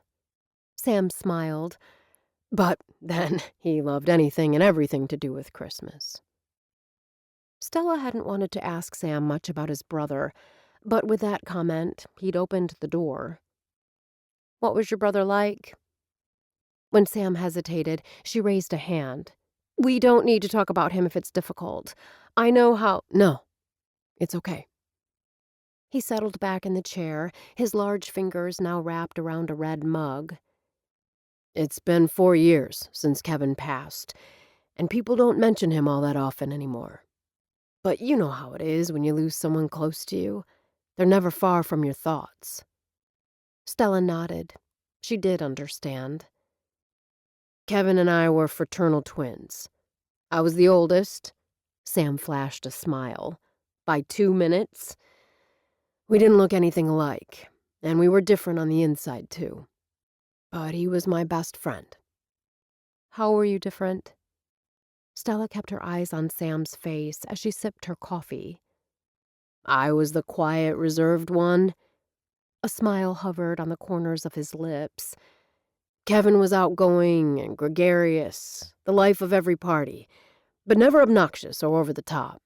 He loved people and life, and it showed. It was unfair for him to die so young. There was a lot of anger and shock with the initial diagnosis. Sam's eyes grew distant, as if he was looking back. I think my parents and I took it harder than Kevin. He was the kind of guy who, corny as it sounds, made lemonade out of lemons. How did he do that? Stella couldn't imagine how anyone could find the positive in a diagnosis that could eventually take your life. Well, he said he was glad he had time to put his affairs in order. Sam hesitated. He broke off.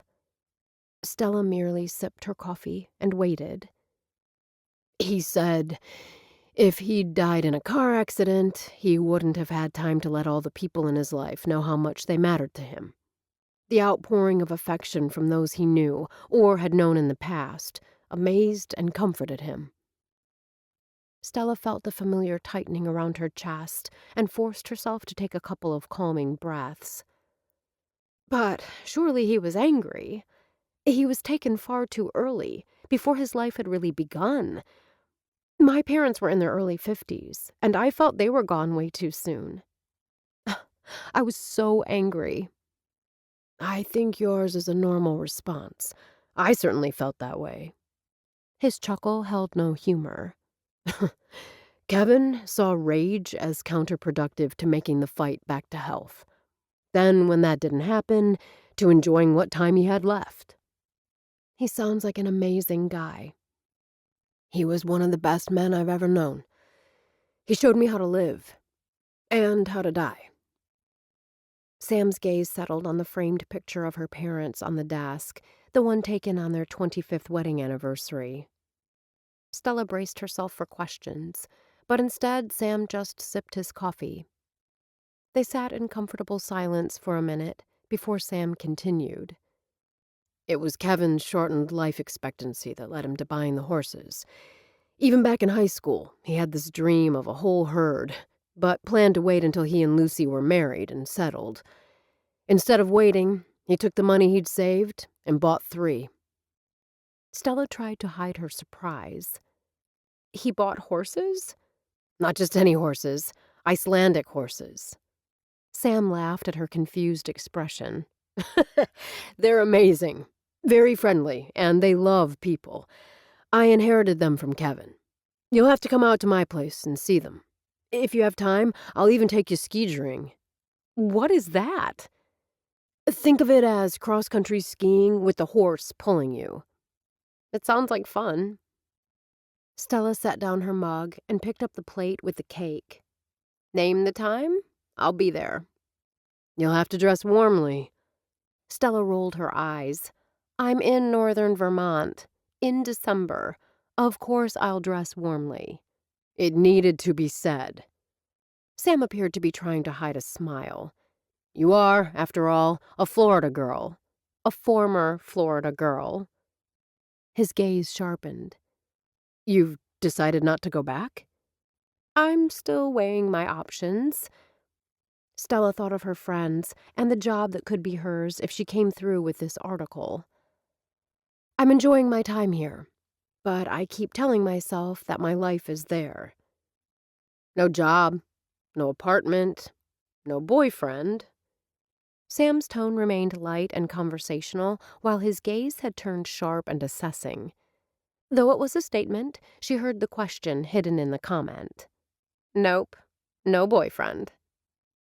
Was it only her imagination, or did his shoulders relax? Good, he said. Why good? Because. He stood, then sat beside her on the sofa, lifting the plate from her hand and placing it on the coffee table. I want to kiss you again. If you had a boyfriend, I would keep my distance. He sat so close that the heat from his body ignited a fire in her own. You didn't ask me in the courthouse if I had a boyfriend. That kiss was spontaneous. She lifted her face and shivered when he gently brushed back a lock of her hair with the tip of his finger. And what is this? This, he said as his mouth lowered to hers, is deliberate. Chapter 12. Sam told himself to take this slow, but even the talk of Kevin over the past hour hadn't been enough to lessen the desire racing through his blood. The thought of kissing Stella again had been all he'd thought of during their time at the courthouse. She tasted like chocolate cake, and when her hand wrapped around his neck, he could have danced a jig. But he was too busy pressing his mouth to hers again and again. This melding of lips wasn't one-sided.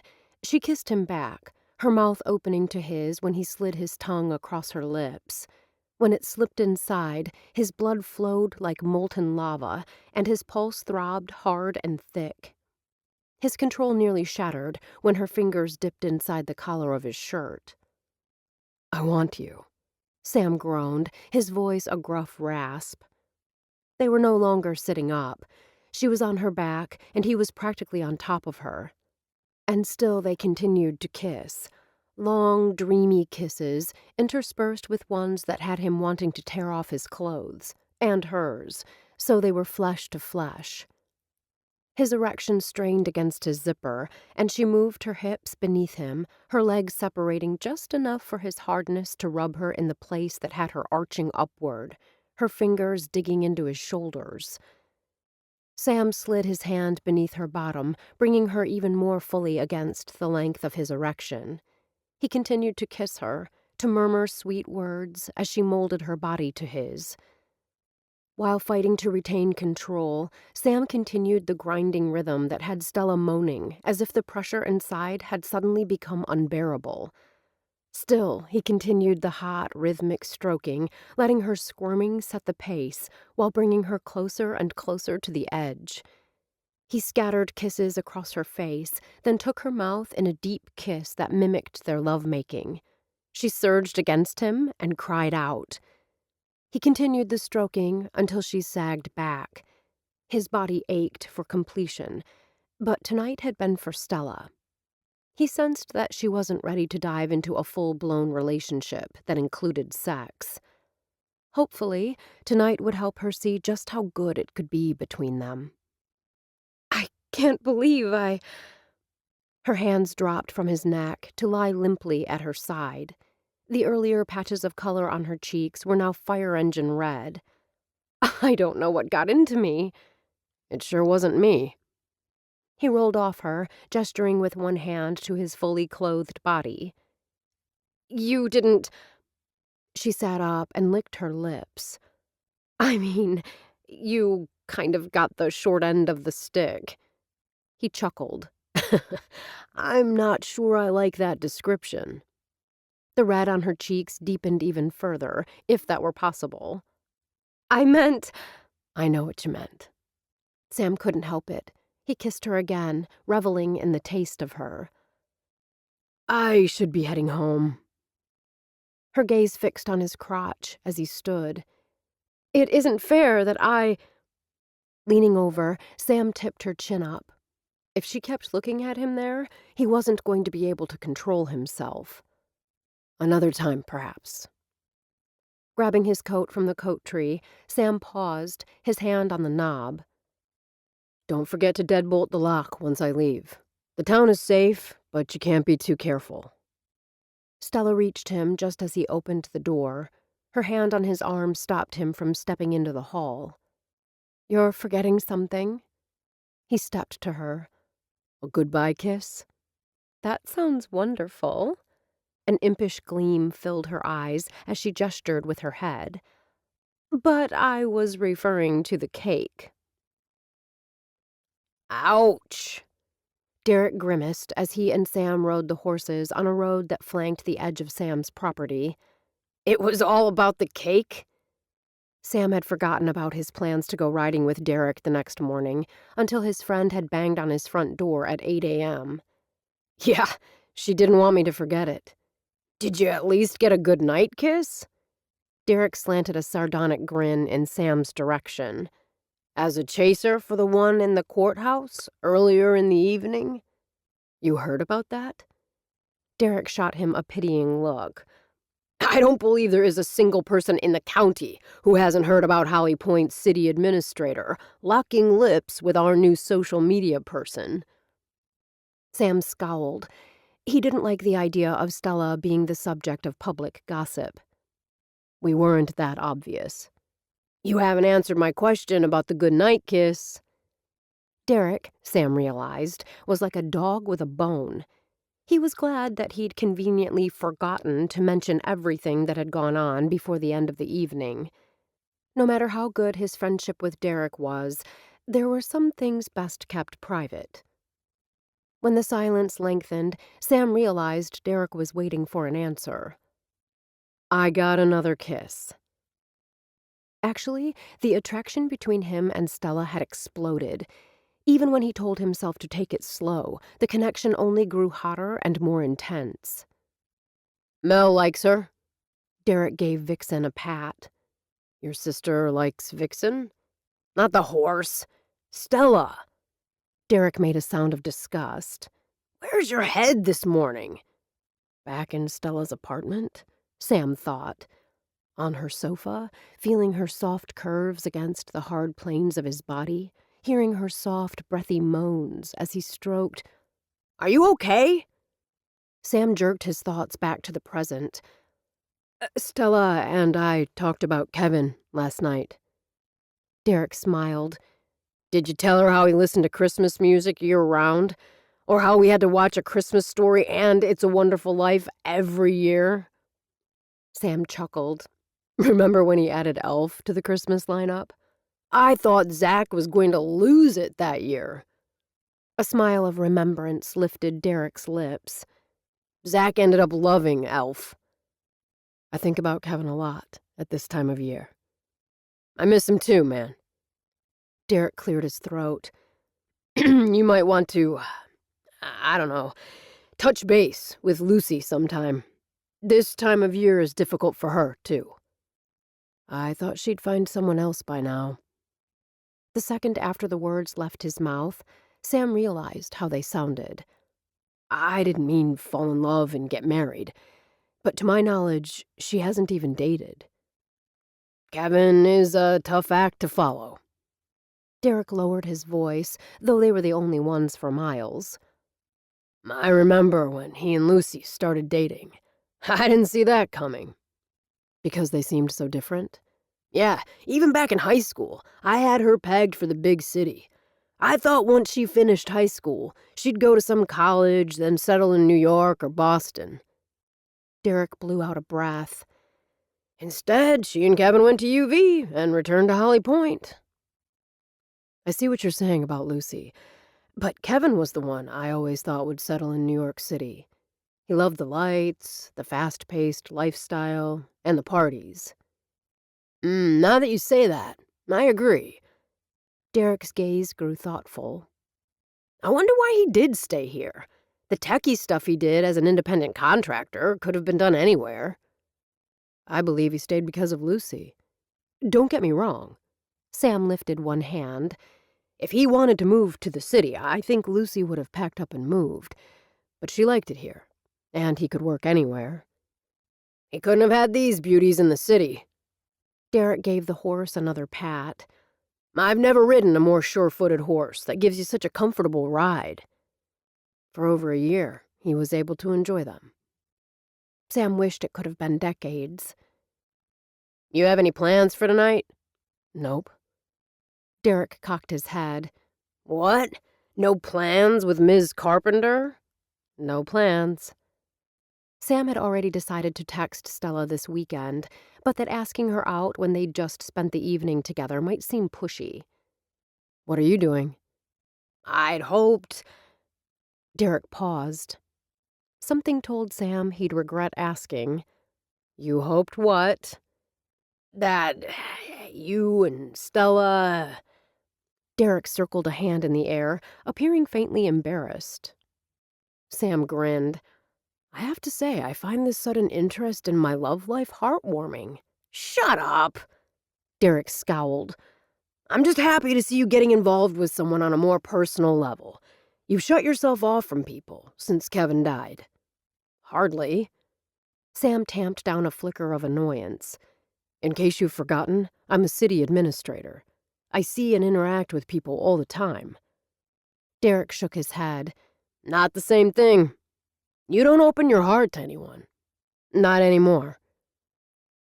Even as a part of him recognized the truth in his friend's statement, Sam forced a joking tone. Aw, Derek, do you want more quality time with me to talk about feelings? Yes, I do. Concern furrowed Derek's brow.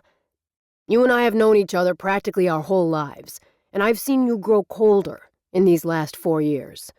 It's been subtle, and maybe most people don't see it, but I do. So, if Stella is the person who can thaw you back out, then I think you're a fool if you don't at least try. Point made. Sam clapped his friend on the shoulder and deliberately changed the subject. What do you have on tap for tonight? I'll be at the school holiday program. The kids are doing a skit, and Cam has a lead role. Why don't you come? You can watch your goddaughter perform. Going to a school Christmas program was low on Sam's list of fun things to do on a Saturday night. Still, there was a special place in his heart for Derek's daughter, and he knew Cam would be thrilled if he attended. Not to mention, by embracing the holiday season, he'd be showing Derek that his assessment was off base. Sam cocked his head. Will there be cookies and punch afterward? Would it be Christmas without them? Stella sipped some very excellent cappuccino from the corner table in the busy Bean and scrolled through her list of activities to cover. She nearly groaned aloud at the entry under today's date. Holly Pointe School Holiday Concert. Stella couldn't recall the last time she'd attended a school Christmas event, but she could already envision this one. Little boys and girls dressed in holiday finery singing loudly and slightly off-key. The parents would smile proudly from uncomfortable auditorium seats while videoing every precious moment. The older kids would likely appear bored. If she was lucky, there might, just might, be a moment or two worth capturing for the town blog. Still, she reminded herself, attending and reporting on these functions came with the job. Krista! Stella's head snapped up. Krista Ankrum stood at the counter, looking ready for the runway in cream-colored wool pants and a pink cashmere sweater. Her coat appeared to be cashmere, too. The twins were with her, studying the selection of scones and muffins that Do-Si-Do supplied daily to the coffee shop. "Kenny!" There was genuine gladness in Krista's tone, and the smile she offered the older man was wide. "How are you doing? How's Norma?" Kenny's deep rumble of an answer was too low for Stella to hear, but the look of sympathy that crossed Krista's face told Stella there was a reason Norma wasn't behind the counter this morning. "Give her my best," Krista told the man, then fixed a sharp-eyed gaze on the twins, who'd started shoving each other. "Neither of you are getting a treat if you continue to act this way." Stella thought she heard the word muffin from one of the boys, while the response of the other sounded like cinnamon. "The three of us will split a scone." Krista turned to Kenny. "We'll take a lemon blueberry scone, 2 cups of hot chocolate, and a short, skinny vanilla latte." Retha, the girl behind the counter with the short pixie cut, went immediately to work on the order. As there were no other customers in line, Krista continued to visit with Kenny. Unfortunately, the former model lowered her voice so much that Stella couldn't hear what either one of them was saying. When Krista picked up the order and took a seat not far from the window, Stella realized her luck might have turned. especially when she discovered that instead of scrolling through her phone the way many parents did with their children, Krista actually focused her entire attention on her sons. "I'm not sure we'll have time to take you sledding this afternoon. Your daddy said something about wanting to take you skating at the lake." It almost sounded as if the couple was sharing custody of the boys. Or was Stella simply reading more into the statements than was actually there? "Of course, we'll both be at the program tonight." Program? Excitement coursed like an awakened river through Stella's blood. She'd forgotten that the twins were in kindergarten. Krista had to be referring to the program tonight at the school. She and Dustin would be there, which meant Stella would have another chance to observe them together. "I don't know," Stella heard Krista tell one of the boys. "Let me ask him." "Kenny," she called out, "the boys want to know if you and Norma will be at the program tonight." Kenny slipped out from behind the counter and strolled over to their table. "Norma isn't feeling up to par, so I'm afraid she won't be there." The look of pain that skittered across Kenny's face was gone in an instant, but it had been there long enough to have Stella's heart clenching tight. She wondered whether there was anything she could do for the woman who'd been so kind to her. Kenny shifted his gaze from Krista to her sons. "Did you know Santa Claus will be serving cookies in the gym after the program?" "Yay!" One of the boys shot a clenched fist up in the air. "We can't have cookies if they have red frosting," his brother said. "Mom says it makes us hyper." Kenny shot Krista an understanding look. "The cookies are coming from Do-Si-Do, and there will be a good assortment of ones with dye-free frosting, as well as gluten-free." The boys just have issues with dye, but it's nice to know that those kids and adults who can't tolerate gluten will have options. The comment made Stella realize that, despite being located far from any major metropolitan area, this small town was progressive. No wonder people loved living here. Because of the strong sense of community, this was the perfect place to raise a family and to grow old around people who cared. It was easy for Stella to see herself living here, spending time with friends and cuddled up in front of a roaring fire with Sam.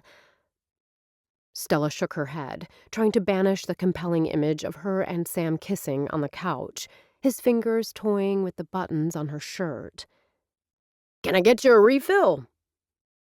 Stella didn't know what surprised her more, that Kenny had been able to cross to her table without her realizing it, or that just the thought of Sam had need all but erupting in her.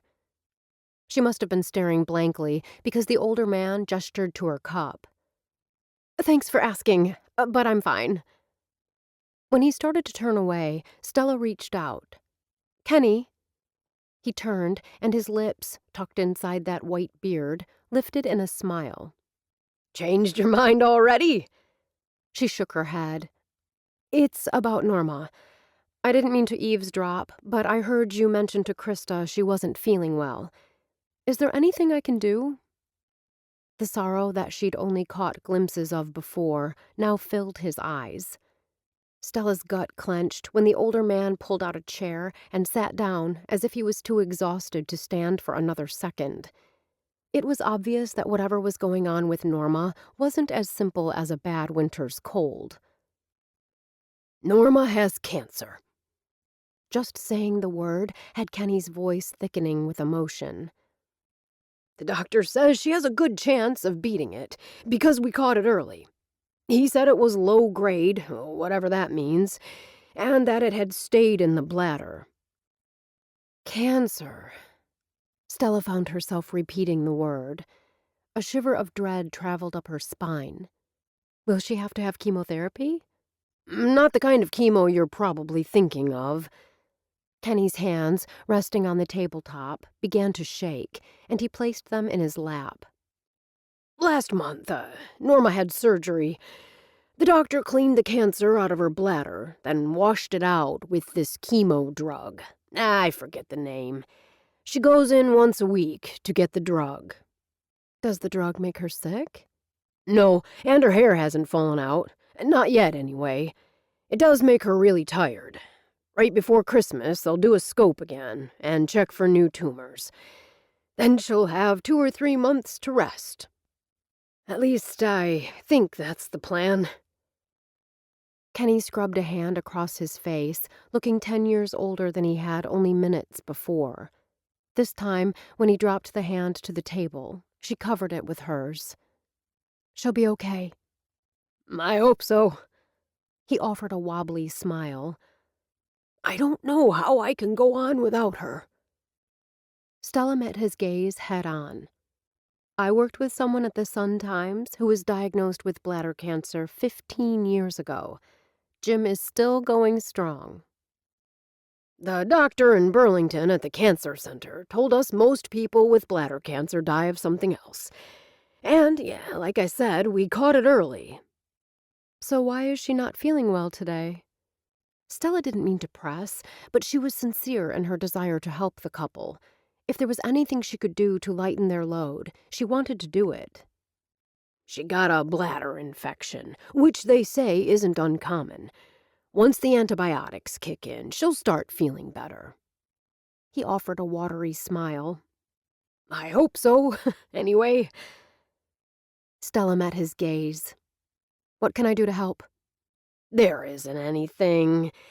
"While Norma is under the weather, I'd be happy to fill in behind the counter, either taking orders or filling them." When she saw the refusal poised on his lips, she raised a hand. "I worked as a barista in college. Though that was nearly 10 years ago, I still remember." His hesitation gave her the impetus to push. "How about you orient me now?" "You have your own work to do."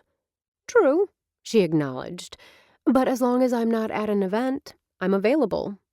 "I couldn't pay you much." She held up a hand. "You won't pay me at all." "But—" "You and Norma have been so good to me." This time it was Stella's voice that thickened with emotion. "I won't take a dime for helping you, so don't even offer." "Thank you." His eyes filled with tears, and her own followed suit. "You're a wonderful woman, Stella. I'm pleased to call you my friend." Stella thought of the notes she'd placed in her work file about Kenny. When guilt wrapped its tentacles around her heart and squeezed, she told herself she hadn't written the article yet. Research notes were just thoughts until they made their way into an article, then into print.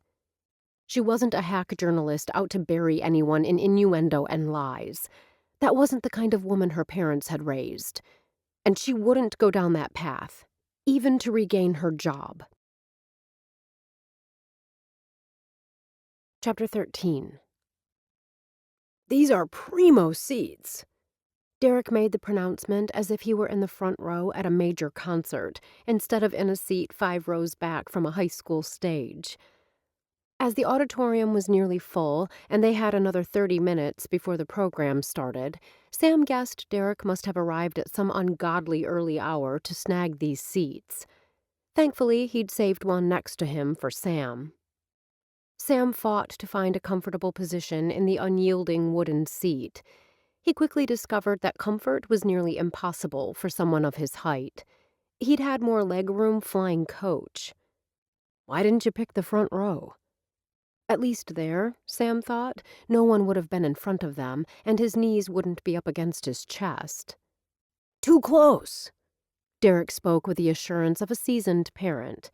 "You don't have a good view of the stage from that location." Was Cam excited for tonight? "She's in middle school. It's not cool to be excited about something like this." Derek's lips quirked. "But she loves to sing. So yeah, I think she's excited." Do you ever wonder if Ellen regrets her choice? "You mean her choice to walk away from her child?" Derek kept his voice even, but a hint of bitterness crept in. "Ellen made it clear. She didn't want me or the baby." He blew out a breath.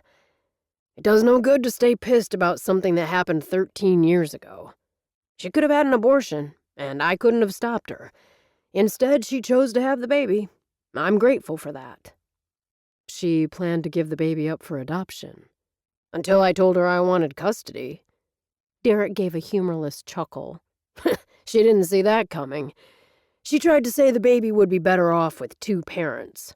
I told her this was my child, and he or she would be better off with me. Sam vividly remembered that time. If not for Rosie stepping up to help her son, Derek might have had to quit school. As it was, he'd dropped the football team and the rest of his extracurriculars. Every spare minute he wasn't in school, he'd been caring for his child. I can't believe she left Holly Pointe and never came back. Her parents aren't here anymore. Derek shrugged. Other than her grandmother, there's nothing here for her. Her daughter is here. Ellen gave up all rights to Cameron when she walked away. Sam let the subject drop, unsure why he'd brought it up in the first place. Unless maybe being with Stella had him thinking about what it would be like to have a family of his own. I heard she has some big important job in Chicago. Or maybe it was in Denver. Derek opened his mouth to say more, then shut it. After a moment, he spoke again. Speaking of career women, I see your favorite reporter picked up a second job. Sam narrowed his eyes. Stella? Do you know another reporter? Well, other than Kate, and she just does the reporting gig part-time. Forget about Kate. Sam swiped a hand in the air. Tell me about Stella. I like seeing that predatory gleam in your eyes when you say her name. Derek, if you don't tell me... I saw her working behind the counter at the Busy Bean. Doing what? Making drinks. Making her own drink? No! Derek made an exasperated sound. Making drinks for customers. It appeared she was helping Adriana and Retha catch up, because while I was there, she switched back to helping Kenny work the counter. Where was Norma? I don't know. I didn't see her. Maybe she was out shopping or something. That doesn't sound like Norma. Like I said, the Bean was super busy, so it wasn't like there was time to ask questions. Derek cast her a speculative look. You could ask the woman herself. Norma? No! Disgust filled Derek's voice. Stella! Sam turned in the direction where Derek had cast a careless hand and saw Stella standing in the far aisle to his left. She looked festive, in a red tunic top with black thigh-high heeled boots. Her hair was twisted at her neck in some kind of messy knot. The style was probably stylish, but his fingers itched to pull the strands loose so they tumbled around her shoulders, as they had in her apartment last night. As if she could feel his eyes on her, Stella glanced around and her eyes locked on his. He didn't bother to pretend he hadn't been staring, or attempt to look away. The truth was, he didn't think he could look away. Their eye contact turned into something more, a tangible connection between the two of them. He'd started to rise, to go to her, when the lights in the auditorium dimmed and the announcer gave the 5-minute warning. Sam sat back down. "Later," he mouthed. Her red lips curved into a smile, and she nodded. Feeling satisfied, Sam sat back, unable to stop the grin. There's enough heat between the two of you to start a fire. Derek elbowed him. Heck, if we were still in Scouts, I'd say forget about rubbing two sticks together. All we'd need was you and Stella and that smoldering look to start the campfire. Sam rolled his eyes. Anyone ever tell you you can be really lame? You're gonna need to do better than that, Derek told him. I hear that all the time from Cameron. The second Stella spotted Sam, she wished she could forget her assignment and simply sit beside him and watch the program. But then the performance began, and she fell into work mode. Krista and Dustin sat together, several rows behind Derek and Sam. She snapped a couple of shots of them. She noticed they didn't touch. Was that what happened when you'd been married for a while? Did the smiles and the little touches disappear? Then Stella thought of her parents and how her dad had held her mother's hand as they stood by the car to tell her goodbye. The kindergartners came on stage, with Jackson and Jet Bellamy center stage. Stella slanted a glance at their parents and saw Krista lean close to Dustin to say something to him. He smiled at his wife and gave her that dazzling smile that had made him the biggest catch in the NHL. Some of the tension in Stella's chest eased as she caught the moment on her camera. She wanted so much for Dustin and Krista's family-friendly image to be the real deal, not only for them and for their sons' sakes, but because she was a romantic at heart. She loved movies where the couple ended up together, as well as ones where good won out over evil. Each day she stayed in Holly Pointe had her hoping all her early speculations would be proven false. Stella turned her attention back to the stage. The middle schoolers were doing a skit. Cameron Kelly had a lead role. She couldn't believe Derek had a daughter that age. The girl had to have been born when he was still in high school. There was definitely a story there, but thankfully nothing that would interest Jane Myers. Derek clapped loudly at the end of the performance and whistled between his fingers. From where Stella stood, she could read his lips clearly. "That's my girl. Isn't she great?" Her mom and dad had been that kind of parents, always so supportive and proud. Since their deaths, she'd been on her own. She'd learned to cheer herself on when life felt like it was too much to handle. Was it wrong to wish there was someone in her life who would stand on the sidelines and cheer for her? When she shifted her gaze to Sam and found him staring, she smiled, then refocused on the stage. But the tingling that spread through her body at the knowledge that his eyes were on hers didn't dissipate.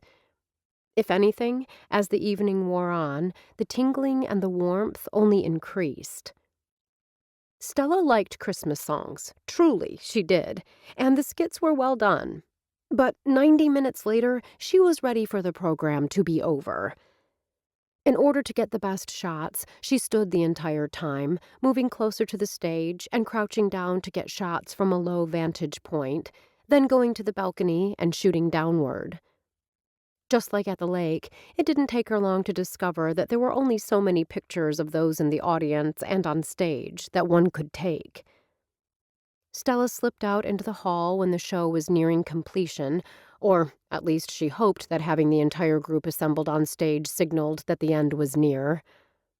Once everyone descended on the gym for cookies and punch, she'd be taking pictures there, which meant that if she wanted something to drink, she needed to grab it now. The time wouldn't be wasted. While drinking a glass of punch, she'd update the town's social media sites. Stella had just reached the corner that led to the gym when she stopped short. Kenny, dressed in his Santa Claus outfit, stood all alone at the end of the hallway. The slump of his shoulders had her heart rising to her throat. Though she didn't want to intrude, she wanted to be there for him. She opened her mouth to call out when she saw him pull out a mini bottle of alcohol that until now she'd only seen on airplanes.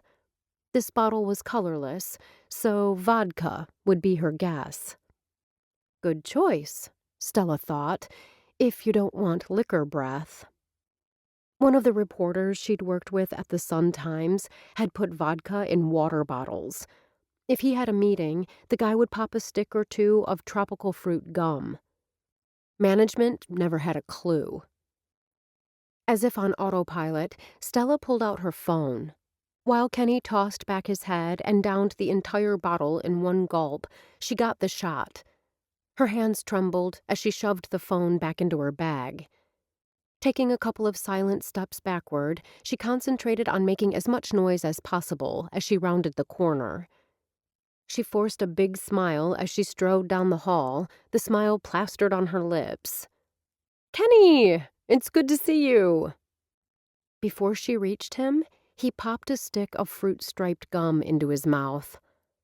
"I didn't expect to see anyone come down that hallway so soon. I need to get into position in the gym. Is the performance over?" As she grew closer, Stella noticed the sadness in his eyes, and her heart lurched. "Almost over.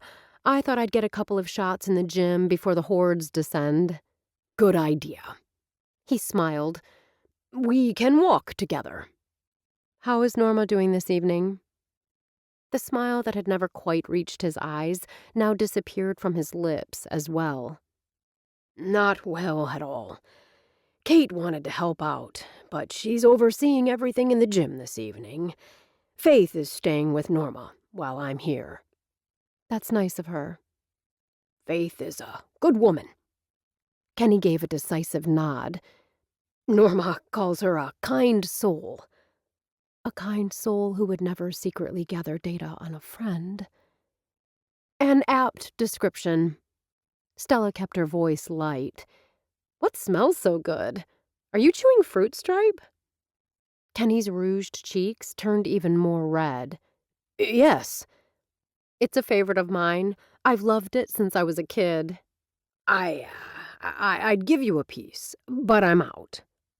A lie, Stella thought, as she'd seen the half-filled package before he stuffed it into his Santa suit. Obviously, Kenny felt he needed to keep the other pieces for himself. They reached the cavernous gymnasium, and Kenny, always the gentleman, held the door open for her. Once she was inside, he opened the door wide so that it caught and stayed open, then did the same with the other door. It's showtime, Kenny announced when Kate hurried over. He gestured with his head towards Stella. Stella tells me the program is nearing the end.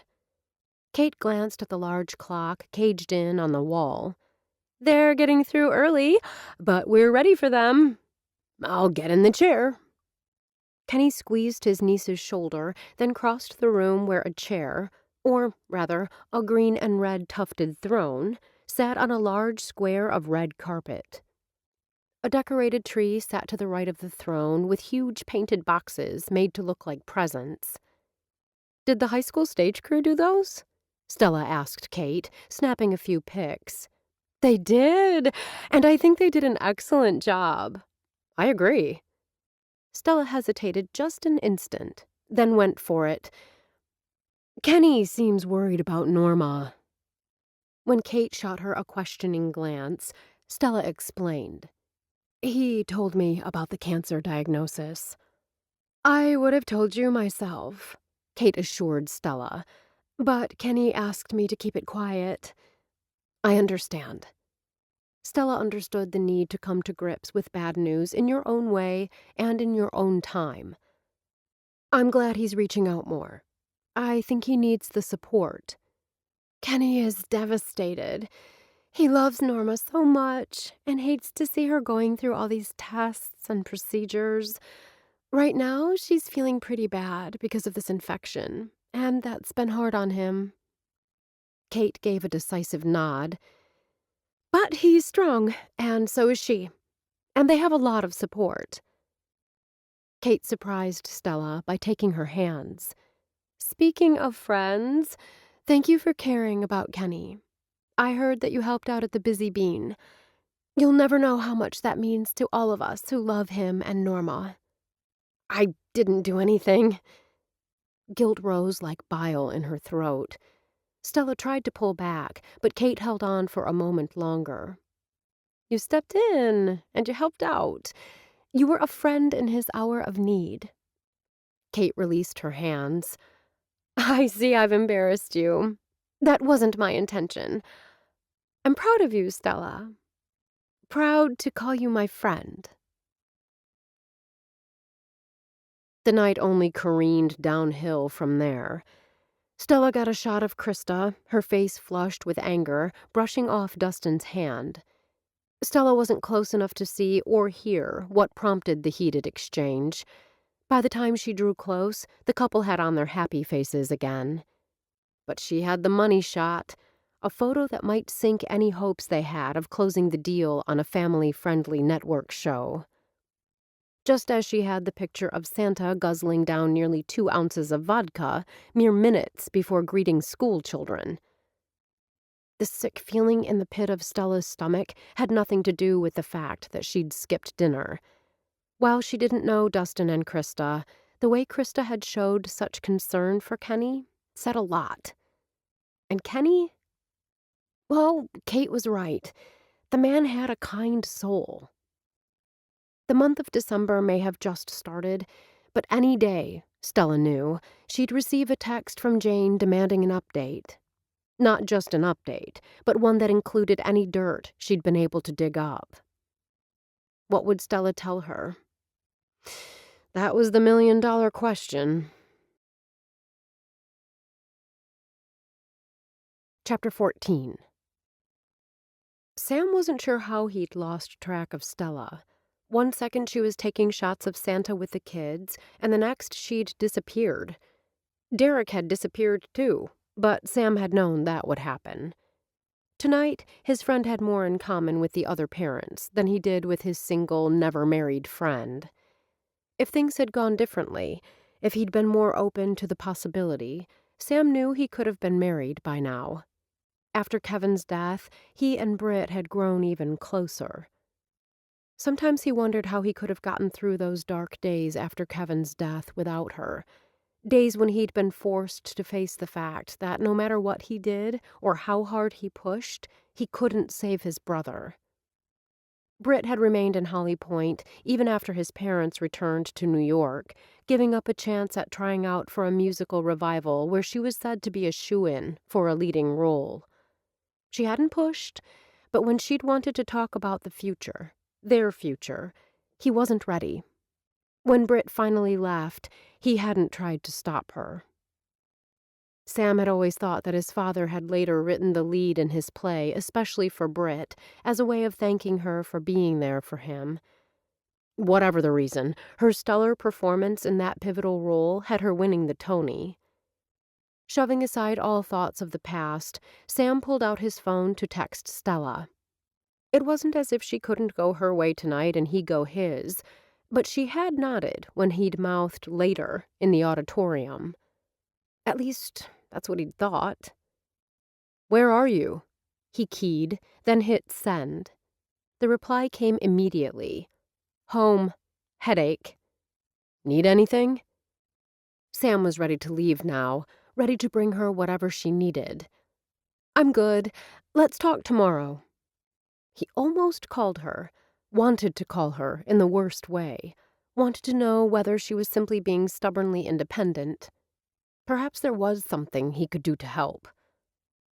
Then he realized that Stella was strong and more than capable of asking for help if she needed it. She had a headache. She was resting at home. She didn't want him coming over. It was that last part that was the most disappointing. Until this moment, he hadn't realized how much he was looking forward to speaking with her again, to simply being with her. He started toward the exit doors. Instead of spending the rest of the evening with Stella, he'd go home to a dark house alone. "Have you seen Stella?" Kate's question stopped Sam in his tracks. He turned.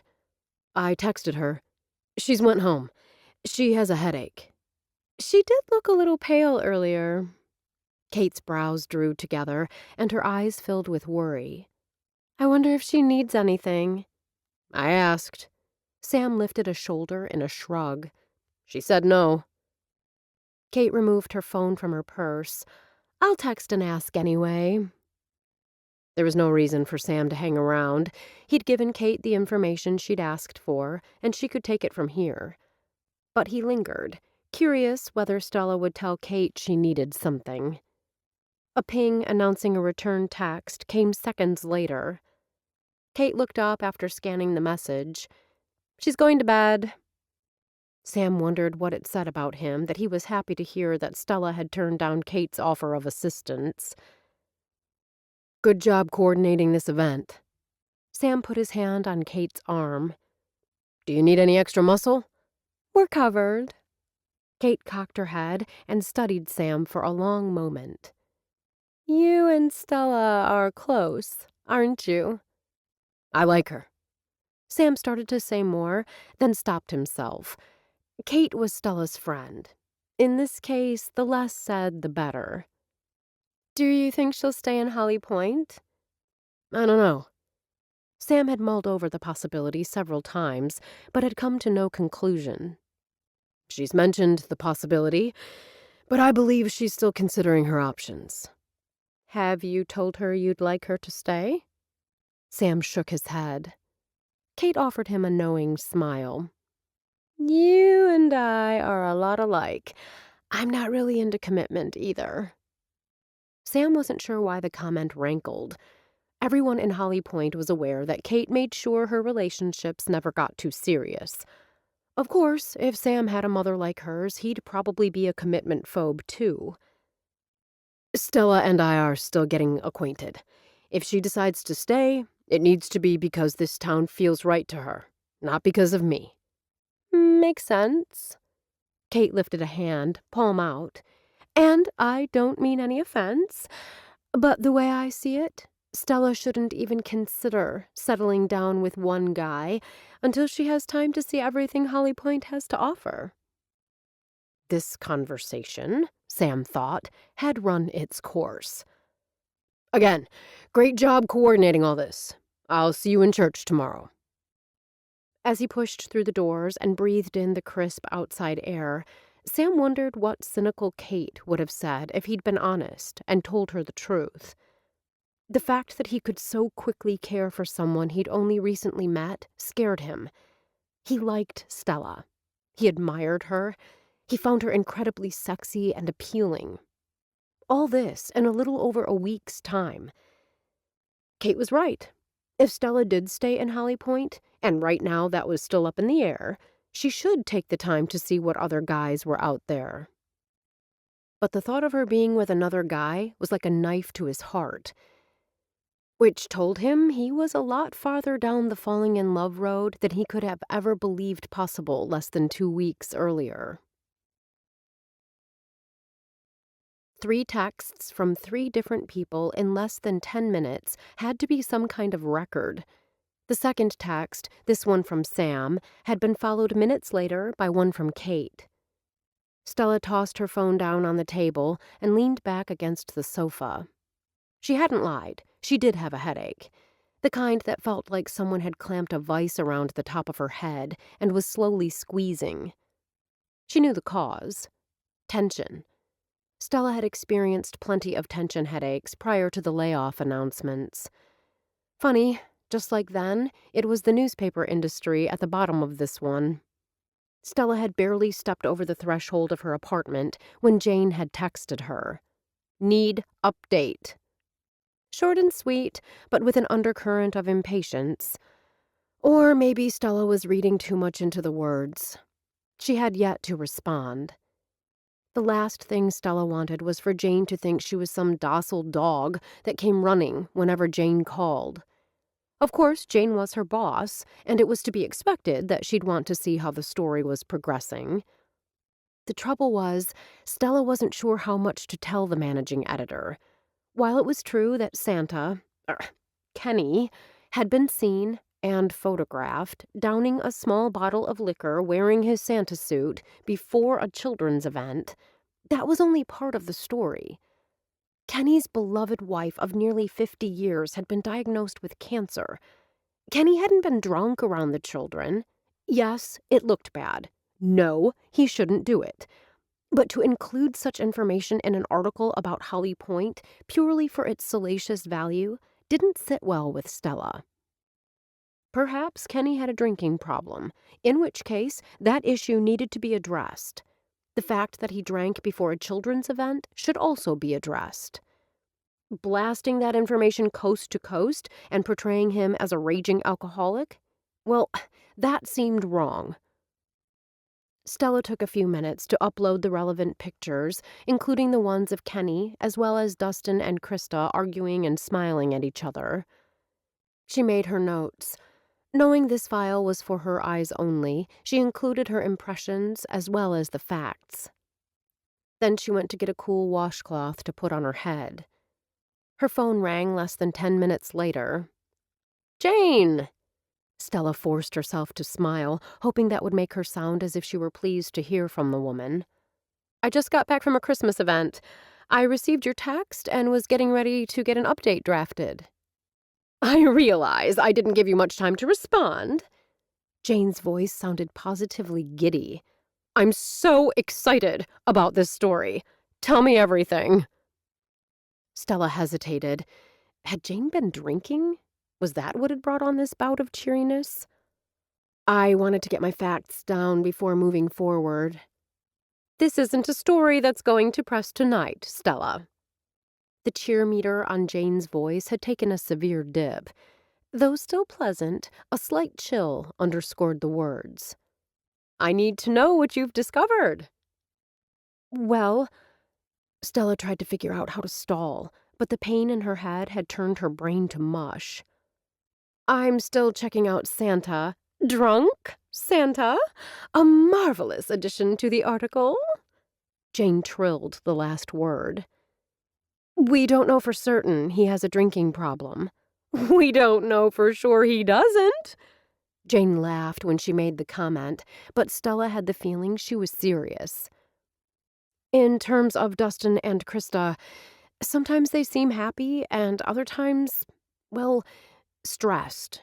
But they do have two very active little boys, and the holidays, the public loves marital discord. Jane expelled a happy breath. Ah, especially when two people are trying to pretend otherwise. It's the same situation we have with Kenny. I mean, with Santa. I don't have enough information yet to either confirm or deny that they're experiencing problems in their marriage. Again, I say if you think they might be having problems, that's good enough for me. Jane spoke in a lilting tone that scraped against Stella's last nerve. It's not good enough for me, Stella blurted out. These people have children. They are on the verge of starting new careers in television. That's their problem, not ours. I don't want... Stella held on to her temper with both hands. I mean, I won't write the article until I have all the facts. I won't slant the article a certain way to appeal to a certain type of readership. There was an interminable span of silence, so long that Stella held the phone away from her ear to make sure they were still connected. She'd learned that cell service in this area could be unreliable. Jane? She asked. Are you still there? I am. Jane cleared her throat. Of course, I want you to be certain of your facts before you write anything. I hope I didn't say anything to imply otherwise. What did she say to that? I know you want to put out the best paper possible. I do. Jane's tone turned conciliatory. Which is why I'm going to ask you to simply continue to gather information. All data available to you. That way, when it comes time to write the article, you can wade through everything you've collected, and we'll proceed from there. Thank you for understanding. Just continue to do what you've been doing, Jane told her. That's all I ask. Stella had skipped church the first week she'd been in Holly Pointe, but decided that if Jane wanted her to continue to assess the situation, there was no better place to watch people than in church. Since Holly Pointe Fellowship was only half a mile from the Busy Bean, Stella decided to walk. She'd already learned that scraping the windshield of a car that had sat out all night was a good way to ruin a morning. It felt strange climbing the short flight of steps to the front door of the church. The building could have come out of a Norman Rockwell painting with its white siding and tall, narrow windows, each with a pointed arch, as well as a single bell tower. Even as Stella stepped into the building, the bells began to chime. The walk had taken longer than she anticipated, and the congregation was already standing for the opening hymn. With everyone on their feet, it was nearly impossible to tell where there was a place to sit. Stella backed up, seriously considering replacing this morning's service with a scone and latte, when she met an immovable object. She turned and looked up into Sam's warm brown eyes. Leaving so soon? He kept his voice low, as if for her ears only. Though, as loudly as everyone was singing, he could have shouted and likely not been heard. I'm late. Me too. She gestured with one hand to the congregation. It's difficult to see where to sit. I'll come back another time. I know where there's an empty pew. Before she realized what Sam planned to do, he'd taken her hand and was guiding, pulling, her down the center aisle. Resisting would only make it look as if he'd brought her kicking and screaming to church, so she increased her pace and smiled at those casting curious glances their way. When Sam stopped and motioned for her to enter the polished wooden pew ahead of him, she understood how he'd known there would be space here. After all, she didn't know too many people who liked sitting in the front row. Chapter 15. Sam hadn't attended church regularly after Kevin died and Britt and his parents returned to New York City. Oh, he still attended Sunday services, but it was different going alone. It wasn't that he was angry with God for his brother getting sick and dying. He'd worked through that anger years ago. Sitting alone in a pew just reminded him of everything he'd lost. Besides, the horses needed tending in the morning, and there were always other chores to do. For some reason, this morning had been different. The moment he'd woken, he'd found himself wondering whether Stella's headache was better and when he would get to see her again. The thought of stopping over at Do-Si-Do after the service and picking up one of the cinnamon rolls she'd liked at the soup supper had propelled him out of bed. Now, here she was, sitting beside him, her thigh pressed against his. He'd helped her take off her coat once they were seated. She wore a wool dress in a brown and green plaid that made her eyes look more green than hazel. "Quit staring," she said under her breath, keeping her gaze focused on the minister in the pulpit right in front of them. He couldn't help it. Sam had to smile. This had been one of the most enjoyable church services he could remember. Light streamed in through the stained glass windows. Pastor Mann's sermon on Jesus' Christmas wish list was entertaining. Stella must have thought so too. When the minister had quoted 1 Corinthians chapter 10, verse 24, saying, "None of you should be looking out for your own interests, but for the interests of others," she'd straightened beside Sam, as if hanging on the pastor's every word. Finally, the closing hymn and prayers were done, and the pastor gave his benediction. Sam rose, and Stella stood beside him. "Tell me they don't usher out from the front of the church," she muttered. The words had barely left Stella's lips when Derek appeared at the end of the pew, a big smile on his face as he gestured for them to exit. On the way down the aisle, Sam was conscious of all the speculative glances sent his way as he rested the palm of his hand against the small of Stella's back. Growing up in Holly Pointe had taught him that there was no reason to deny his interest in Stella. Everyone likely already knew they were dating. The smile that he'd gotten used to seeing on her face was missing as they reached the back of the church. They'd barely reached the entryway when she turned to him. "Thanks for finding me a seat." She turned and headed directly toward the doors. "Wait!" In several long strides, he was beside her. "Where are you headed in such a rush?" She cocked her head. "I've got a date." Sam froze. Stella grinned. "That's payback for you dragging me down that aisle to the front row." The tension in Sam's shoulders disappeared. He shook his head. "What am I going to do with you?" "I have some ideas." Stella's voice was barely audible. "None appropriate for our current location." He followed her outside, eager to hear more, but she just kept walking. "Where are you going?"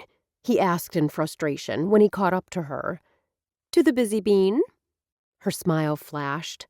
"I have a date. With Santa." Stella went on autopilot as she made lattes and cappuccinos and all other manner of drinks. Once Adriana and Retha were caught up, Stella rang up orders beside Kenny. She hadn't realized how many people visited the Busy Bean on Sundays.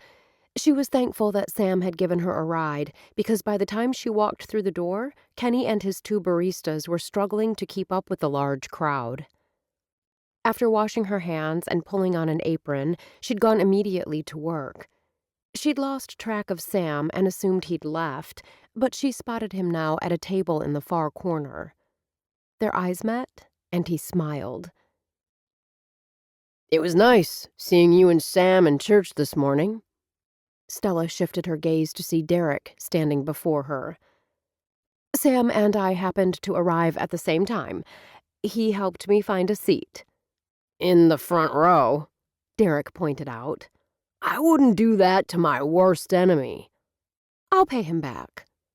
Stella's comment, made in a matter-of-fact tone, had Derek chuckling. He's met his match in you. Stella smiled. What can I get you? I'm sensing you don't want to discuss Sam. Right now, I'd rather take your order. Though Stella liked Mel's brother, he was right. She wasn't about to discuss her relationship with Sam with him. Coffee, black, and blueberry muffin. Got it. Stella glanced at the tables, but Cameron was nowhere in sight. What about your daughter? What about her? Does she want anything? She's in Sunday school. Derek stopped himself. Youth group. Stella smiled, remembering those awkward middle school years. No longer a child, but not quite a teenager. Well, it was good to see you. She gestured to the other end of the counter. Adriana will have your coffee and muffin in a second. I'll see you this weekend. Stella inclined her head, not following. I'm not sure I'll be working here then. I was talking about the movie marathon at Sam's place. Friday? Derek flashed a smile. It sounds really lame, but it's fun. Sam canceled it last year, and everyone missed it. Just that morning she'd reviewed the December events she was to cover. I don't have a movie marathon on my list to cover. It wouldn't be there, because it's a private party. Derek cocked his head. Sam didn't say anything to you yet about it? No? Well, I'm sure he will, he said hurriedly when Adriana called his name. Stella tucked the date away, as well as the fact that Sam hadn't invited her. Not yet, anyway. She told herself that was actually a good thing. It wouldn't do for them to get too attached. Instead of thinking about Sam, Stella thought about her strange conversation with Jane while she took another order. The managing editor had said all the right things, at least toward the end of the conversation. Still, Stella had the feeling that the closer it got to Christmas, the more Jane would push for an article that focused on the scandalous. Stella cast a sideways glance at Kenny. The man continued to work as hard as his young baristas.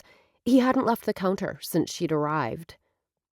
Determining whether he had a drinking problem would be key. Once she had the information, she'd decide what to do with it. The next few hours flew by until at 1 o'clock, Kenny put a hand on her arm. The girls and we can handle it from here. Stella had stepped from the counter to clear some tables. She was wiping down the last one. She gazed around her and realized the rush had indeed ended. Are you sure? Positive. His eyes were as warm as his smile.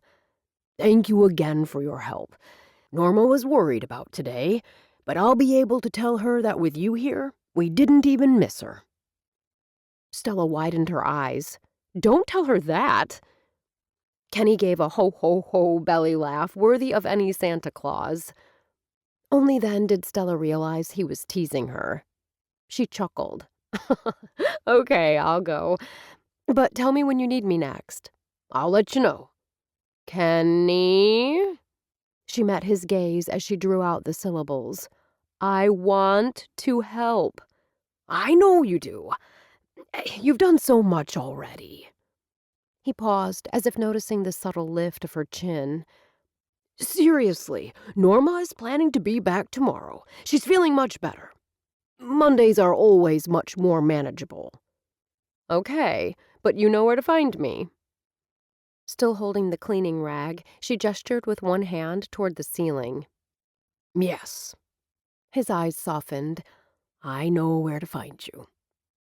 Without warning, Stella found herself engulfed in what could only be described as a massive bear hug. Thank you so much, Stella, Kenny rasped. You're a gem. Tears stung the back of Stella's eyes as she stepped back. I can just hope if I ever need a reference for a job as a barista, I can count on you." Her goal had been to inject some levity in the heart-tugging moment, but Kenny nodded solemnly and spoke as if making a pledge. "You can always count on me." Sam observed the hug between Stella and Kenny from his spot in the corner. His friends had long since left the building, leaving him behind. He could have gone too. Stella had likely expected him to leave. Instead, he'd composed and answered work and personal emails, scrolled through the latest news on the chaos in the world, and observed Stella. When she'd greeted customers, her smile had lit up her whole face. That was new since she'd come to Holly Pointe. Though it hadn't been that long ago, that first day, she'd been guarded, both in her actions and her responses. While Sam loved the people of New York, he'd noticed that they didn't readily smile at strangers as they walked down the street or sat beside them on a subway bench. A smile and a greeting were the norm in Holly Pointe, and Stella had caught on quickly. She had a good, kind heart and a desire to be part of a community. She'd found a home in Holly Pointe. The question was, would she want to make this place her home? Tears shimmered in her eyes as she stepped out of Kenny's embrace. Something Kenny said had shock lighting up her face. Then Kenny threw back his head and laughed. Stella quickly joined in. Sam found himself smiling, just watching her. Then she handed Kenny the cleaning cloth and took off her apron. Kenny slung the green apron over his arm, gave her a wink, and headed back to the counter. Only then did Stella glance around the tables. Sam knew the second she spotted him because her smile flashed, and she wove her way through the tables to him, pulling out a chair and sitting down. "I bet it feels good to get off your feet." "It does." She expelled a happy sigh. "But it was fun, though much more work than I remembered from my college days." "I'm sure Kenny appreciated it." "I know he did." Stella hesitated. "You've known Kenny a long time." "My whole life." "I want to ask you something, but as friend to friend, not as the Holly Pointe city administrator." The serious look on her face put him on alert. "Okay." "I need you to keep what I'm going to tell you confidential." Her gaze searched his. "I need you to promise me that." "I can promise, unless it's something I'm required by law or my position to report." Her momentary hesitation only increased his unease. "What is it, Stella? Has someone hurt you? Did—" She placed her hand over his. No, nothing like that." "Then what?" Sam flipped his hand over and laced his fingers with hers. He followed Stella's gaze as it shifted around the half-empty coffee shop. There was a couple seated at a table about 10 feet away, a group of 4 men about the same distance in the opposite direction, and other tables even farther away. Stella chewed on her lower lip. "Not here. Come up to my place. I don't want our conversation to be overheard." As they climbed the steps to her apartment, Sam rapidly considered and discarded possibilities. By the time they crossed the threshold, Sam's nerves were as tightly strung as piano wire. What could she have to say that was so private? Stella motioned him to the sofa, then took a seat on the other end, angling her body to face his. Sam lifted his hands. "Just say it. Whatever it is, just spit it out. The suspense is killing me." He kept his tone light, but he meant every word. "Last night, in the school hallway, on my way to the auditorium, I saw Kenny drink one of the little airplane bottles of vodka." Sam blinked. This hadn't been one of the possibilities he'd come up with on his trek up the steps. "Are you certain there was vodka in the bottle?" "I can't be certain." Stella spread out her fingers. "The liquid was colorless, but if he wanted a drink of water, he could have gotten one from the fountain in the hall." "It is suspicious." "Then there's the fruit-striped gum." Just when Sam thought this conversation couldn't get any stranger, it did. "Gum?" Fruit-striped gum. Sam listened as Stella explained about a former coworker who was likely an alcoholic and his penchant for fruit-striped gum, which apparently masked any lingering odor of alcohol. "What are you thinking of doing?" he asked when she finished with the story. I don't know. Stella surged to her feet and began to pace. I thought maybe since you've known him, you could tell me if this is a common thing, or if last night was an aberration. You know, because of his worry over Norma. The pleading look in her eyes tugged at his heart. He wished he had answers for her, but like her, he only had questions. "I don't recall ever seeing Kenny drunk." Sam furrowed his brows together. "But then most of the parties I've attended with him are ones where he's there playing Santa Claus." At the first party I attended in Holly Pointe, the one at the Bromley mansion, there was an open bar. Stella expelled a breath and dropped down beside him. I saw him toss back 3 or 4 shots of whiskey in 20 minutes. "You're very observant." Though Sam hadn't meant it as a criticism, her cheeks took on a dusky color. I didn't know many people. She appeared to be trying, and failing, to temper the defensive tone. I was there to observe and take pictures. "I didn't mean anything by that comment other than I hadn't noticed." He expelled a breath. "That makes me wonder just how many other things I don't notice that I should." Have you ever heard of Kenny having a drinking problem? Stella returned her earlier question and pressed the point. Was last night something we need to be concerned about? Just to be clear, if a citizen, any citizen, had brought concerns of this nature to the mayor, I would know about them. Because we are co-partners with the Chamber of Commerce on many of the holiday events, if Faith had known of any such instances, I truly believe we'd have heard about them. I understand that, but I know Norma said something about Kenny having a hard time when their daughter was diagnosed with diabetes. I don't know if alcohol was part of that time. Leslie is at least 15 years older than I am. That had to have happened years ago. He shook his head. I don't see how what happened then is relevant to this discussion. It's relevant if he's an alcoholic who's been on the wagon and has now fallen off. Stella tapped her fingers against her lips. Have you seen him drink at other parties in the past few years? Sam thought back to the events he'd attended. Yes, but never to excess. Good. Relief washed across Stella's face. Maybe Kenny doesn't have a drinking problem, and last night was an isolated incident. Not quite so isolated, Sam reminded her. There was his behavior at the Bromley mansion party. Stella waved a dismissive hand. He was there as a private citizen. It wasn't as if he got sloppy drunk or anything. Let's talk about last night. Would you like me to speak with him before or after you do? Her gaze met his. Do you need to speak with him at all? I do. Why? Because I'm concerned. Sam reached over and took her hand. I'm concerned about the liability of having a Santa who's drinking during the time he's contracted to perform his duties. I'm also concerned about Kenny. I like the guy, and I don't want to see him get into trouble. I didn't bring this up because I wanted him to get in trouble. She pulled her hand back and raked it through her hair. I wish I hadn't said anything. Why did you say something? She flung out her hands. Because I care for him. And I care about Norma. I don't want people calling him Drunk Santa. Sam gentled his tone. No one around here is going to call him that. And do you know why? She shook her head, her gaze downcast. He tipped her chin up with one finger so he could look directly into her eyes. Because you came to me. Out of concern, you brought this matter to my attention before it became an issue.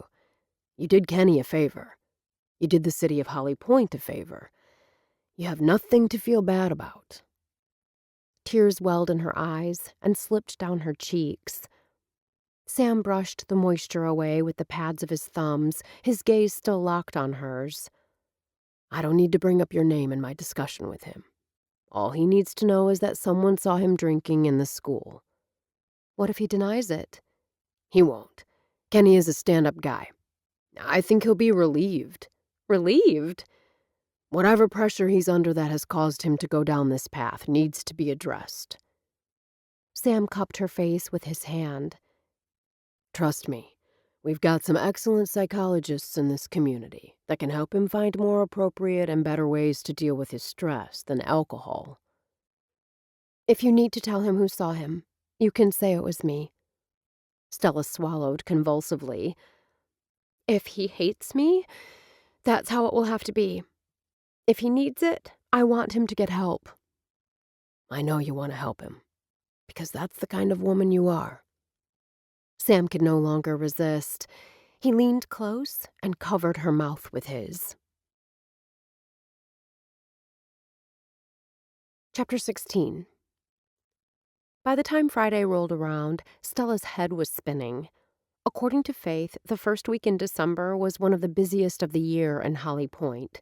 It was Club Week, where each club in the community held a special Christmas open house. These holiday events were open to the public and were part of what made Holly Pointe such a special place. Each day, Stella's calendar included at least one, often two, of these gatherings. When Sam had called on Tuesday to ask her to the movie marathon at his house on Friday, she'd just left the community lunch group's Christmas extravaganza and was heading to the Bromley mansion, where she and garden club members were decorating the home for the holidays. Stella had nearly said no to his offer. Though she enjoyed her social media role, she was feeling overwhelmed by the whirlwind of activities. But even as an excuse rose to her lips, she accepted the invitation. One, because Sam had been in New York for his mother's birthday, and she'd missed him. And two, because she knew that all the stress she'd been feeling had little to do with Christmas events and everything to do with the article. Day by day, she was falling more in love with Holly Pointe. As saccharinely sweet as it sounded, the community really was the capital of Christmas kindness. Members of the clubs that she visited were welcoming and, well, kind. They epitomized the type of people the minister had extolled his congregation to be. They looked out for each other and for her. Each time she attended a meeting and members told her how happy they were that she'd come to Holly Pointe, the sick feeling that had taken up permanent residence in the pit of her stomach flared. Stella feared that no matter how fair she tried to be, Jane would push her to make the story more salacious. But if she told Jane right now that she wouldn't skew the story, the managing editor would likely fire her and send someone else up here. Or just have them write the story from Miami. As she strode down the street toward the courthouse on this Friday afternoon, with Christmas less than 3 weeks away, she told herself that by the end of the weekend, she would deal with the Jane situation. The temperature was reported to be in the mid-20s, but with the sun shining brightly, it felt almost balmy. Of course, she was dressed for the weather with her coat, boots, and hat. The new mittens she'd ordered from LL Bean had arrived yesterday. The sky was clear, and despite the chill in the air, the sun warmed her face. One more event to get through before she'd spend the evening with Sam. She hoped he'd had a chance to speak with Kenny. She was eager to learn what he'd discovered. The courthouse steps were only a few feet away when Lucy descended the steps and stopped directly in front of her. Striking in a royal blue boiled wool coat, she wore a plaid beret and leather gloves that were as sleek and elegant as the woman herself. Next to the stylish blonde, Stella suddenly felt as clunky as a bull in a china shop. "Hi, Lucy." Stella would have started up the steps, but the blonde didn't move an inch. "I thought you'd be at Lit and Latte." Lucy cocked her head, and her blue eyes narrowed. "I'm the facilitator of the discussion group this year. Faith informed me you were coming to participate and take pictures. Our members were looking forward to it." "I'm headed there now." Stella gestured toward the courthouse. "My event list says the meeting is in conference room 112. Lucy started shaking her head even before Stella finished talking. "We met there last month because the Busy Bean was hosting a dominoes tournament at our normal meeting time. Faith must have forgotten to change the location on your list. It's lucky I ran into you. Stella wanted to like Lucy. Truly, she did. But it felt as if Lucy had erected this invisible wall between herself and the world that never let anyone get too close. Or it might simply be that Lucy didn't want to let her get too close. Stella could empathize. She continually had to fight the urge to not lean, not depend on anyone else too much. It didn't take a shrink to tell her that she feared being hurt again. Perhaps, because of Kevin's death, it was the same for Lucy. As she and Lucy strolled down the sidewalk crowded with shoppers, Lucy slanted a sideways glance in Stella's direction. I hear you and Sam are dating. Sam is a wonderful guy. Knowing the relationship that existed between him and Lucy had Stella carefully choosing her next words. I'm new in town, and he's helping me get acclimated. You're the first woman Sam has shown an interest in, since Britt. Lucy offered a warm smile to two older women who were hurrying down the sidewalk in the opposite direction, then added, The Historical Preservation Society is having a meeting at the courthouse this afternoon. Another club, organization. Stella had to smile. Her friends in Miami had warned her that life in a small town such as Holly Pointe would likely be tedious, but it had been anything but boring. The women and men in the group have done a fabulous job collecting and researching the town's history. Lucy's eyes blazed with surprising passion. We got lucky when Olive Stanhope returned to Holly Pointe. There were a dozen questions hovering on Stella's lips. The more she learned about Holly Pointe, the more she wanted to learn. It would be easy to be drawn into a discussion of what the members of the Historical Society actually did, but Stella couldn't let herself be distracted. Other than Sam, Lucy was the first person to mention Britt, at least within her hearing. She wouldn't be a reporter if she didn't seize this opportunity. Sam told me a bit about him and Britt. Stella kept her tone conversational. Did you have a chance to get to know her when they were dating? Lucy hesitated for a barely perceptible moment. Whenever Britt was in town, we often did activities as a foursome. Lucy's tone stayed equally casual. Britt is a lovely person. I miss seeing her. Now came the tricky part, Stella thought. These were murky waters she was negotiating. One wrong step could have her going under in seconds. Stella kept her gaze focused ahead. I don't know the particulars, but it seems odd that Britt could be all about Sam until an amazing role in a Broadway play opened up. When only silence greeted the comment, Stella slanted a quick sideways glance and found Lucy staring at her through narrowed eyes. Her stomach somersaulted. Perhaps that comment wasn't as tactful as she'd hoped. Of course, that could just be me looking in from the outside. The hurriedly added disclaimer didn't erase the frown that now furrowed Lucy's brow. If you're implying that Britt used Sam to cozy up to his parents, you're wrong. Lucy's tone could have frosted glass. That wasn't what, if anyone did the using, it was Sam.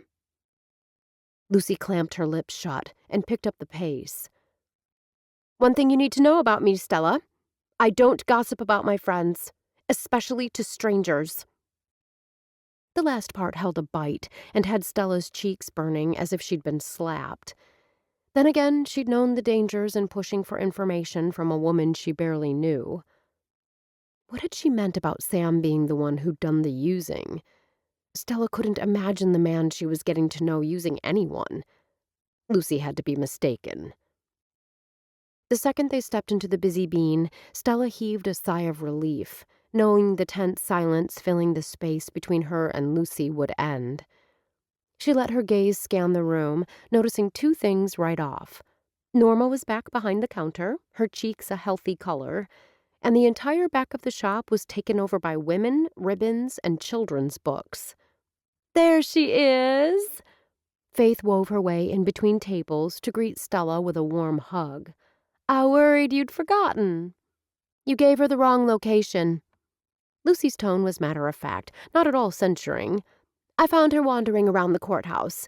She'd likely still be there if I hadn't seen her." Stella shot Lucy a look, as Faith made a sound of distress. "Oh, I'm so sorry, Stella. I didn't mean—" "No worries at all. I hadn't even gotten inside when I saw Lucy and she told me the meeting was here." Stella offered Faith a reassuring smile. It was no big deal.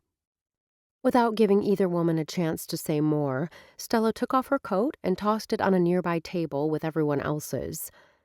"I see ribbon and books and a huge glass jar with money inside. Tell me what's going on so I can be part of the fun." Lucy opened her mouth, but Faith gestured to the group. "We are the Lit in Lattes book club. There is also another book discussion club that has been active for over 40 years, the Holly Pointe Bookies. As many of their members are elderly, the bookies don't meet over the winter months."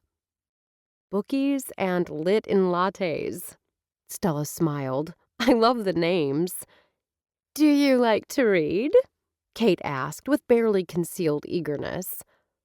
"I adore books. There's very little that compares to getting lost in a story. Unfortunately, once I graduated from college and went to work, there wasn't a lot of time." Faith and Kate exchanged a pointed glance. "If you end up staying in Holly Pointe, I think you'll find the lifestyle here is more relaxed and conducive to being in clubs. You may rediscover that joy of reading." Kate's words had Faith nodding in agreement. "If that happens, we'd love to have you join us," Kate said. "Mel is planning on joining us once her mother is back on her feet. She desperately wanted to come today, but the new cook flaked out, so she's working at the diner today." "I don't know if—" Stella began, then realized she wasn't sure how to properly end the sentence. "I don't know if I'm going to stay. I don't know if you'll still want me once you read the article. I don't know what to do with my life, and I'm confused." "Think about it." Faith placed a hand on her arm, and those soft brown eyes behind cherry-red eyeglasses met Stella's. "The offer remains open. There's no expiration date." "I'll keep it in mind." Stella picked up a roll of candy-striped ribbon and gestured wide with one arm. "My inquiring mind wants to know what you're doing with all this stuff." "The money in the glass jar is for donations to buy even more books." Lucy stepped forward and took control of the conversation. "Our goal is to provide every first grader in Holly Pointe with 3 books for Christmas. We have a couple of fundraisers during the year, and the community is very generous. Our December meeting is always dedicated to putting an assortment of 3 books together, then tying them with a pretty ribbon," Faith added. "The rest of the year, it's about reading and discussing books. We see it as our club's mission to provide lifelong learning for our members, as well as a place to build social connections." Lucy offered Stella the first authentic smile she'd seen since they'd run into each other by the courthouse. "Not only do we share and discuss ideas regarding the book of the month, the meeting affords us a way to stay connected." "And enjoy yummy lattes and scones," Krista Ankrum said, slipping off her cashmere coat and adding it to a pile. Then the former model handed Lucy a shopping bag filled with books. "Dustin and I heard you were short of books this year, and we wanted to help out." The warmth in Krista's voice when she said her husband's name had Stella's ears perking up. "That's so kind of you." Lucy took the bag from Krista and set it on a nearby table. "I didn't think you were going to be able to make it. Wasn't today when you and Dustin were speaking with the television producers?" "It was." Krista brushed a lock of hair back from her striking face, the large diamond on her left hand catching the light and sending rainbows of color scattering. "Our meeting got rescheduled. Jim, that's the producer, had a family emergency." "Your family is so precious," Faith said with heartfelt sincerity. "I can't imagine that the producer will find anyone better than you and Dustin and the boys." "Oh, Jim is certain we're the right couple." Krista gave a little laugh. "It's me who isn't convinced. Opening our home life to cameras is a big step. What does Dustin think? Faith asked, her brows pulled together in concern. He was all for it, initially, and he's still more on board than me. But we've had a lot of discussions these past few weeks, some of them heated. Krista stopped abruptly, then smiled radiantly. That's not important. What's important is getting these books wrapped for the children. Lucy, Stella quickly discovered, had a vision and was determined to stay the course to bring it to completion. Each 3-book package had to hold a variety of books that would appeal to any young reader. They couldn't all be about cars or dinosaurs or princesses. There had to be a variety in each pack. Stella took pictures as Lucy instructed newer members in how to tie a perfect bow. When Norma came over with a tray of lattes and festive Christmas cups and plates of colorfully decorated sugar cookies, Stella got it all on camera, including the tears that filled Norma's eyes when everyone applauded. Kenny remained behind the counter, tending to customers and directing them to the large glass jar in the back of the room for donations.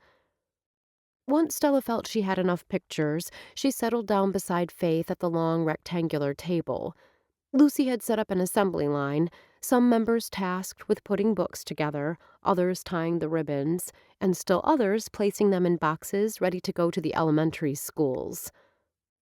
I assume I'll see you at the movie marathon tonight?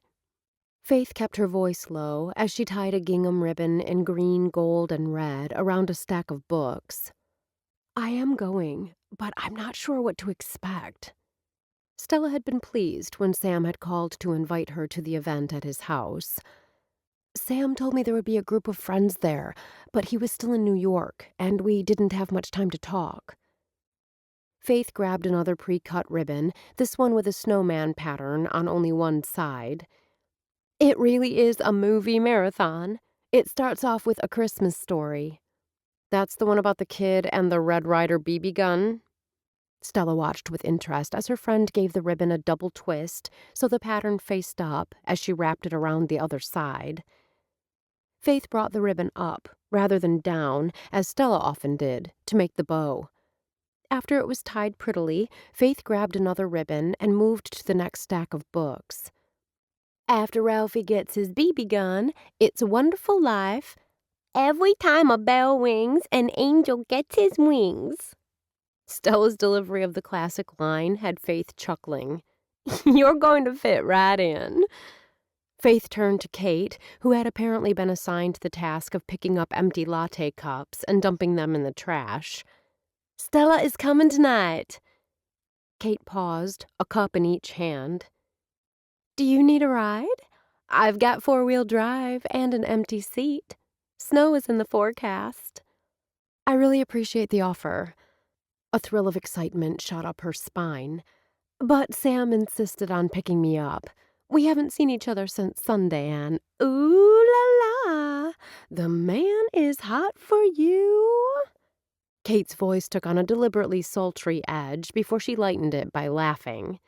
Is he also going to give you a ride home? I suppose he is. Now that she thought about it, Stella couldn't recall him mentioning the drive home. I hate the thought of him having to drive me all the way home, then turn around and go all the way back. I'm sure he won't mind. I bet he wants the alone time with you. Faith's soft voice held a dreamy edge. Completely understandable, considering how long he's been away. It's only been 5 days, Stella demurred. While 5 days wasn't long in the grand scheme of things, it had felt like an eternity. Stella couldn't recall the last time she'd missed a guy, but she missed Sam. If you end up needing a ride home, we can easily make room for you, Kate said. Who all is riding with you? Stella asked. Faith, Mel, and me, Lucy said. Now, less chatting. We need to be out of here in 20 minutes. Stella thought of Kate's SUV. It was more of a mini SUV. While perfect for 4, 3 in the back would be crowded. The thought of being thigh to thigh with Lucy in the back seat wasn't at all appealing. She hoped having Sam drive her home wouldn't be too much of an imposition. Chapter 17. Stella was glad Sam had picked her up early and brought her to his place, not only because she wanted to help him get ready for the party, but because she'd never been to his farm, and there was much to see. My mother loves to cook, so she put in some commercial-grade appliances when this was their home. Even a non-gourmet cook such as Stella could appreciate the double ovens, gas range, and humongous refrigerator, not to mention the miles of counter space as well as the center island. Somehow the kitchen managed to look both modern and inviting. She ran her hand along the granite countertop. It's beautiful. Yes, you are. Sam's arm stole around her from behind, and he nuzzled her neck. I missed you, Stella. The sentiment brought a smile to her lips as she turned in Sam's arms to gaze up at him. On the drive to his house, they'd updated each other on their week. While he appeared truly interested in her daily routine, and she'd been fascinated by the events he'd attended with his parents, it had struck her as very impersonal. Which was ridiculous. What had she expected him to do? Fling his arms around her and profess undying devotion? Well, okay, a tiny part of her had at least hoped for an I missed you kiss. Of course, if that was really her hope, she shouldn't have told him she'd be waiting at the coffee shop, where a dozen eyes would be on them. They were alone now, and she was in his arms.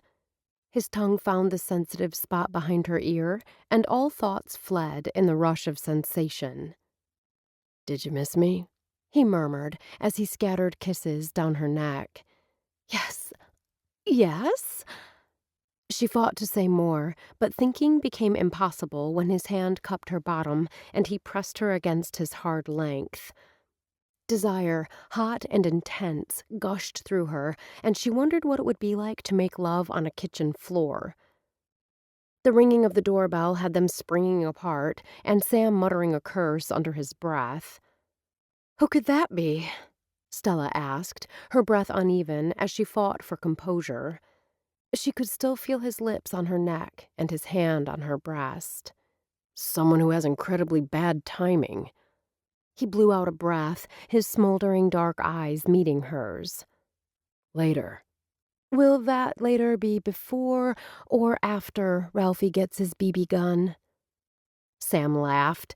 His irritation with the early guest appeared forgotten as he slung an arm companionably around her shoulder. After both the BB gun and the angel getting his wings.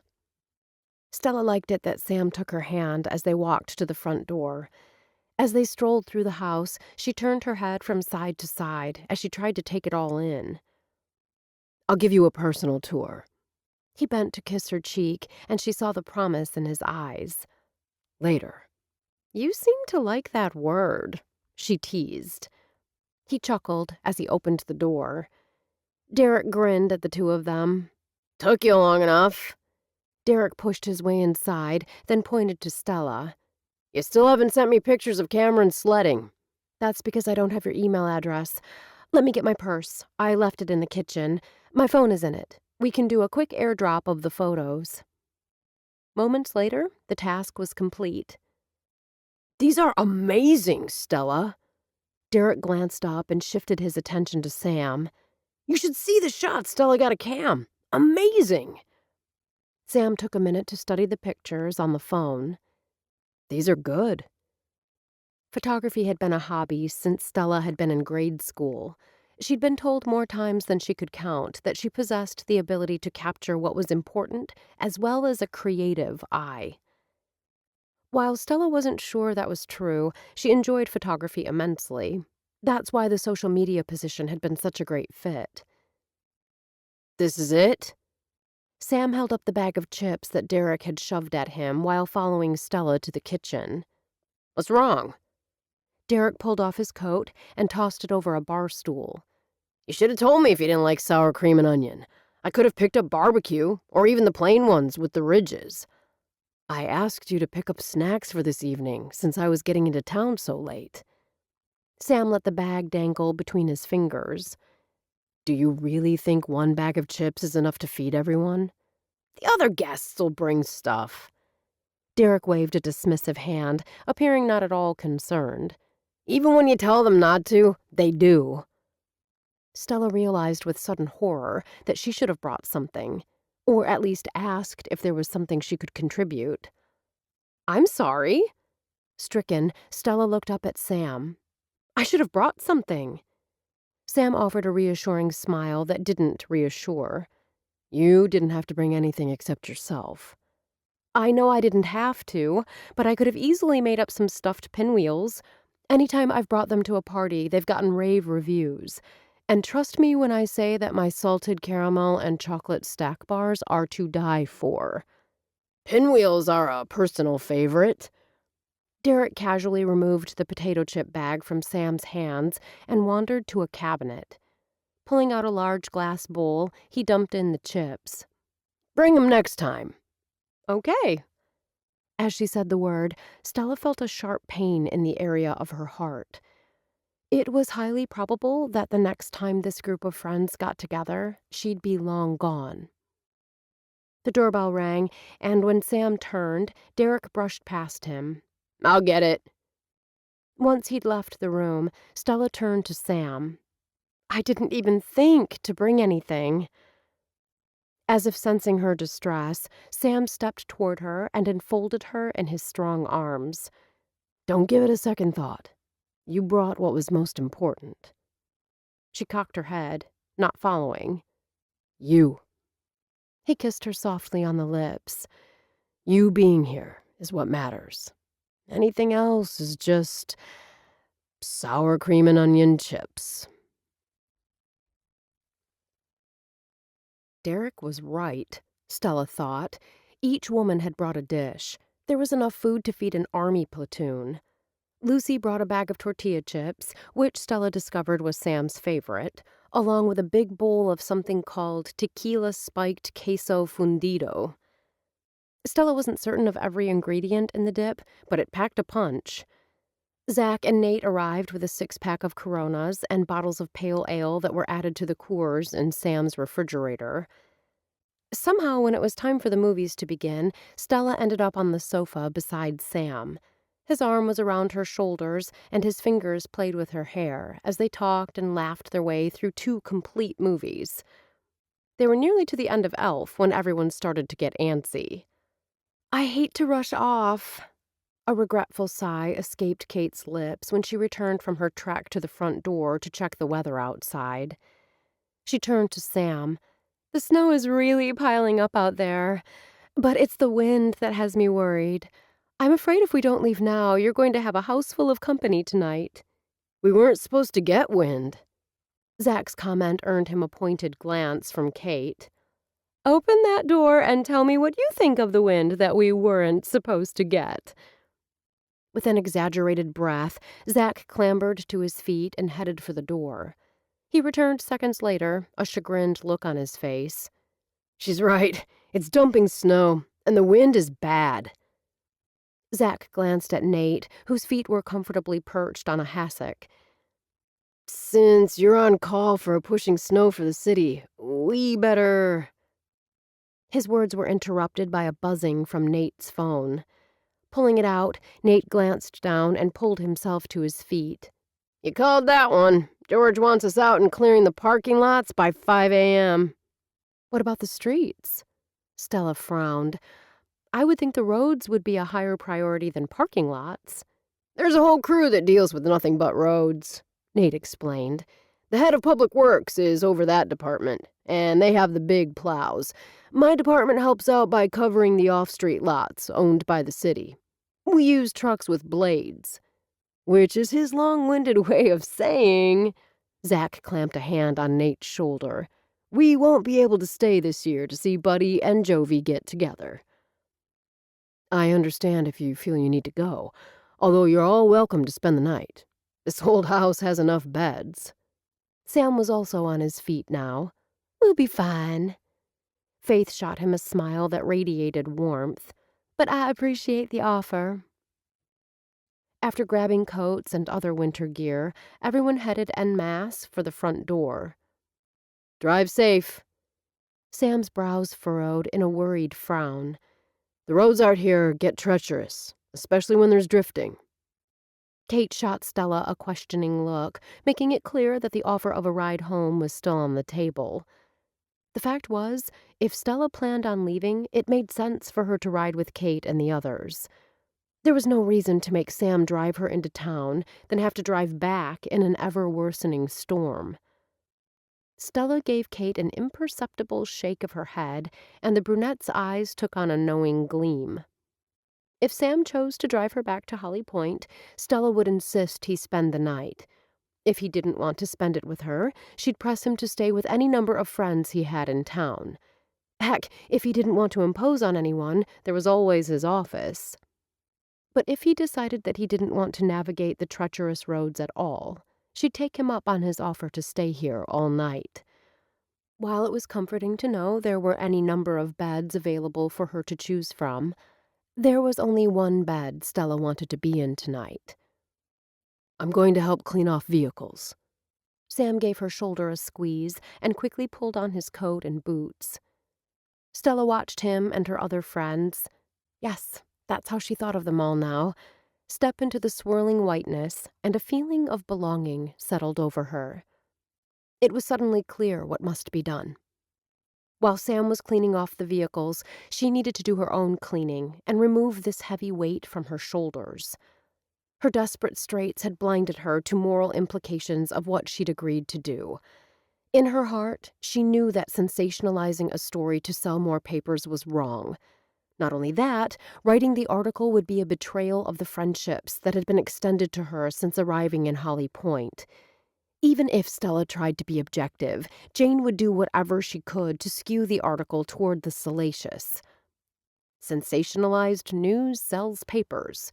That was Jane's mantra, and it was why Stella decided she didn't want to work for her. Not on this project, not ever. Stella picked up her phone and sent Jane a quick text, pulling out of the project and promising to repay the money Jane had advanced her as soon as possible. Once the message was sent, Stella shut off her phone. She didn't want to hear back from Jane tonight. Tonight was all about following the path that was right for her, a path it felt as if her entire life had been leading her toward. Stella wanted to get a job and stay in Holly Pointe. She wanted to have lunch with friends and talk about books over lattes. If Sam told her he wanted her to sleep in one of his many beds, that's where she would sleep. But she hoped he would want her in his bed with him. Because now that her assignment no longer stood between them, Stella was ready to open her arms and her heart fully to Sam, to see where it might lead. While Sam braved the wild and wintry outdoors, Stella sat and finished the movie. She loved a happy ending, and the conclusion to Elf left her with a smile on her face. Then Stella turned her attention to cleaning up the living room. In the pantry, she found some lovely storage containers, no doubt left over from his mother, and put what little food hadn't been devoured into containers, then popped them in the refrigerator. The chips had disappeared with lightning speed, leaving nothing behind but empty sacks. Once the living room was back in order, Stella hand-washed the bowls and pans that the heartier food had come in. She was drying the last bowl when the door leading from the garage opened, and Sam tromped into the mudroom adjacent to the kitchen. "You look like a snowman." She lifted her hands, one still holding the tea towel, wanting to help, but not knowing how. His hood was up, and he'd tied a scarf around the lower part of his face, leaving only the eyes uncovered. Snow and ice covered his coat and the insulated rubber boots that went to his knees.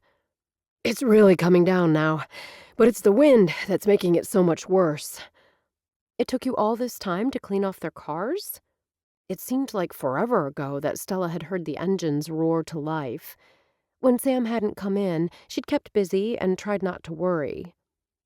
I made sure the horses had everything they needed. Despite the scarf, his cheeks were reddened from the cold. After pulling off the gloves, he pushed back the hood and removed the stocking cap, revealing hair standing in dark, spiky tufts. The coat came off before Sam moved on to the rubber boots. He heaved a sigh when the second boot hit the floor. Ah, I'm glad that's done. I don't want to go out in that weather any time soon. Stella felt a tingle of excitement. Does that mean you won't be taking me back to Holly Pointe tonight? His fingers stilled on the boots he was moving to the side. He looked up at her. Do you want to go home tonight? Not particularly. She smiled, feeling cheerful. I'd much rather stay here and spend time with you. Good. His lips lifted in a slow smile. In one of your many bedrooms. The smile faded, then reappeared. That's okay. There's a lot to choose from. Unless you're the sharing type.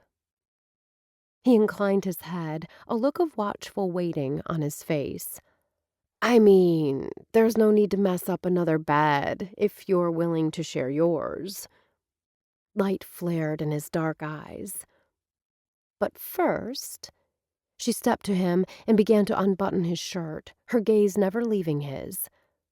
I think a hot shower would feel awfully good to someone who just spent the last 45 minutes in a snowstorm.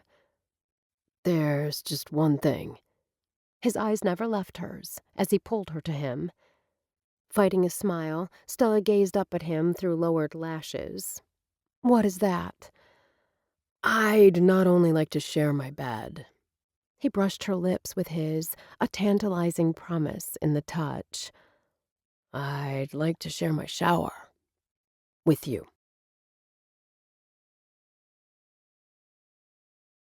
Chapter 18. The time spent in the shower with Sam was a delicious appetizer that Stella thought had completely quenched her hunger, until the shower ended and they moved to his bed. A bed that was as big and massive as the man himself.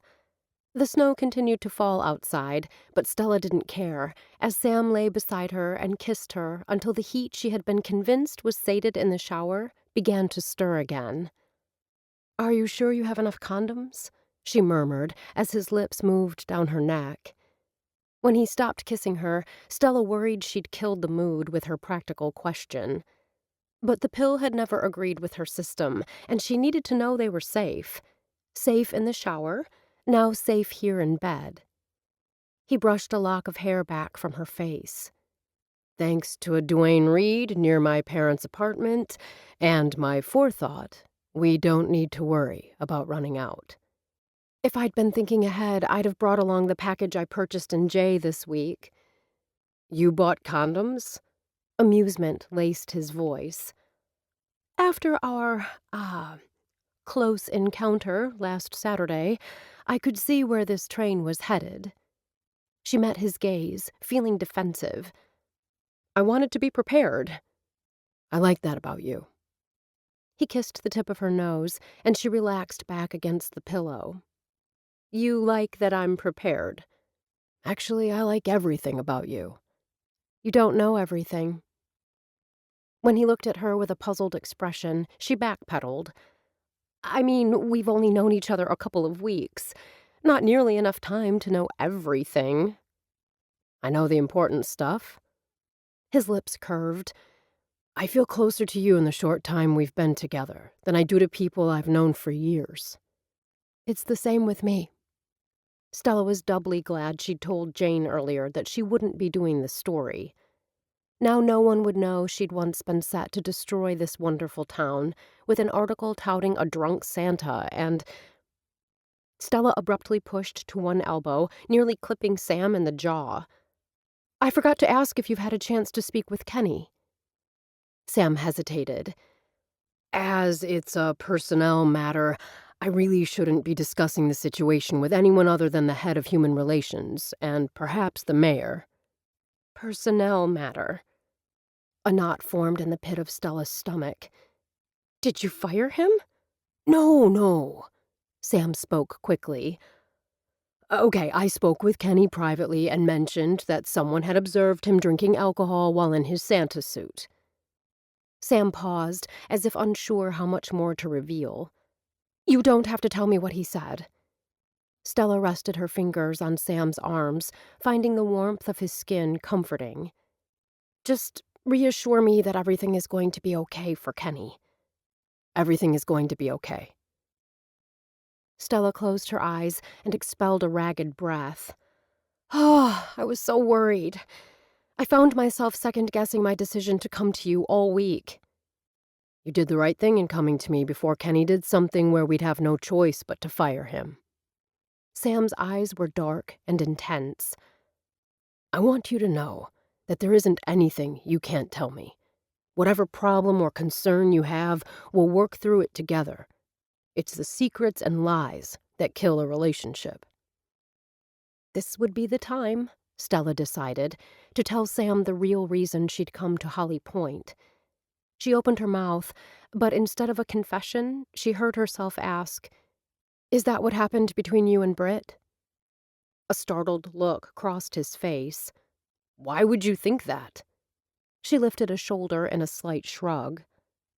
Britt is a wonderful woman, smart and charming and extremely talented. Stella wished she'd kept her mouth shut, and wished he'd kept his shut, too. She couldn't imagine anything could be worse than lying naked in bed next to a guy and listening to him praise his ex-girlfriend. If she's so wonderful, why did the two of you break up? She heard the peevish note to her voice and was sure he had as well. Great, now she sounded super sensitive and insecure. The connection I was talking about a few minutes ago, the one I felt almost instantly with you, was never there. Never? Stella shot him a skeptical look. You dated her for nearly 2 years. We dated long distance for much of that time. He reached over and pulled Stella to him as if needing the closeness. Stella loved how they fit so perfectly together. For all Britt's wonderful qualities, something was missing in our relationship. Did you think she was using you to get to your parents? Once again, Stella wondered when her mouth had become detached from her brain. He jerked back. Where did you get that idea? There were lots of articles hinting at that, especially when your parents cast her in their new play. They cast her in the lead role because she was the perfect choice. There was a determined gleam in his eyes. She did not use me, and I didn't use her.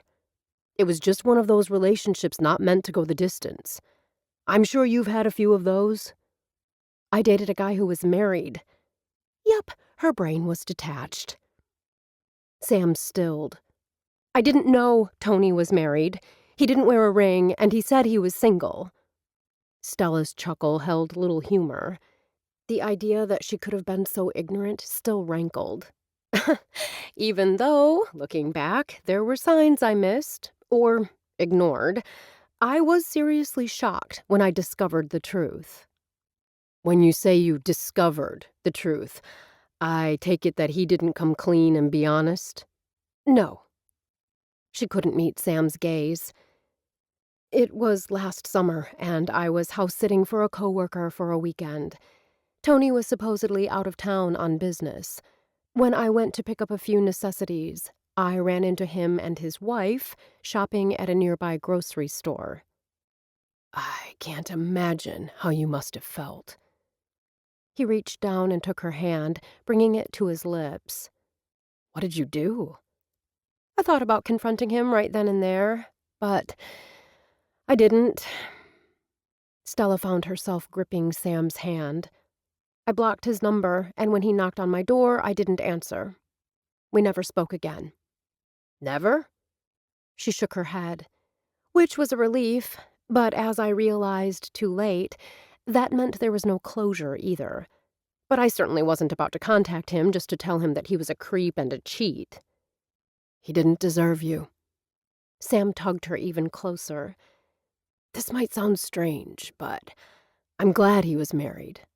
Why? So I'd have first-hand knowledge of what it's like to play the fool? Because otherwise you might not have come to Holly Pointe and wouldn't be here now with me. She really did need to tell him the truth about her road to Vermont. This seemed the perfect opening.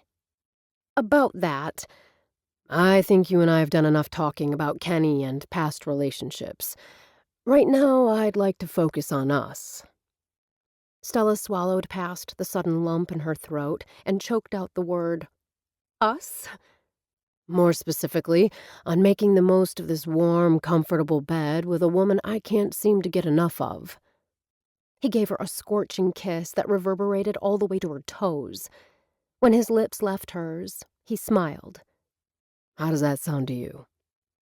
She blinked and tried to corral her scrambled thoughts. What was the question again? His laugh was full and robust and had everything inside her yearning. For him and for a life that now seemed within her reach. Is it any wonder I'm crazy about you? As their mouths found each other's once again, Stella found herself mentally replacing the words crazy about with falling in love. Because that's what she was doing. As strange as it sounded, after only 2 weeks, she was falling in love with Sam Johnson. The snow finally quit falling in the morning, and the plows came through midday, clearing drifts that were over her head. By the time the plows moved on down the road, Sam had already tended to the horses and cleared the lane leading to the road. He'd asked her to stay, but Stella knew that as the city administrator of a town with a snow emergency in effect, there were duties demanding his attention, especially with another round of snow forecast for late tonight. You have no idea how difficult it is for me to leave you here. Sam kissed her softly on the lips, lingering for several heartbeats. You have duties to attend to, and so do I. Instead of stepping away or turning to open the door, Stella kept her arms around his neck. You can hear the hum of conversation and laughter all the way up here, which means the busy bean is hopping. Kenny and Norma will need my help. Probably, he agreed as his gaze searched her eyes. I wanted more time alone with you. I'm not going anywhere. She found herself wishing she could add forever, but she knew that would be presumptuous. Their relationship was new, and these were early days. While she'd learned that sleeping with someone wasn't a promise of forever, neither could she deny the connection. If you need a place to bunk tonight, Stella said as she slipped her fingers into his hair. Mi casa es su casa. If I didn't have the horses, I'd take you up on it. The regret in his voice matched the look in his eyes. If we get the amount forecast, along with the wind, the roads will likely blow shut again tonight. I strongly suggest you hang around home. If the roads get that bad, I want you to knock on my door so I can return the hospitality you extended to me last night. He tugged her closer, a grin broadening his mouth. Is that what you call it? Stella couldn't help laughing, but quickly sobered. I'm serious, Sam. If it looks like you won't be able to make it home, I want you to stay here. This worrying about someone else was new to her, and Stella didn't like the image of Sam's truck in a ditch, covered in a foot of snow. She gave his hair a yank. Hey, what was that for? I want you to keep yourself safe.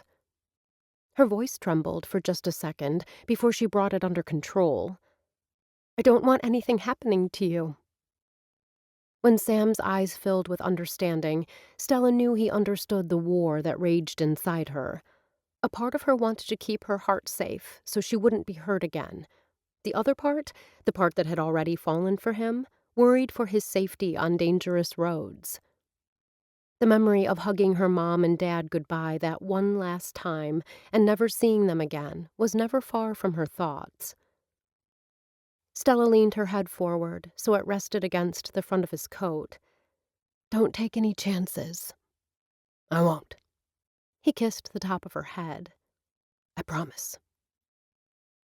Stella listened to the sound of his boots on the creaky steps. When she couldn't hear him anymore, she unlocked her door and stepped inside. She glanced around the small, cozy space as if seeing it for the first time. Had it really been less than 24 hours since she'd walked out the door and down the steps to meet Sam? It felt as if a lifetime had passed. This afternoon, she felt lighter and more at peace than she had in years. Perhaps it was because she no longer had Jane's assignment resting like a heavy weight on her shoulders. Stella may have sent the text, but she knew she hadn't heard the last from Jane. She unwound the scarf from her neck, slipped off her coat and hat, and dropped to the sofa. Only then did she pull out her phone. Of course, she had new texts and new emails. Not just from Jane, but from her new friends, wanting to know whether she'd made it home safely. Guilt had her answering those texts first, apologizing and assuring everyone she was safely back in Holly Pointe and in her apartment. Then she set out to read Jane's increasingly vitriolic communications. In one of the last ones, Jane cited wording in the contract that Stella had signed and threatened legal action if she didn't turn in the article. Thankfully, because of the serious reservations she'd had going into this project, Stella had carefully reviewed the contract.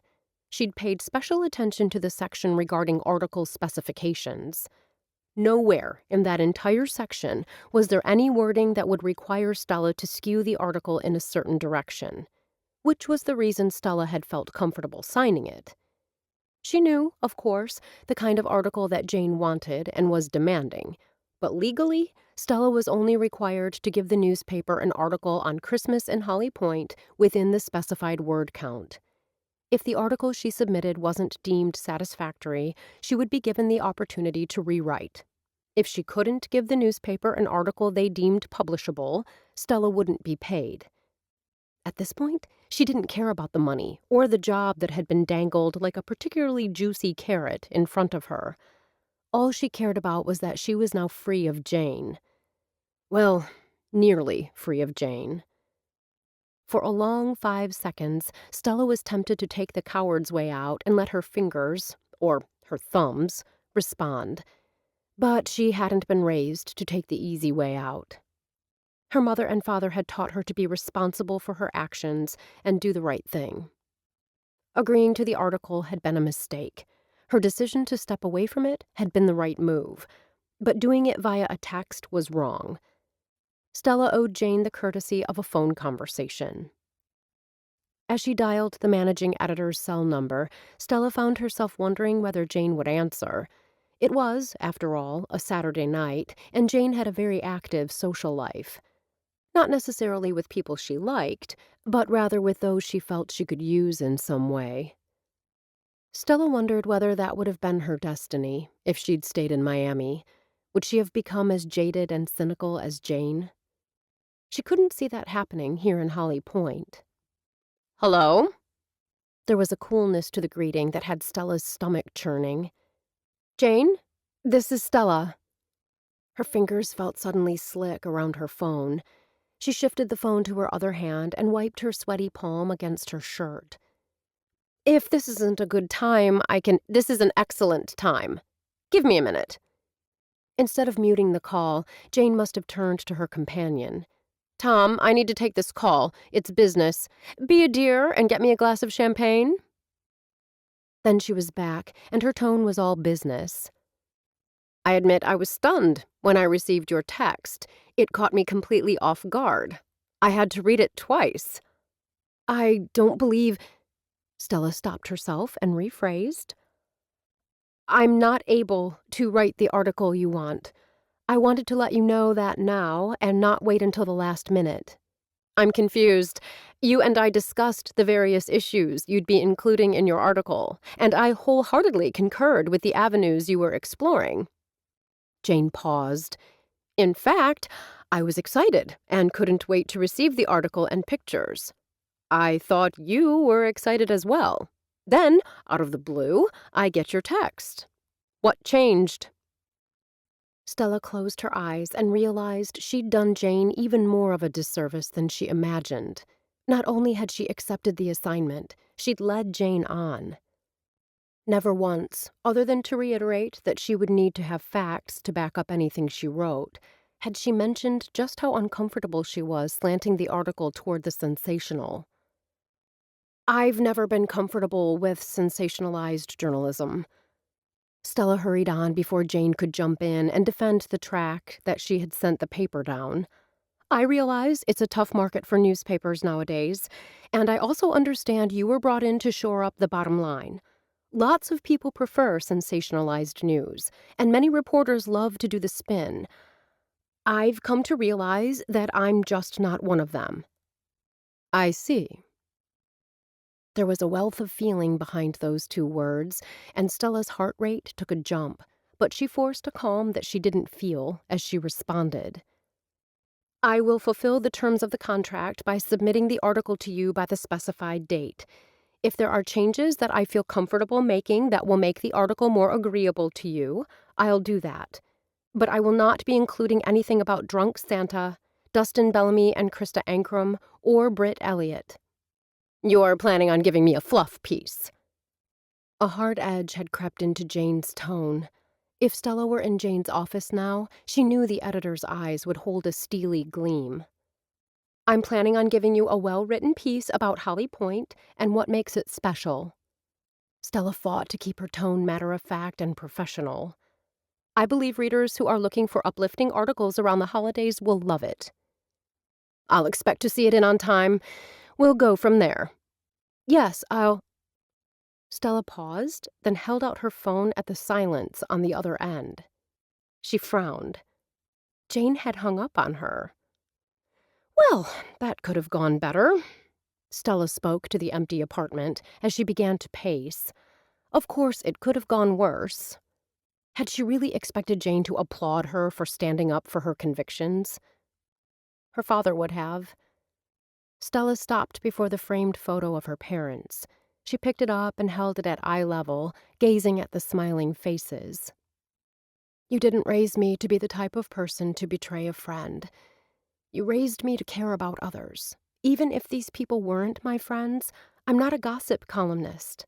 I went into journalism to bring the truth to light, to make the world a better place. For one crazy second, Stella swore she saw her father nod.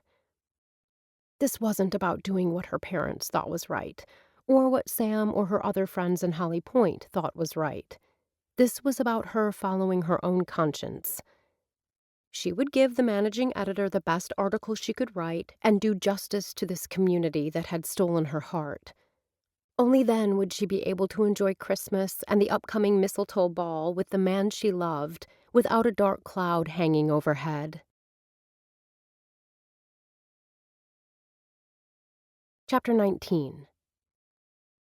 The knock at her door an hour later had Stella's gaze jerking away from her computer screen. She'd started and restarted the article on Holly Pointe, but couldn't seem to get the feel she was after. Shutting her laptop, she hurried to the door. She was about to open it without looking, then chided herself. Despite the fact that this was Holly Pointe, where people left car keys dangling from vehicle ignitions and house keys under the front doormat, she'd lived in a big city. Caution was always a good thing. Stella glanced through the peephole, and her heart leaped.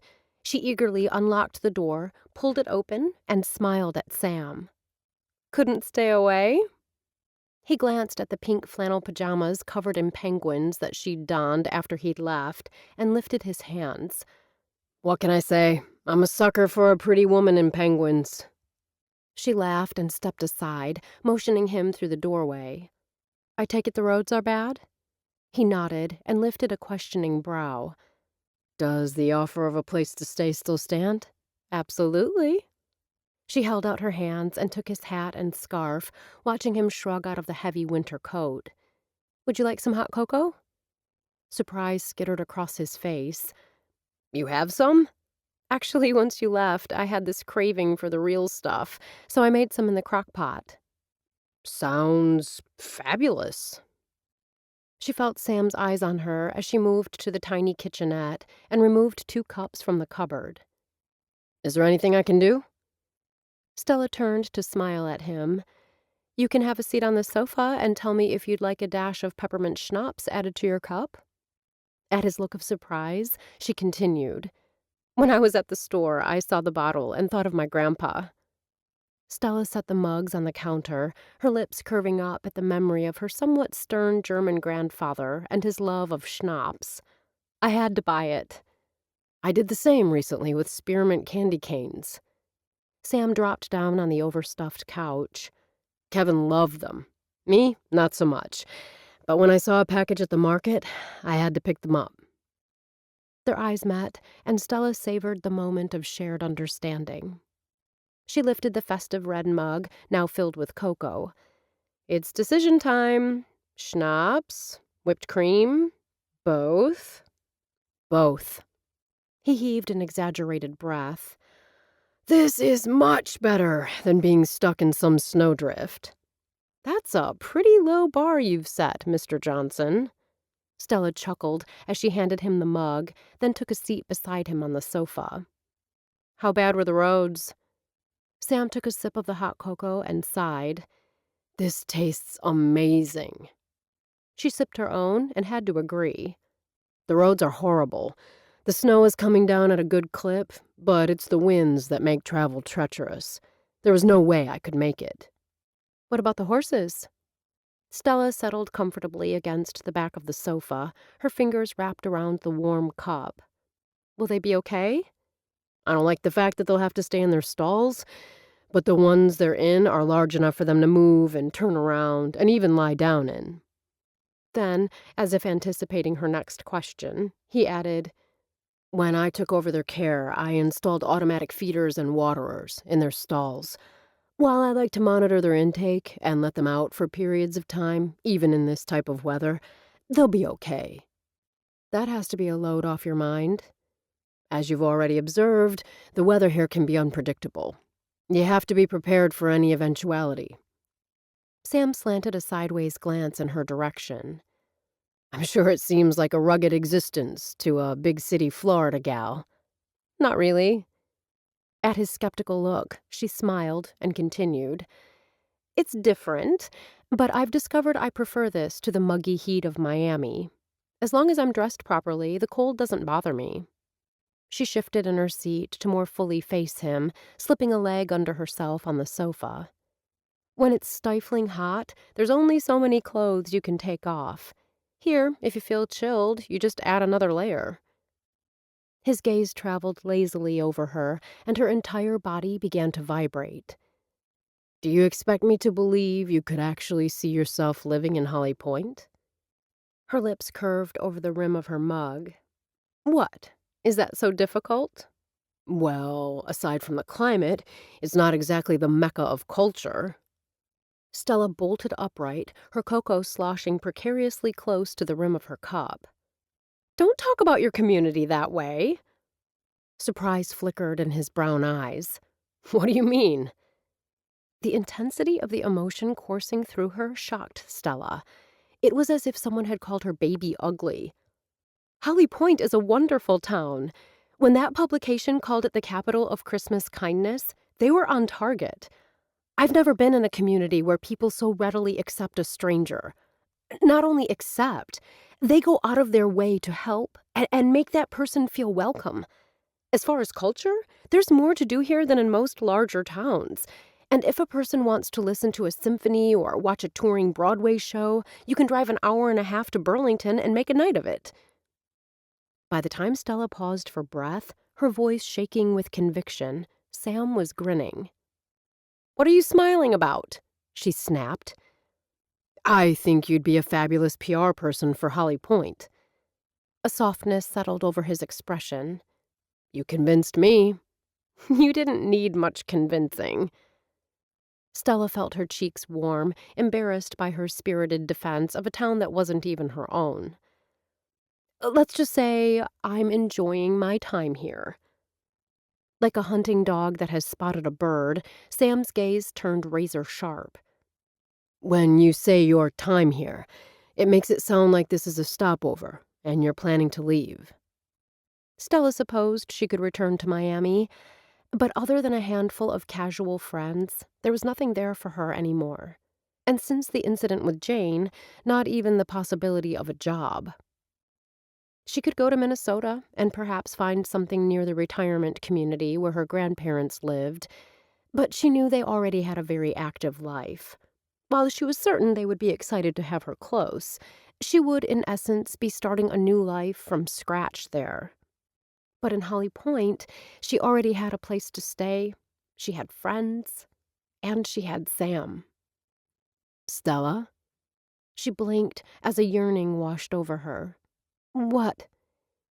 "You didn't answer my question. Are you planning to leave?" "At this moment, I don't have any plans one way or the other." She smiled.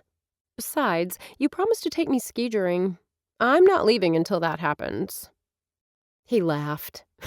"Then I can tell you right now, a ski-joring date is off the table." The next week was one of the happiest of Stella's life. In addition to covering various holiday events, she filled in at the Busy Bean and helped Mel when she was short-staffed at Rosie's Diner. On Thursday, she spent a whole day helping Faith prepare signs she'd sold for mailing. When Stella called Tasha to wish her a Merry Christmas, her friend couldn't understand why Stella was working so many hours for no pay. Try as she might, Stella couldn't make her Miami friend understand that in Holly Pointe, she'd rediscovered the spirit of giving that her parents had instilled in her.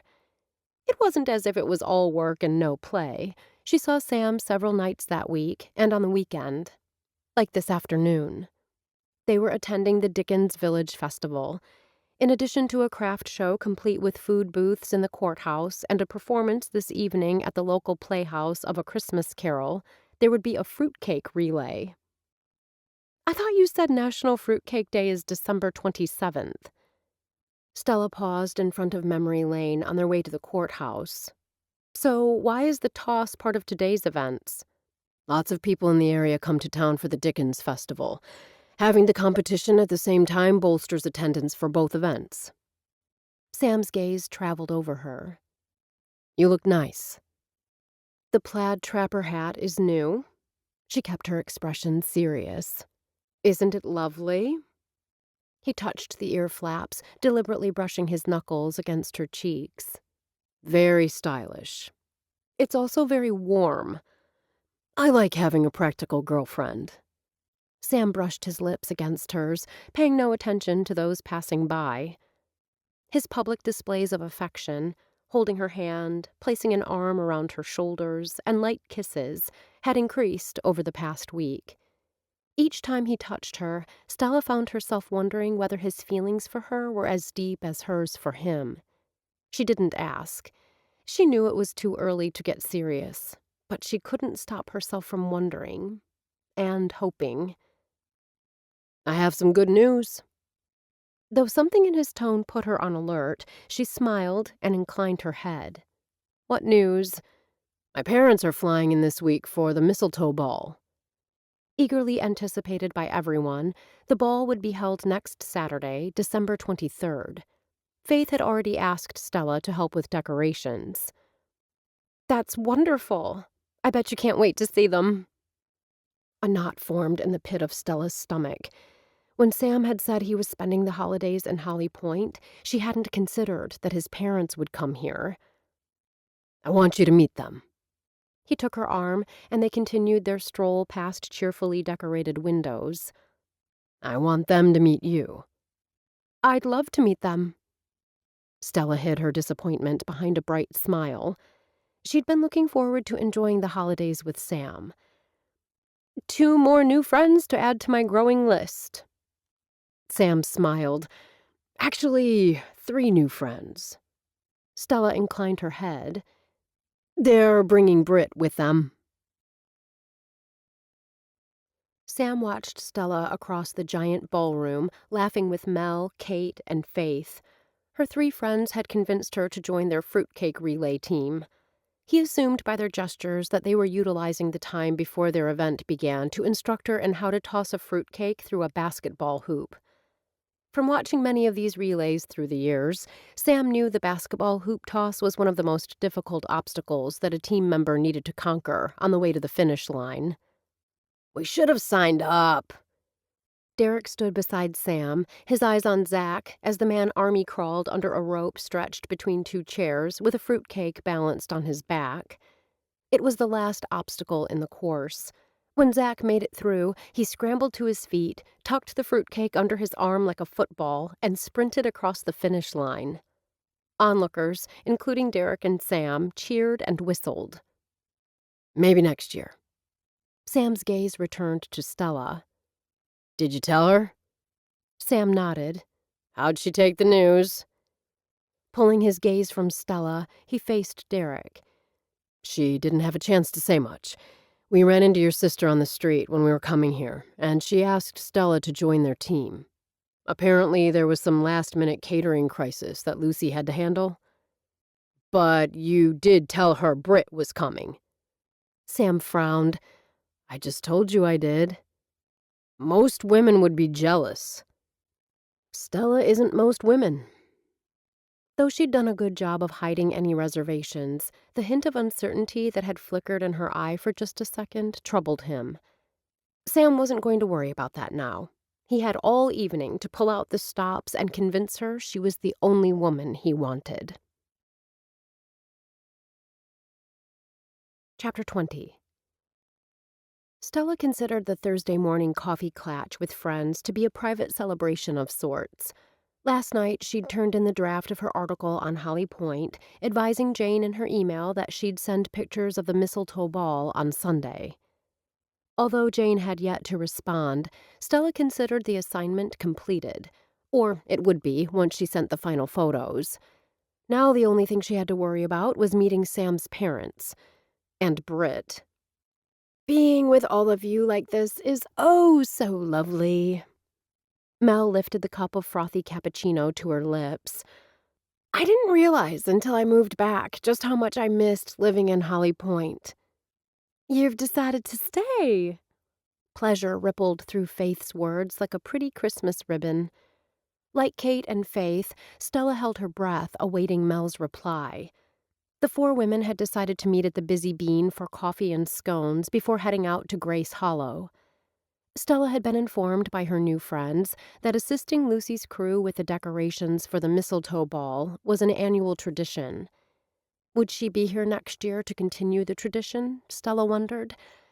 She hoped so. I am going to stay, Mel announced. I'm so glad. Faith reached across the table and gave Mel's freckled hand a squeeze. Yay! Kate lifted her cup of plain black coffee in a mock salute. I totally get it, Stella heard herself say, then flushed as 3 pairs of eyes shifted to her. Ah, another fan of this wonderful community. Kate spoke in a teasing tone, but Stella saw the spark of pleasure in her eyes. Are you going to stay too? Mel asked with an eagerness that she didn't bother to conceal. If Sam has anything to say about it, she will. Kate shot Stella a wink. Faith only gazed at Stella, her eyes warm and accepting of whatever decision Stella had reached. I'd like to stay. Taking another bite of the delicious blueberry scone proved to be a mistake. The light and buttery quick bread turned to dust in her mouth as she thought of Britt. She gulped her coffee, then cleared her throat. I'm just not sure yet. Is your hesitation because of Britt? Sympathy skittered across Mel's face. Derek told me she and Sam's parents got into town late last night. Stella started to say no, but then stopped herself. When she'd gotten up the courage to tell Jane that she wouldn't be skewing the article, Stella had made a vow to be as honest as possible going forward. Resting her hands on the table in front of her, Stella searched for the right words. When Kate opened her mouth to speak, Stella held up one of her hands. I love it here. I can see myself making a home in Holly Pointe, building a life here. The women's eyes never left her face. They remained silent, giving her time to say whatever she wanted to say without interruption. In the accepting silence, she felt surrounded by their love. It was difficult to believe that it had been less than a month since she'd arrived in Holly Pointe, not knowing a soul. She recalled how she'd watched with envy as the 3 sat at a nearby table, laughing and talking. Now she was part of this wonderful group. She glanced briefly at the counter and saw Norma snap Kenny with a tea towel. And part of this caring community. The capital of Christmas kindness. Stella turned back to her friends. I hope that things work out between me and Sam. I really care for him. Total honesty, Stella reminded herself. The truth is, I love Sam. She'd said the words to herself, acknowledged them in her own mind, but had never voiced her feelings to anyone. Until now. Oh, Stella. Faith's expression turned dreamy. That's wonderful. Maybe. Stella couldn't stop the sigh. You're worried about Britt. Kate's direct gaze met hers. What does Sam say? Not to worry? That I'm the one he's with, the one he wants to be with? Stella slumped back against her chair. But he was with her for nearly 2 years. That's a long time. I was with someone in Burlington for 3. Mel expelled a shaky breath. There were times I convinced myself that we were meant to be together. Deep down, I knew it wasn't meant to be. It's probably like that between Sam and Britt. Stella nodded, recalling what Sam had told her about never having a deep connection with the Broadway star. Possibly. I just don't want to get hurt. After my parents died, I promised I wouldn't care about anyone that deeply ever again. If you don't love, you don't hurt, Mel said, almost to herself. If you don't love, you miss out on the best life has to offer. Faith spoke in a soft, firm tone. Love makes life worth living. Stella wondered whether that saying was from a sign, then chided herself. There was no one more sincere than Faith. Is the thought of staying in Holly Pointe but not being with Sam what's troubling you? Kate, the most analytical of the 3, appeared to be trying to get to the bottom line. Stella considered, then shrugged. It would be difficult for me to be here and see him every day but not be in his life. Maybe, Mel conceded in a tone that was surprisingly matter-of-fact. But right now you are with him. And if the time comes and you do eventually part ways, it seems like you could decide then. Baffled, Stella stared. Decide what? If the town and the friends you've made are enough to keep you here. Mel met her gaze. I can tell you I'd be very sad if you left. And I wouldn't be the only one. Each time I look at these barns, I'm amazed all over again that such a small community has this fabulous space. Britt Elliott, looking stylish in all black, tilted her head to gaze up at the massive barn that was Holly Pointe's premier venue.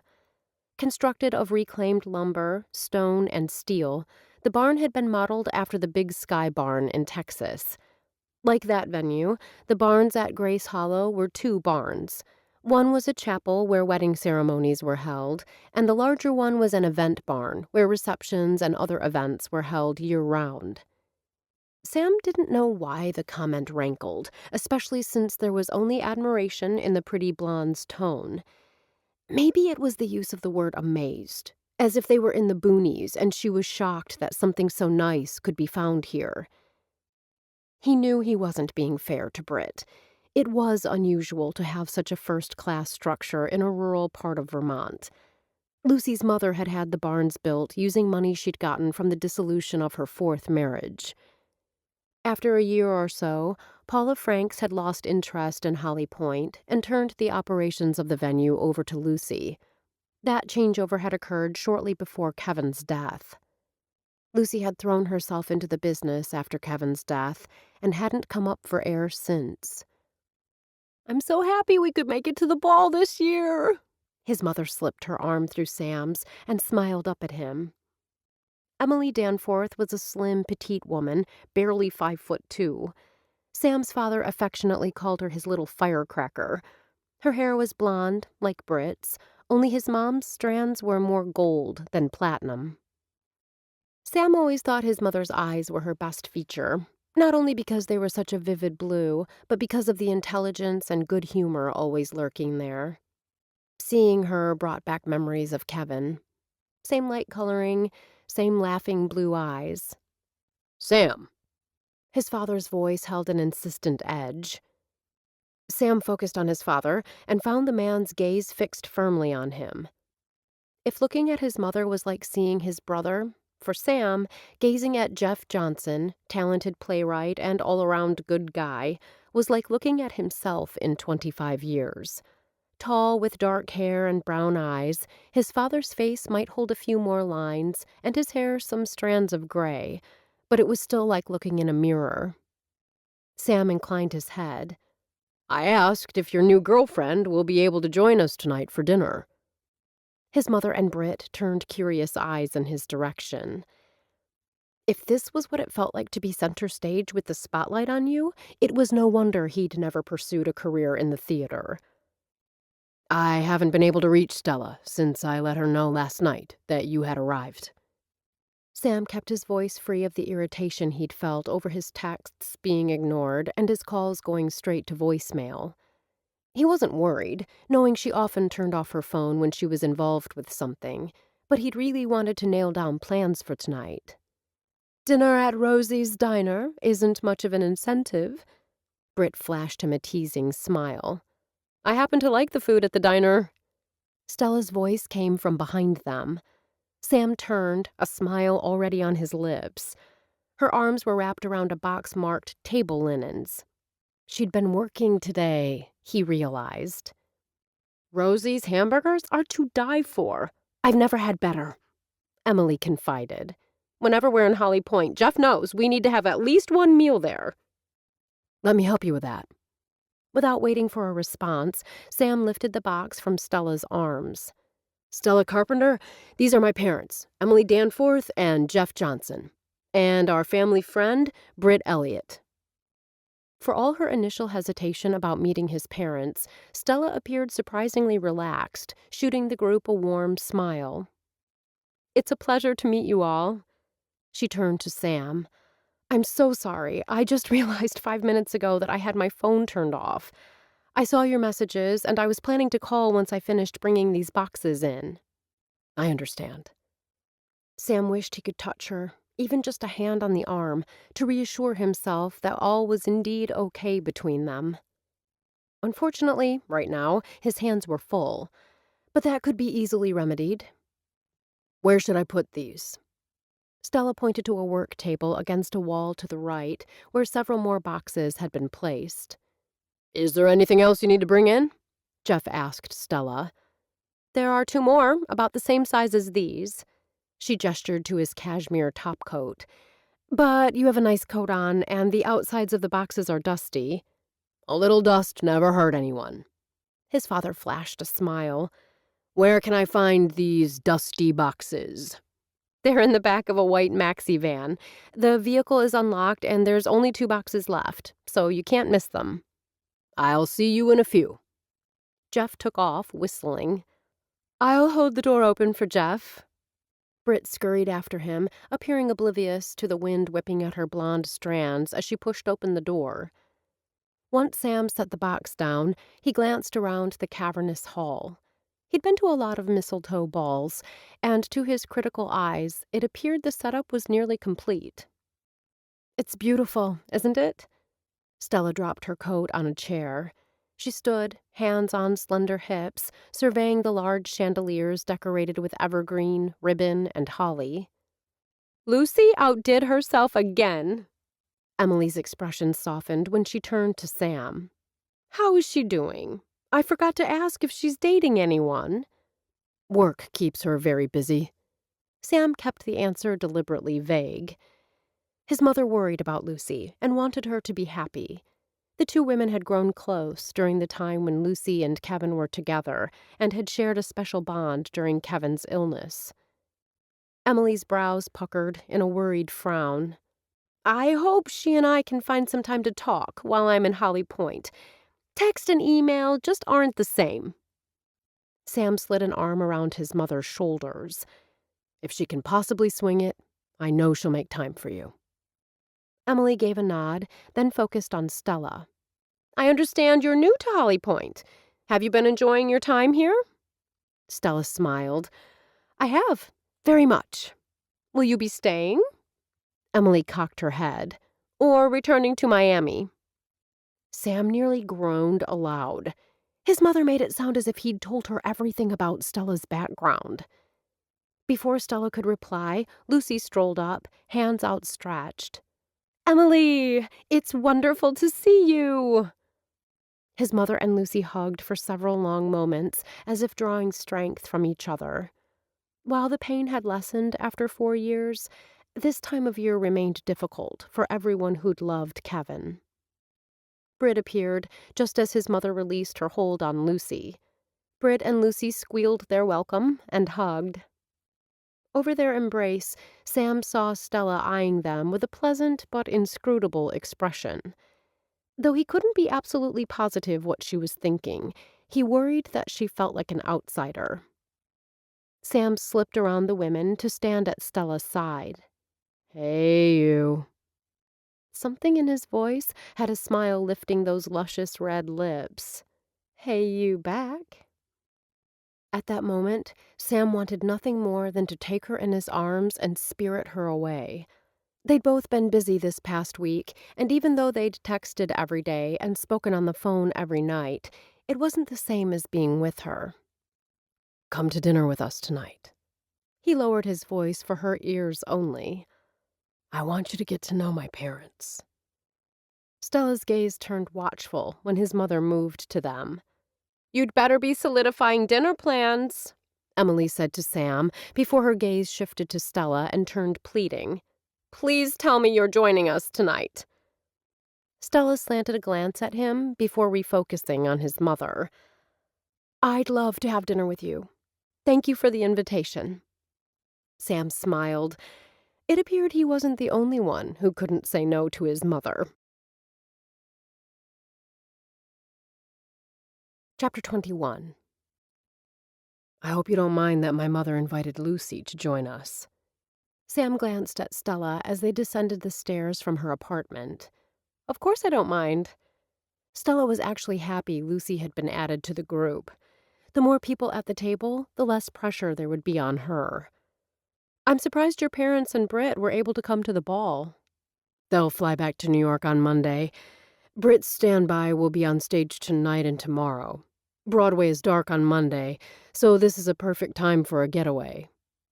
"They'll be here for Christmas?" "Not this year." He shrugged. "They have an early flight out of Burlington, so they're staying the night there and flying out first thing Christmas morning. I'm just glad they could come for the ball. Besides, I was hoping you and I would spend Christmas together. Unless you have other plans." They'd reached the bottom of the stairs. Stella paused and turned to face him. "I'd love to spend the holidays with you." Though they had spent some time kissing in her apartment before heading out to meet his parents, he pulled her to him again. "Spending time with you is the only Christmas gift I want." She laughed. "Oh, I guess that means I can take back your present." There had been a sign at Faith's shop that had caught her eye. The words had spoken to her, and she had the feeling they would also speak to Sam. Or at least she hoped they would. "Don't you dare." His arm was around her as they slipped through the busy Bean, then crossed the street. "Let me ask you something really quick," she said when they reached the door to Rosie's diner. "Do you think your parents or Britt would mind if I took a couple of pictures tonight? If not, that's fine, but they are town celebrities." "I don't think they'd mind. Just ask them, to be sure." "Okay." Taking a steadying breath, Stella stepped inside. They were the last of the group to arrive.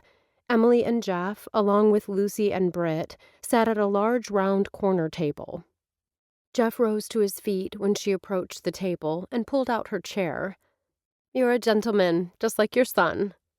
Stella offered him a smile of thanks and took a seat as conversation at the table resumed. The women were talking about some hilarious incident that had happened in the past. As if realizing that the discussion left Stella totally in the dark, Britt paused and gave Stella a brief synopsis of what they were discussing. "It was a Tony after-party at the Plaza. Kevin couldn't have cared less about the directors and stars in attendance.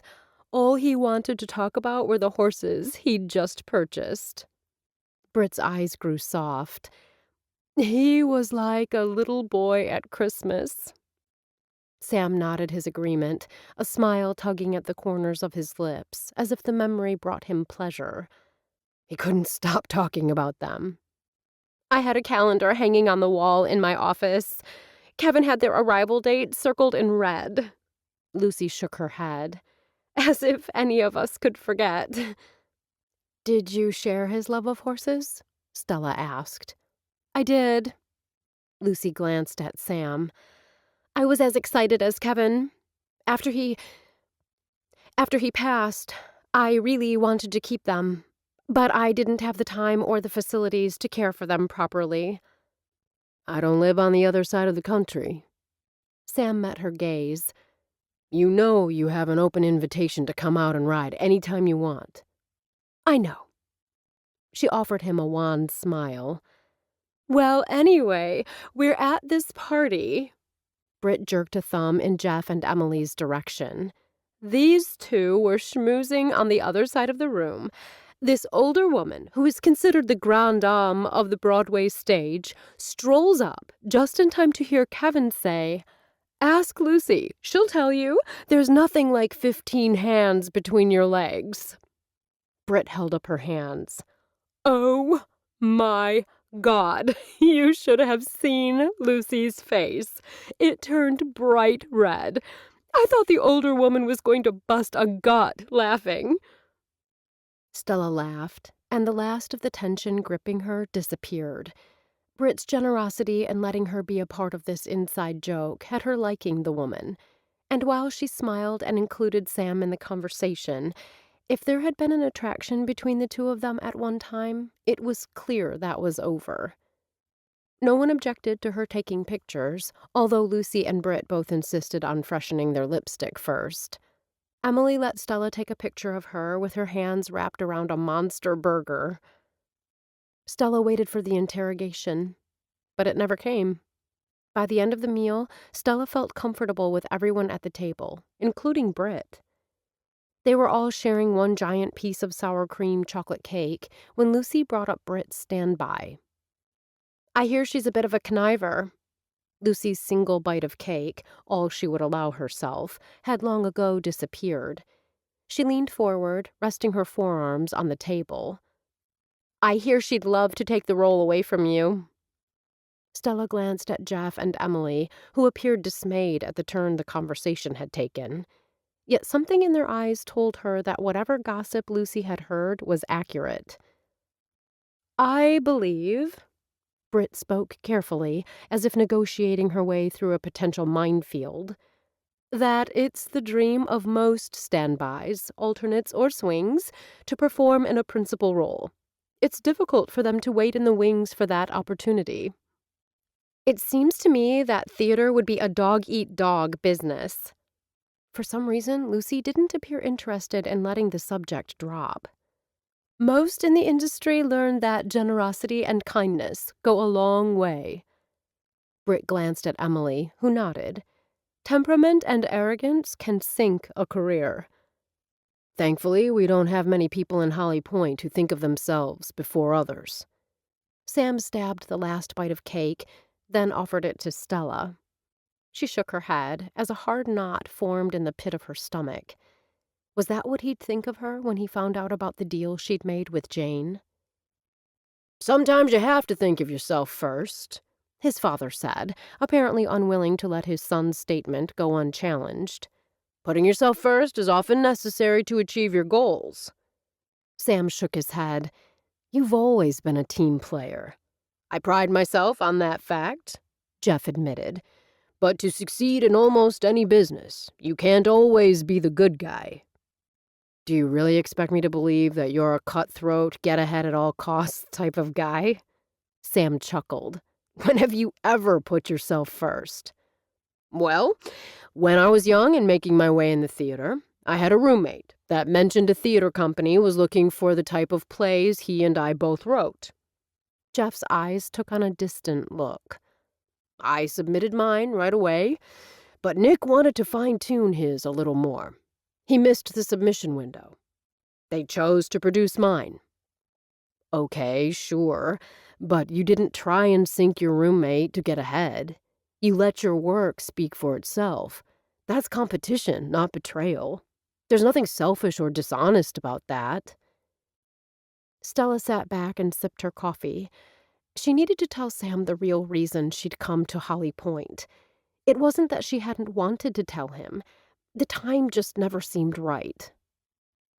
Stella glanced at him as he countered one of his father's points with an example of his own. Sam caught her looking, shot her a wink, then went back to the discussion. Tonight. She would tell him tonight. She only hoped he would understand and forgive her. There was no opportunity to speak with Sam alone. Once the dinner ended, Sam's parents and Britt were eager to get back to the farm. They'd been up late at some function the night before and were clearly exhausted. Sam asked Stella to come to the farm with them, even offered to drive her all the way home, but she begged off. His parents didn't get back to Holly Pointe as often as he'd like, and she wanted them to have as much time together as possible. Besides, she would be spending tomorrow evening with Sam at the Mistletoe ball. She reassured herself that there would be lots of opportunities for them to talk. Unlocking the door to her apartment, Stella dropped down to the sofa, relieved that the evening was over. The evening hadn't been uncomfortable. She liked Sam's parents, liked them a lot. She was glad for the fact, because she knew they and Sam were close. Idly, she scrolled through the messages on her phone. Jane Myers. There was an attachment to the email. She read the email first. Stella, the article you submitted is not acceptable. It is bland and boring. Santa, as well as Dustin and Krista, are only given passing mentions. Britt Elliott is not even mentioned. I'm very disappointed in this submission. I know you can do better. Please send me the article we previously discussed by 9 a.m. tomorrow. Jane. Stella frowned, her gaze riveted to two words, bland and boring. While the article she'd submitted to Jane might not have a tabloid slant, it had a wonderful, heartwarming feel that Stella was sure would resonate with readers. With all the strife and turmoil in the political arena lately, people were looking for stories that reaffirmed their faith in man's goodness. With her lips pressed tightly together, Stella opened the article. Jane had slashed through it with a red pen, writing things like, "Where's drunk Santa?" and "I don't care about kids sledding." Stella clicked out of the attachment without reading all the comments and responded to the email. Dear Ms. Myers, the article I submitted is factual and complete. My initial questions regarding Kenny and the state of the Bellamy-Ancrum marriage were proven to be mere speculation. That is why there is no mention of drunkenness or marital discord. In terms of Britt Elliott, the possibility that she was using Sam Johnson to obtain a role on Broadway was also proven false. I have fulfilled the terms of my contract. I will not be submitting an article filled with falsehoods and innuendos. Sincerely, Stella Carpenter. Hitting send had Stella expelling a breath and slumping against the back of the sofa. It was done. Over. The contract with Jane had been fulfilled. Stella knew Jane well enough to know that she wouldn't be hearing from the managing editor again. Finally, blessedly, she was free to move on with her life. She only hoped that her speculation that Sam would play a big part of this new journey would prove to be true. Stella glanced up from the table she was wiping when Kenny crossed the room to her. The onslaught of customers had finally died down. "Stella, honey, you need to get ready for the Mistletoe ball." Kenny's kind eyes brimmed with gratitude. "I can't tell you how much I appreciated your help. If Norma had worked all day, I don't think she'd have the energy to attend the ball with me tonight." "It was my pleasure." Kenny pointed to the back of the shop. "Go upstairs now. Make yourself even prettier than you already are for your young man." Stella hesitated. "Are you sure you don't need me? I have plenty of time to get ready." Kenny lifted the damp cloth from her hands. "I'm positive." "Okay, then." Stella surprised herself and him by leaning over and brushing her lips against his cheek. "You're a wonderful husband. I hope when I marry that I find someone half as wonderful as you." "Sam's a good man," she heard him call out as she strolled to the back of the shop. Stella kept walking, even as her lips curved into a smile. Kenny was right. She'd been planning to spend the day with Sam and his parents, but when she'd hurried down the steps this morning and seen Norma so pale and unsteady behind the counter, she'd called Sam. He'd understood the need for a change in plans. But tonight was all her and Sam. They would dance with the scent of evergreens surrounding them to a band that had been brought in from Burlington. They would drink champagne and laugh and talk with friends. Sam would call her beautiful, and she would feel beautiful when his eyes caressed her. He'd already told his parents that he was taking her home after the dance. They wouldn't be expecting him back before morning. Excitement surged as Stella dressed for the Mistletoe ball. She washed and curled her hair. Sam liked it loose, so instead of pulling it up or twisting it into a knot, she left it hanging to her shoulders. A couple of glittery pins added a little sparkle. The dress was a black Alexander Wang crepe gown with a thigh-high back slit. She loved the asymmetrical one-shoulder neckline in the dress she'd purchased last year after selling a magazine article. Ankle-strap heeled sandals in gold and lipstick in cherry red completed the look. Instead of the suit she'd expected, Sam wore a tux. Her gaze lingered, and then she stepped close and fingered his lapel. "You're breathtaking." His eyes never left hers. "You took the words right out of my mouth." Instead of Sam's truck, the car parked in the back lot was a sleek Mercedes sedan. She smiled as he opened the door. "2 questions. Whose car is this, and does it turn into a pumpkin at midnight?" He grinned and slipped behind the wheel. "Mine, and no." "I thought you had a truck." In the close confines of the car, she could smell the intoxicating scent of his cologne. The man smelled every bit as good as he looked. "I have a car, too. I just don't drive it much during the winter." She cocked her head. "Are you rich?" He laughed. "Would it make a difference?" "I might have bought you a different Christmas gift." She held up the black and white polka dot wrapped gift with a cherry red ribbon. At his questioning glance, she added, "I like the thought of it being under your tree." He took it from her extended hand and leaned behind to put it in the back seat. "When I see it there, I'll think of you." She gave him a cheeky smile. "That's the plan." "My parents like you," he said when he pulled onto the highway leading to the Grace Hollow barns. "I like them too." She hesitated, then added, "I like Britt, too."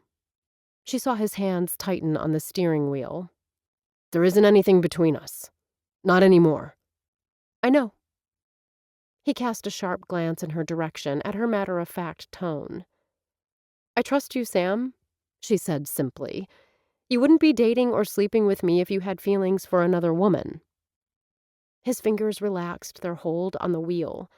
"No, I wouldn't." "I hope you know me well enough to know the kind of person I am." Stella took a deep breath. This was it, the perfect opportunity to tell him. "When I was back in Miami, I was desperate to find a job. That looks like Nate's truck." Sam swung the Mercedes behind the pickup on the side of the road. "Give me a minute." After turning on his flashers, Sam pushed his door open. Stella saw that there was a woman in the car, but only Nate got out to greet Sam. Minutes later, Nate and Adriana, one of the baristas from the Busy Bean, were in the back seat, and the 4 were on their way to the ball. "What's wrong with the truck?" Stella twisted in her seat, directing her question to the 2 in the back seat. "Flat." Nate rolled his eyes. "Second one this month. The last nail ruined the tire, so my spare is already on. I called Charlie at the garage, and he'll come as soon as he can and put on a new one. I figure I can find someone to take us back to the truck after the ball." "Thanks again, Sam, for picking us up." Adriana looked older. Maybe it was the low-cut red velvet dress or the way she'd twisted her hair into a stylish knot that made her look older. "I've never been to the ball before, and I didn't want to miss a minute." Stella couldn't hide her puzzlement. "Why is this your first time? From what I hear, everyone attends." Because of the alcohol, you have to be 21, Nate explained. Adriana wasn't old enough last year. And because it's a fundraiser, the tickets are pricey. But cost isn't an issue because I'm a gentleman. I invited her. I paid for the tickets. Stella wondered whether there was a way to make it so that more Holly Pointe citizens could afford to go in the future. She made a mental note to look into various possibilities. Adriana, visibly nervous and excited, talked nonstop the rest of the way to the barn. Then Sam pulled into the long driveway, and Adriana inhaled sharply. "Oh my goodness!" "It's gorgeous." When Stella had seen the barns, it had been during the day, but now, with the white Christmas lights strung and shining in the darkness, the sight took her breath away. There was valet parking, so Stella and Adriana didn't have to walk across the lot in their heels. After turning over his keys and a sizable tip, Sam held out his arm to her. Catch up with you later, man. Nate clapped him on the back. If you need a ride back to your truck, let me know, Sam called after him. Nate just lifted a hand, then took Adriana's arm and kept walking. Stella thought fleetingly of the missed opportunity in the car, but decided she wouldn't dwell on that now. Tomorrow was another day. By Christmas, one way or another, she would find a time to tell Sam the truth. Chapter 22. Instead of moving immediately to the dance floor, Sam showed Stella everything that made up the Mistletoe ball.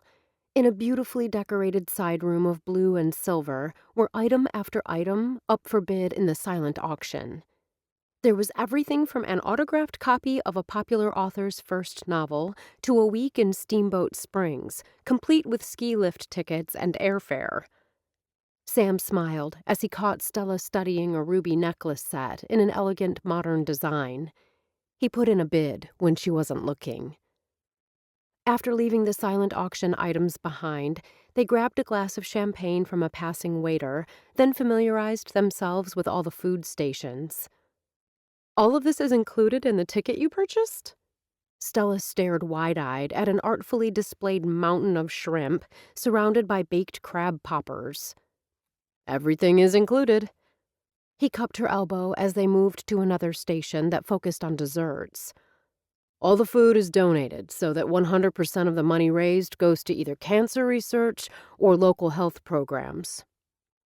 Stella reached for a chocolate cranberry cluster, but pulled her hand back before making contact. "Eat later. I want to dance first." She gazed up at him, long dark lashes framing big brown eyes. "If that's okay with you." I've been wanting to take you in my arms since the second I saw you. Sam led her out, away from the food, and toward the dance floor. I don't know what kind of perfume you're wearing, but it smells amazing.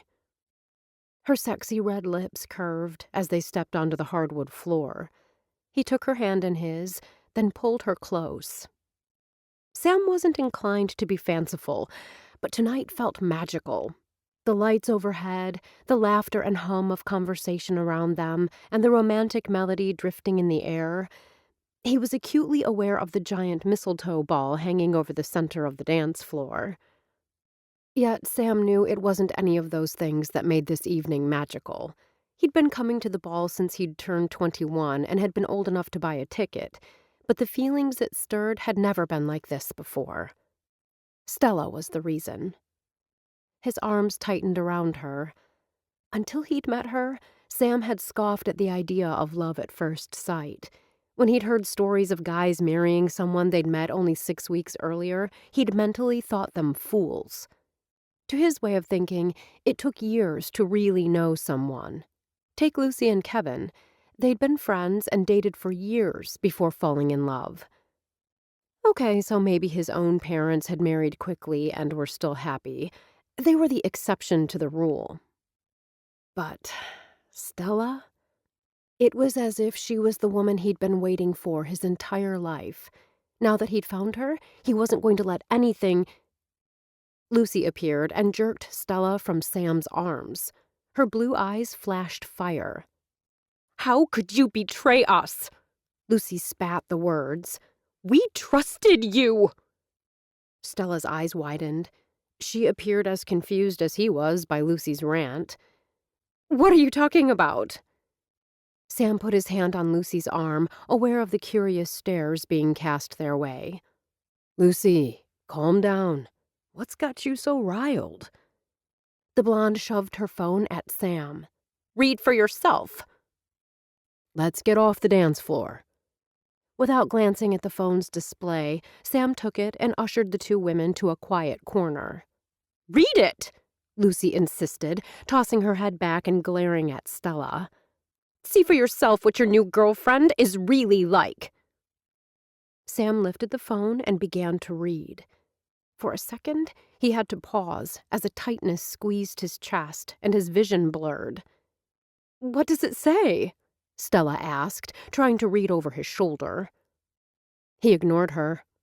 He didn't look at her. He couldn't.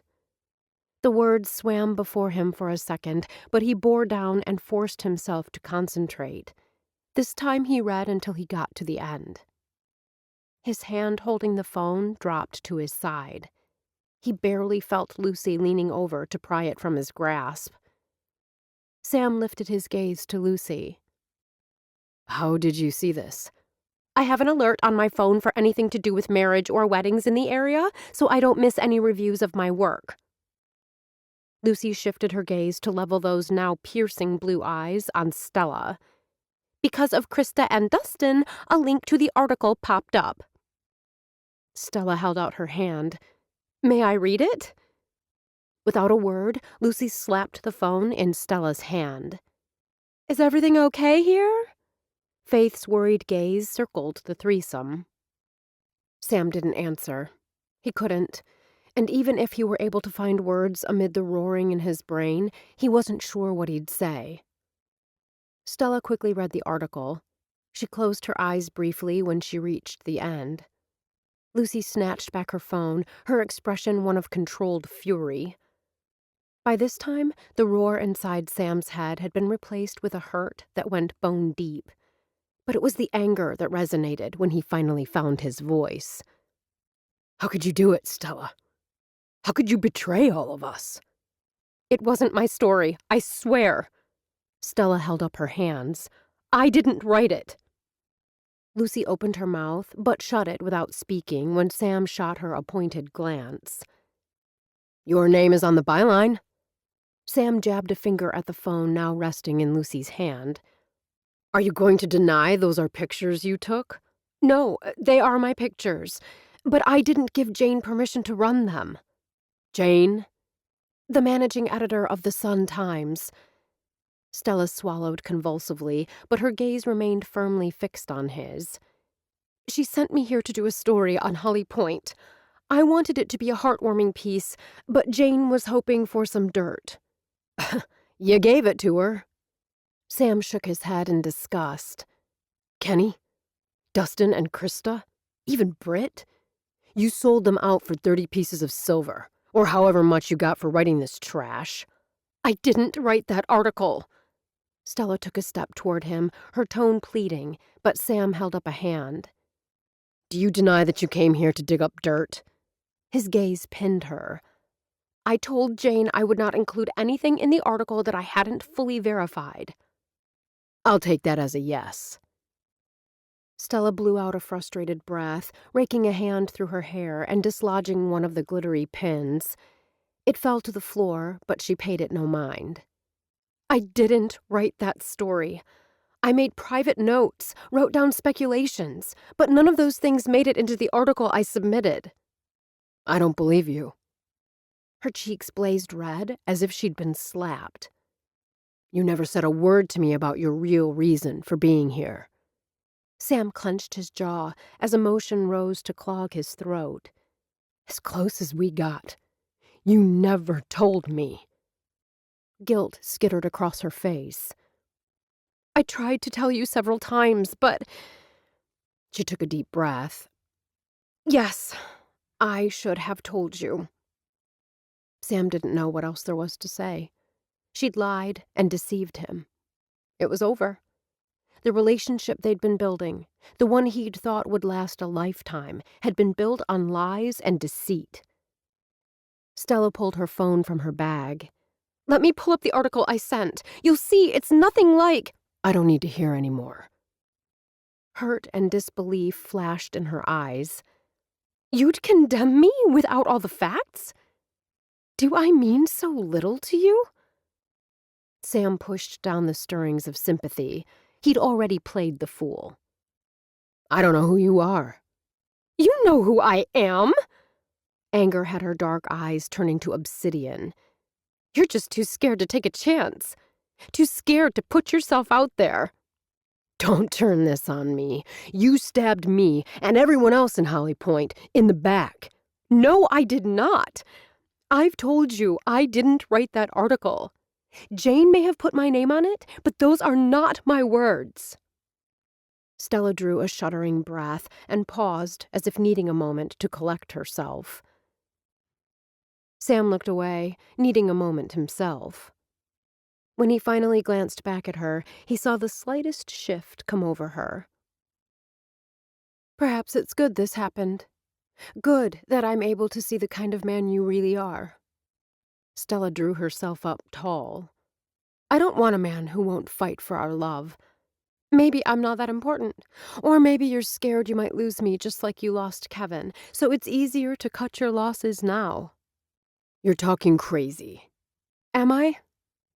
A look of profound sadness filled her eyes. You once told me there wasn't anything I couldn't tell you. Now you're not even willing to give me a chance to show you I'm innocent of betraying you and this town. Tell me, Sam, what am I supposed to think?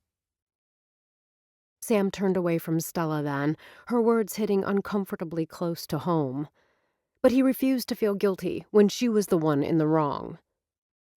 Don't worry about taking me home. Her voice, filled with sudden weariness, still cut like a knife. I'll find a ride. With those words, and her head held high, she turned and walked out of his life. It's for the best, Sam told Lucy when he caught her staring. We could have looked at the article she said she wrote. Lucy's tone held a questioning edge. Just to be sure. I had all the information I needed. No, you didn't. Lucy ignored his pointed glare. You reacted emotionally. I did the same. What would have been the harm in looking at the article she said she submitted? You love her, Sam. I saw that in your eyes last night. Why not give her the benefit of the doubt? Gather information, then make your decision. If I didn't know better, I'd think you were siding with Stella. Sam found he could barely say her name. And I've never been afraid to fight for what's important. Lucy merely continued to stare at him.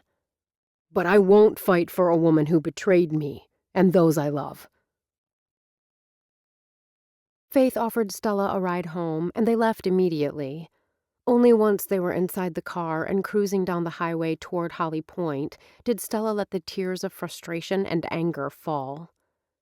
Though Faith asked for no explanation, Stella explained everything, starting with the day Jane called her into the office. I was so excited. I wanted more than anything to get back on staff. When she offered this assignment, it seemed like the answer to my prayers. Stella clasped her hands together in her lap. Since my parents' deaths, the holidays had been hard. I thought, well, this way I would be away from Miami and working. But I stressed to Jane that I wouldn't put anything in my article I hadn't fully verified. Faith slowly nodded. Were you at all concerned she might not accept an article that wasn't tabloid-esque? That was the reason that when I submitted my article and she rejected it wanting changes, I told her it was all she was getting from me. When she sent it back with her requested, Stella made air quotes, changes, I realized then, no matter what I sent, unless the truth was sensationalized, it wouldn't meet her standards. Stella frowned, thinking of the pictures of Kenny guzzling the bottle of vodka and Dustin and Krista arguing. I only wish I knew how she got the pictures and my notes. Faith slanted a glance in her direction. Did you attach them by mistake? No. Stella tapped her fingers against her leg. I was very careful what I sent. Did you upload them to a shared drive? They were stored on the newspaper's secured server, but I had the file set to private, for my eyes only. That's it. Faith softened her tone, as if sensing that Stella would be distressed. There's nothing private on a company server. Undoubtedly, you signed something when you began working for them that gave them the right to see, and likely use, anything you keyed in or uploaded. Stella froze. Not from the cold. The air inside Faith's car was toasty warm.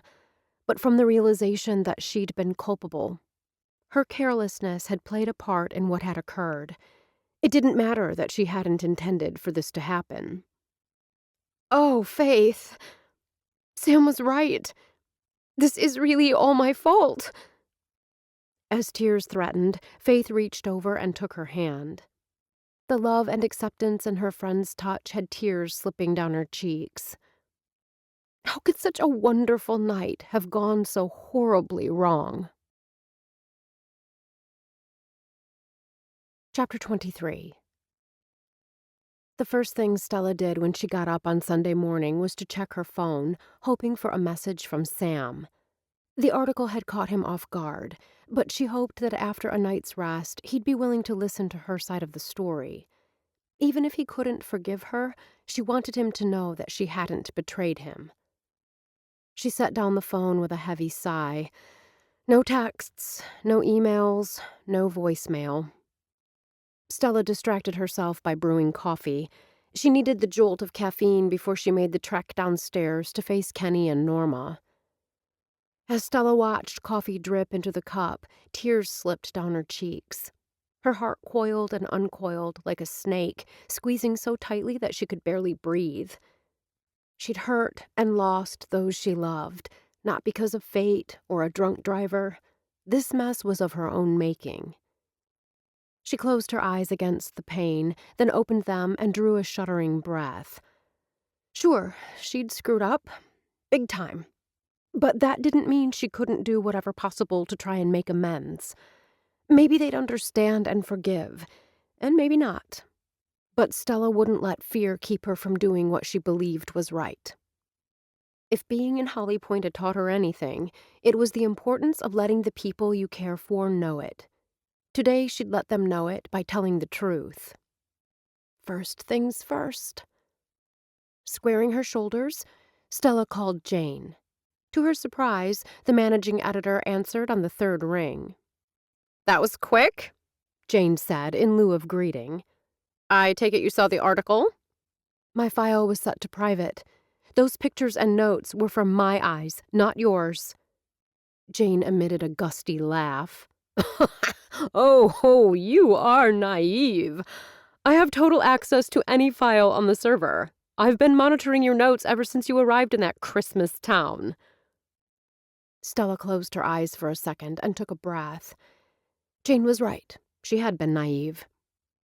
I'd determined that those suppositions were unsubstantiated, yet you published the article touting them as if they were fact. You need to print a retraction. Oh. Stella, you and I both know that isn't happening. If you don't, Stella spoke slowly and deliberately so there could be no misunderstanding, I will make sure everyone knows I didn't write the story, and check your contract. We're within our rights to publish. If you read the article carefully, you'll see that it's worded in such a way to render legal action pointless. Jane's voice held a sly edge. Ask Drunk Santa and the others if they want to keep this stirred up, or if they'd prefer to let it die a natural death. I believe you'll find they'll pick the latter. Now, I have several important matters that need my attention." The call disconnected. Stella dropped her head into her hands. Last night, when she'd told Sam she wasn't complicit, she'd lied. To herself, to Sam. She wasn't some young college student. She'd been in the newspaper business since graduating from the University of Florida. How could she have made so many mistakes? The biggest mistake was in not telling Sam the entire truth of why she was in Holly Pointe. If she had, he'd have understood that she hadn't sold out her friends, that she wouldn't. Stella pulled to her feet. She couldn't put this off any longer. She had to apologize and make amends with those she'd hurt. She would start now, with Kenny and Norma. The last thing Sam felt like doing on Sunday evening was celebrating an early Christmas with his parents and Britt. But the threesome planned to drive to Burlington tonight and fly back to New York City in the morning. Sam wished they could just skip the presents. The scene with Stella last night had left his emotions too raw and close to the surface. But this time of year continued to be difficult for his parents, and he wouldn't spoil it for them. It wasn't their fault he'd been taken in by a pretty face. The doorbell rang as they were gathering in the living room. "I'll get it." Britt jumped up. "Who could that be?" Sam asked. "Didn't I mention I invited Lucy to join us?" His mother shot him an apologetic smile. "After so many years celebrating with her, it doesn't feel like Christmas without her." Lucy came into the room, her arms filled with presents, which she placed in the pile by the tree. Then Lucy turned to Sam, holding a small burgundy sack adorned with a silver ribbon. "You won one of the silent auction bids." Lucy placed the sack on the side table, rather than under the tree. "Since I was coming over, I thought I'd bring it along." "What did you win?" Britt's eyes shone bright with curiosity. "Nothing important." Sam waved a dismissive hand, thinking of the necklace Stella had admired. He fixed his eyes on Britt. With his parents hovering, it had been impossible to catch her alone. "Do you have a minute?" "Sure, Sam." Britt offered a warm smile, and he was struck by how lovely she was, both inside and out. He would never understand why the affection he felt for her had never progressed beyond friendship. "Walk with me to the kitchen." The kitchen still carried the sweet aroma of the spiced apple cider his mother had made earlier on the stove. Britt leaned her back against the counter. "What's on your mind?"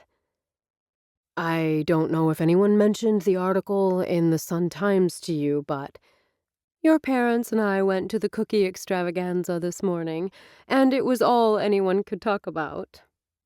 Britt narrowed her gaze. "Don't tell me you care about what's said about us. You and I know the truth. That's what matters." Sam stared, trying to make sense of her reaction. "Are you telling me having lies spread about you doesn't matter?" "Well, I'd rather they print the truth." Britt moved close and placed a hand on his arm. "Most people, the smart ones, anyway, know that kind of stuff is made up. I was surprised to see Stella's name on the byline." A muscle in Sam's jaw twitched. "I was surprised, too. She says she didn't write it, but—" "I know. That's what she told me, too." "What?" Sam narrowed his gaze. "What do you mean that's what she told you?" "I ran into her at the cookie festival." Britt paused and brought a finger to her lips. "I think she went there looking for me. She'd already visited with Kenny and with Dustin and Krista. Anyway, Stella apologized. Apparently, she'd speculated when she first arrived about our breakup, and those notes somehow made it into the final article." "You believe her?" "I do." Britt's tone was matter-of-fact. "She let me read the article, the one she actually wrote. I wasn't mentioned in this one. It was a lovely article about Christmas in Holly Pointe. Very warm and uplifting. What did you think of it? Sam shifted uncomfortably from one foot to the other. I haven't read it. Her gaze sharpened. Why not? He looked away and shrugged. Did they really have to do this? He didn't want to talk about Stella. Right now, he didn't want to even think about her. Though keeping her from his thoughts was proving impossible. I'm disappointed in you, Sam. The admonishment fired his temper on all circuits. Britt was disappointed in him? Me? I'm not the one who took advantage of friendships and the kindness of everyone in this town. Frankly, I'm surprised you'd want anything to do with Stella after what she pulled. The reason I love Holly Pointe is that people care about each other. They give each other the benefit of the doubt. They listen. They forgive. Britt touched his arm and met his gaze. I know Stella hurt you, but by being so quick to believe the worst about her, you're not really living the Holly Pointe spirit. She may have unwittingly hurt you, but by not hearing her out, you're deliberately hurting her. Sam shoved his hands into his pockets. Britt made forgiving sound so easy. It wasn't. Not for him. The article should be posted to the town's website by now. Britt smiled, her gaze never leaving his face. Check it out.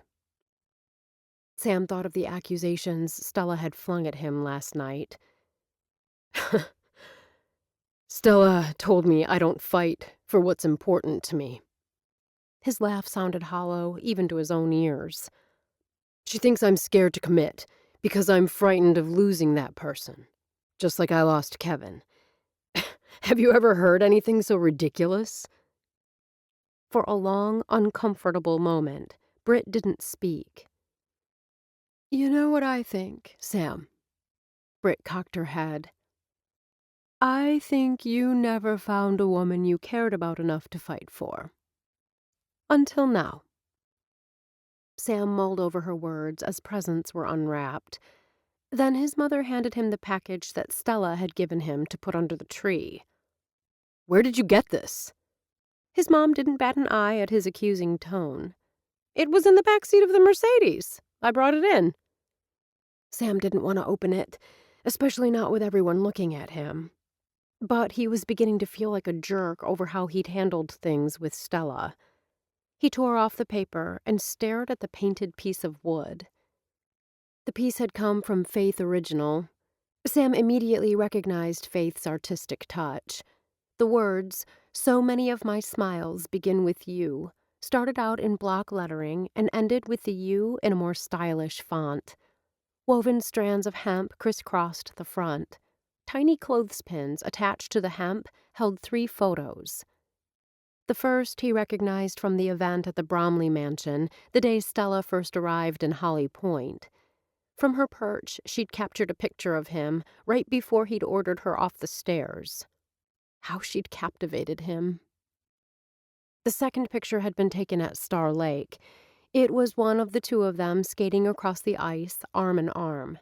Stella was looking up at him while he gazed down at her. He recalled how much fun they'd had, and then he remembered something else. He'd told her he didn't give up on those he cared about. With an increased heaviness in the vicinity of his heart, Sam shifted his gaze to the last clothespin. This shot was taken when they were on the blue toboggan headed down the hill. She was leaning back against him and laughing with sheer joy. He lowered the board. This is from Stella. We figured. His father cleared his throat. Though Sam hadn't mentioned what had happened last night, he'd seen his parents speaking with Lucy. He didn't doubt his parents and Britt had discussed the situation in detail with Lucy at the cookie exchange. I need to speak with her. That'd probably be a good idea, his mother said, and his father nodded in agreement.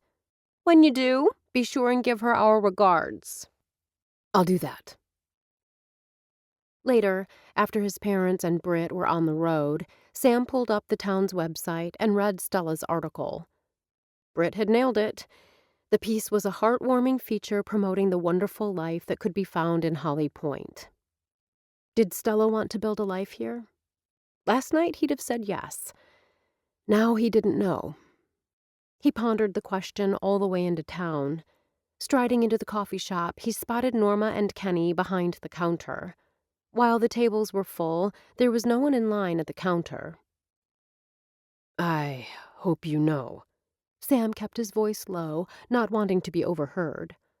I didn't share any confidential information from our discussion.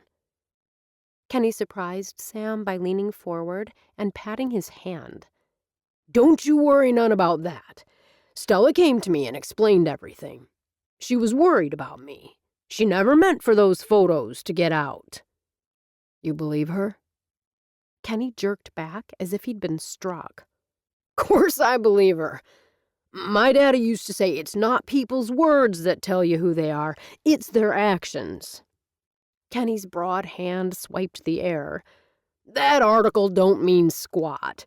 That girl has been nothing but kind to me and my missus. Her actions showed us who she is. And who she is our friend. I don't want to hear you imply otherwise. Sam raised his hands, palms out. You won't get any argument from me. Good, because it's all over town that you two had words at the Mistletoe ball. Last I heard, you hadn't kissed and made up. Is she upstairs? Sam glanced upward. Kenny nodded. Take this. Norma reached into her pocket and pulled out a sprig of mistletoe. It came off the big ball over the dance floor. Thanks, Norma. Sam tucked the mistletoe into his pocket. Wish me luck. You won't need luck. Kenny slung an arm around his wife's shoulder. Not if you've got love. The unexpected knock at her door had Stella striding across the room to glance through the peephole. Her heart did a full somersault. Sam? Opening the door, she stepped aside to let him enter. This is a surprise? His dark eyes searched her face. You were right. I was wrong. Well, that's an interesting way to start a conversation. She gestured to the couch. Can I get you something to drink? She was pleased that her voice had come out steady when her entire insides felt like jelly. No, thank you. Instead of immediately sitting, Sam paced to the window before dropping down on the sofa. I was wrong not to give you an opportunity to explain. She licked her lips. Are you ready to listen now? I am ready. But I think I've pretty much gotten it figured out already. Stella took a seat in a nearby chair. Because the living area was so small, their legs nearly touched. As it was, she was forced to contend with the fresh scent of his shampoo teasing her nostrils. Clasping her hands together, she went all the way back to the beginning. After being off work for nearly 2 months, I was super excited when Jane Myers, the managing editor of the Miami Sun-Times, called and asked if we could meet in her office. Stella took him through everything, not leaving anything out, including her conversation with Jane this morning. Attempting to pursue legal action appears pointless. Even if I won, which is doubtful, it would likely do more harm than good by keeping things stirred up. Kenny told me you apologized to him and Norma. I wanted them to know I didn't knowingly betray them. Stella dropped her gaze to her hands. She'd failed everyone she cared about. I also apologized to Dustin and Krista, and of course to Britt and your parents. The tightness in Stella's chest told her that this apology was going to be the most difficult one of all. You were right. I should have told you all this before. You deserved better from me. I really am sorry. Apology accepted. His tone was terse, his voice as tightly strung as piano wire. His next words had her heart sinking to her feet. Will you be staying in Holly Pointe? Would it bother you if I did? He frowned. Why would it bother me? Well, it can be awkward to have a former girlfriend hanging around. She watched those dark eyes go razor sharp. I don't think of you as a former girlfriend. You're right. Stella expelled a breath. We really weren't together all that long, and... He stopped her babbling by taking her hands in his. You misunderstand. It's the former part I have issue with. I don't want to be your former lover or your former boyfriend. I want us to be together. The way we were before I made an ass of myself at the ball. He tugged her from her chair until she was sitting beside him. I'm sorry too, Stella. I should have listened. I should have given you a chance to explain. I promise that won't happen again. Stella didn't know what to say. After a long, sleepless night, she'd convinced herself there was no more Stella and Sam. You accused me of not being willing to fight for what's important. His hand cupped her cheek. I will fight for you, Stella. I will fight for us. Whatever it takes to convince you I'm sincere, for however long it takes, that's how much you mean to me. Tears slipped down her cheeks. I love you. The words flowed from his lips, seeming to surprise him as much as her. I realize we haven't known each other long, but I hope, given time, you'll love me too. I already love you, she heard herself whisper. Sam closed his eyes and pulled her to him. She heard him murmur something that sounded like "thank you, God" against her hair. Wrapping her arms around his neck, she rested her head against his chest and emitted a contented sigh. I opened your gift, he said. She smiled against his shirt front. Do you like it? A lot. He nuzzled her hair. Do you know that so many of my smiles begin with you? Hey! She lifted her head and feigned outrage. That's my line. He chuckled, and she went warm all over. It felt so good to be in his arms, teasing with him again. I've got a gift for you, but you can't open it until Christmas. You already opened mine, she pointed out. That's because my parents were leaving, and they insisted all the gifts be opened. His hand began to stroke her arm. I like your parents. They like you too. Sam released his hold and sat back, his fingers pulling something from his pocket. I believe it's time. Stella studied the red berries surrounded by dark green leaves. Time for what? Time for us to officially kiss and make up. He studied her for a long moment, his gaze soft and caressing as he held the sprig aloft. Under the mistletoe. She smiled and leaned closer, never taking her eyes from his. We already made up. Our first disagreement won't be officially over until we kiss. She answered by wrapping her arms around him. Stella knew there would be other disagreements, other kiss-and-make-up sessions. And, she thought, as his mouth settled possessively over hers, a lifetime of love with this man, in the wonderful town of Holly Pointe.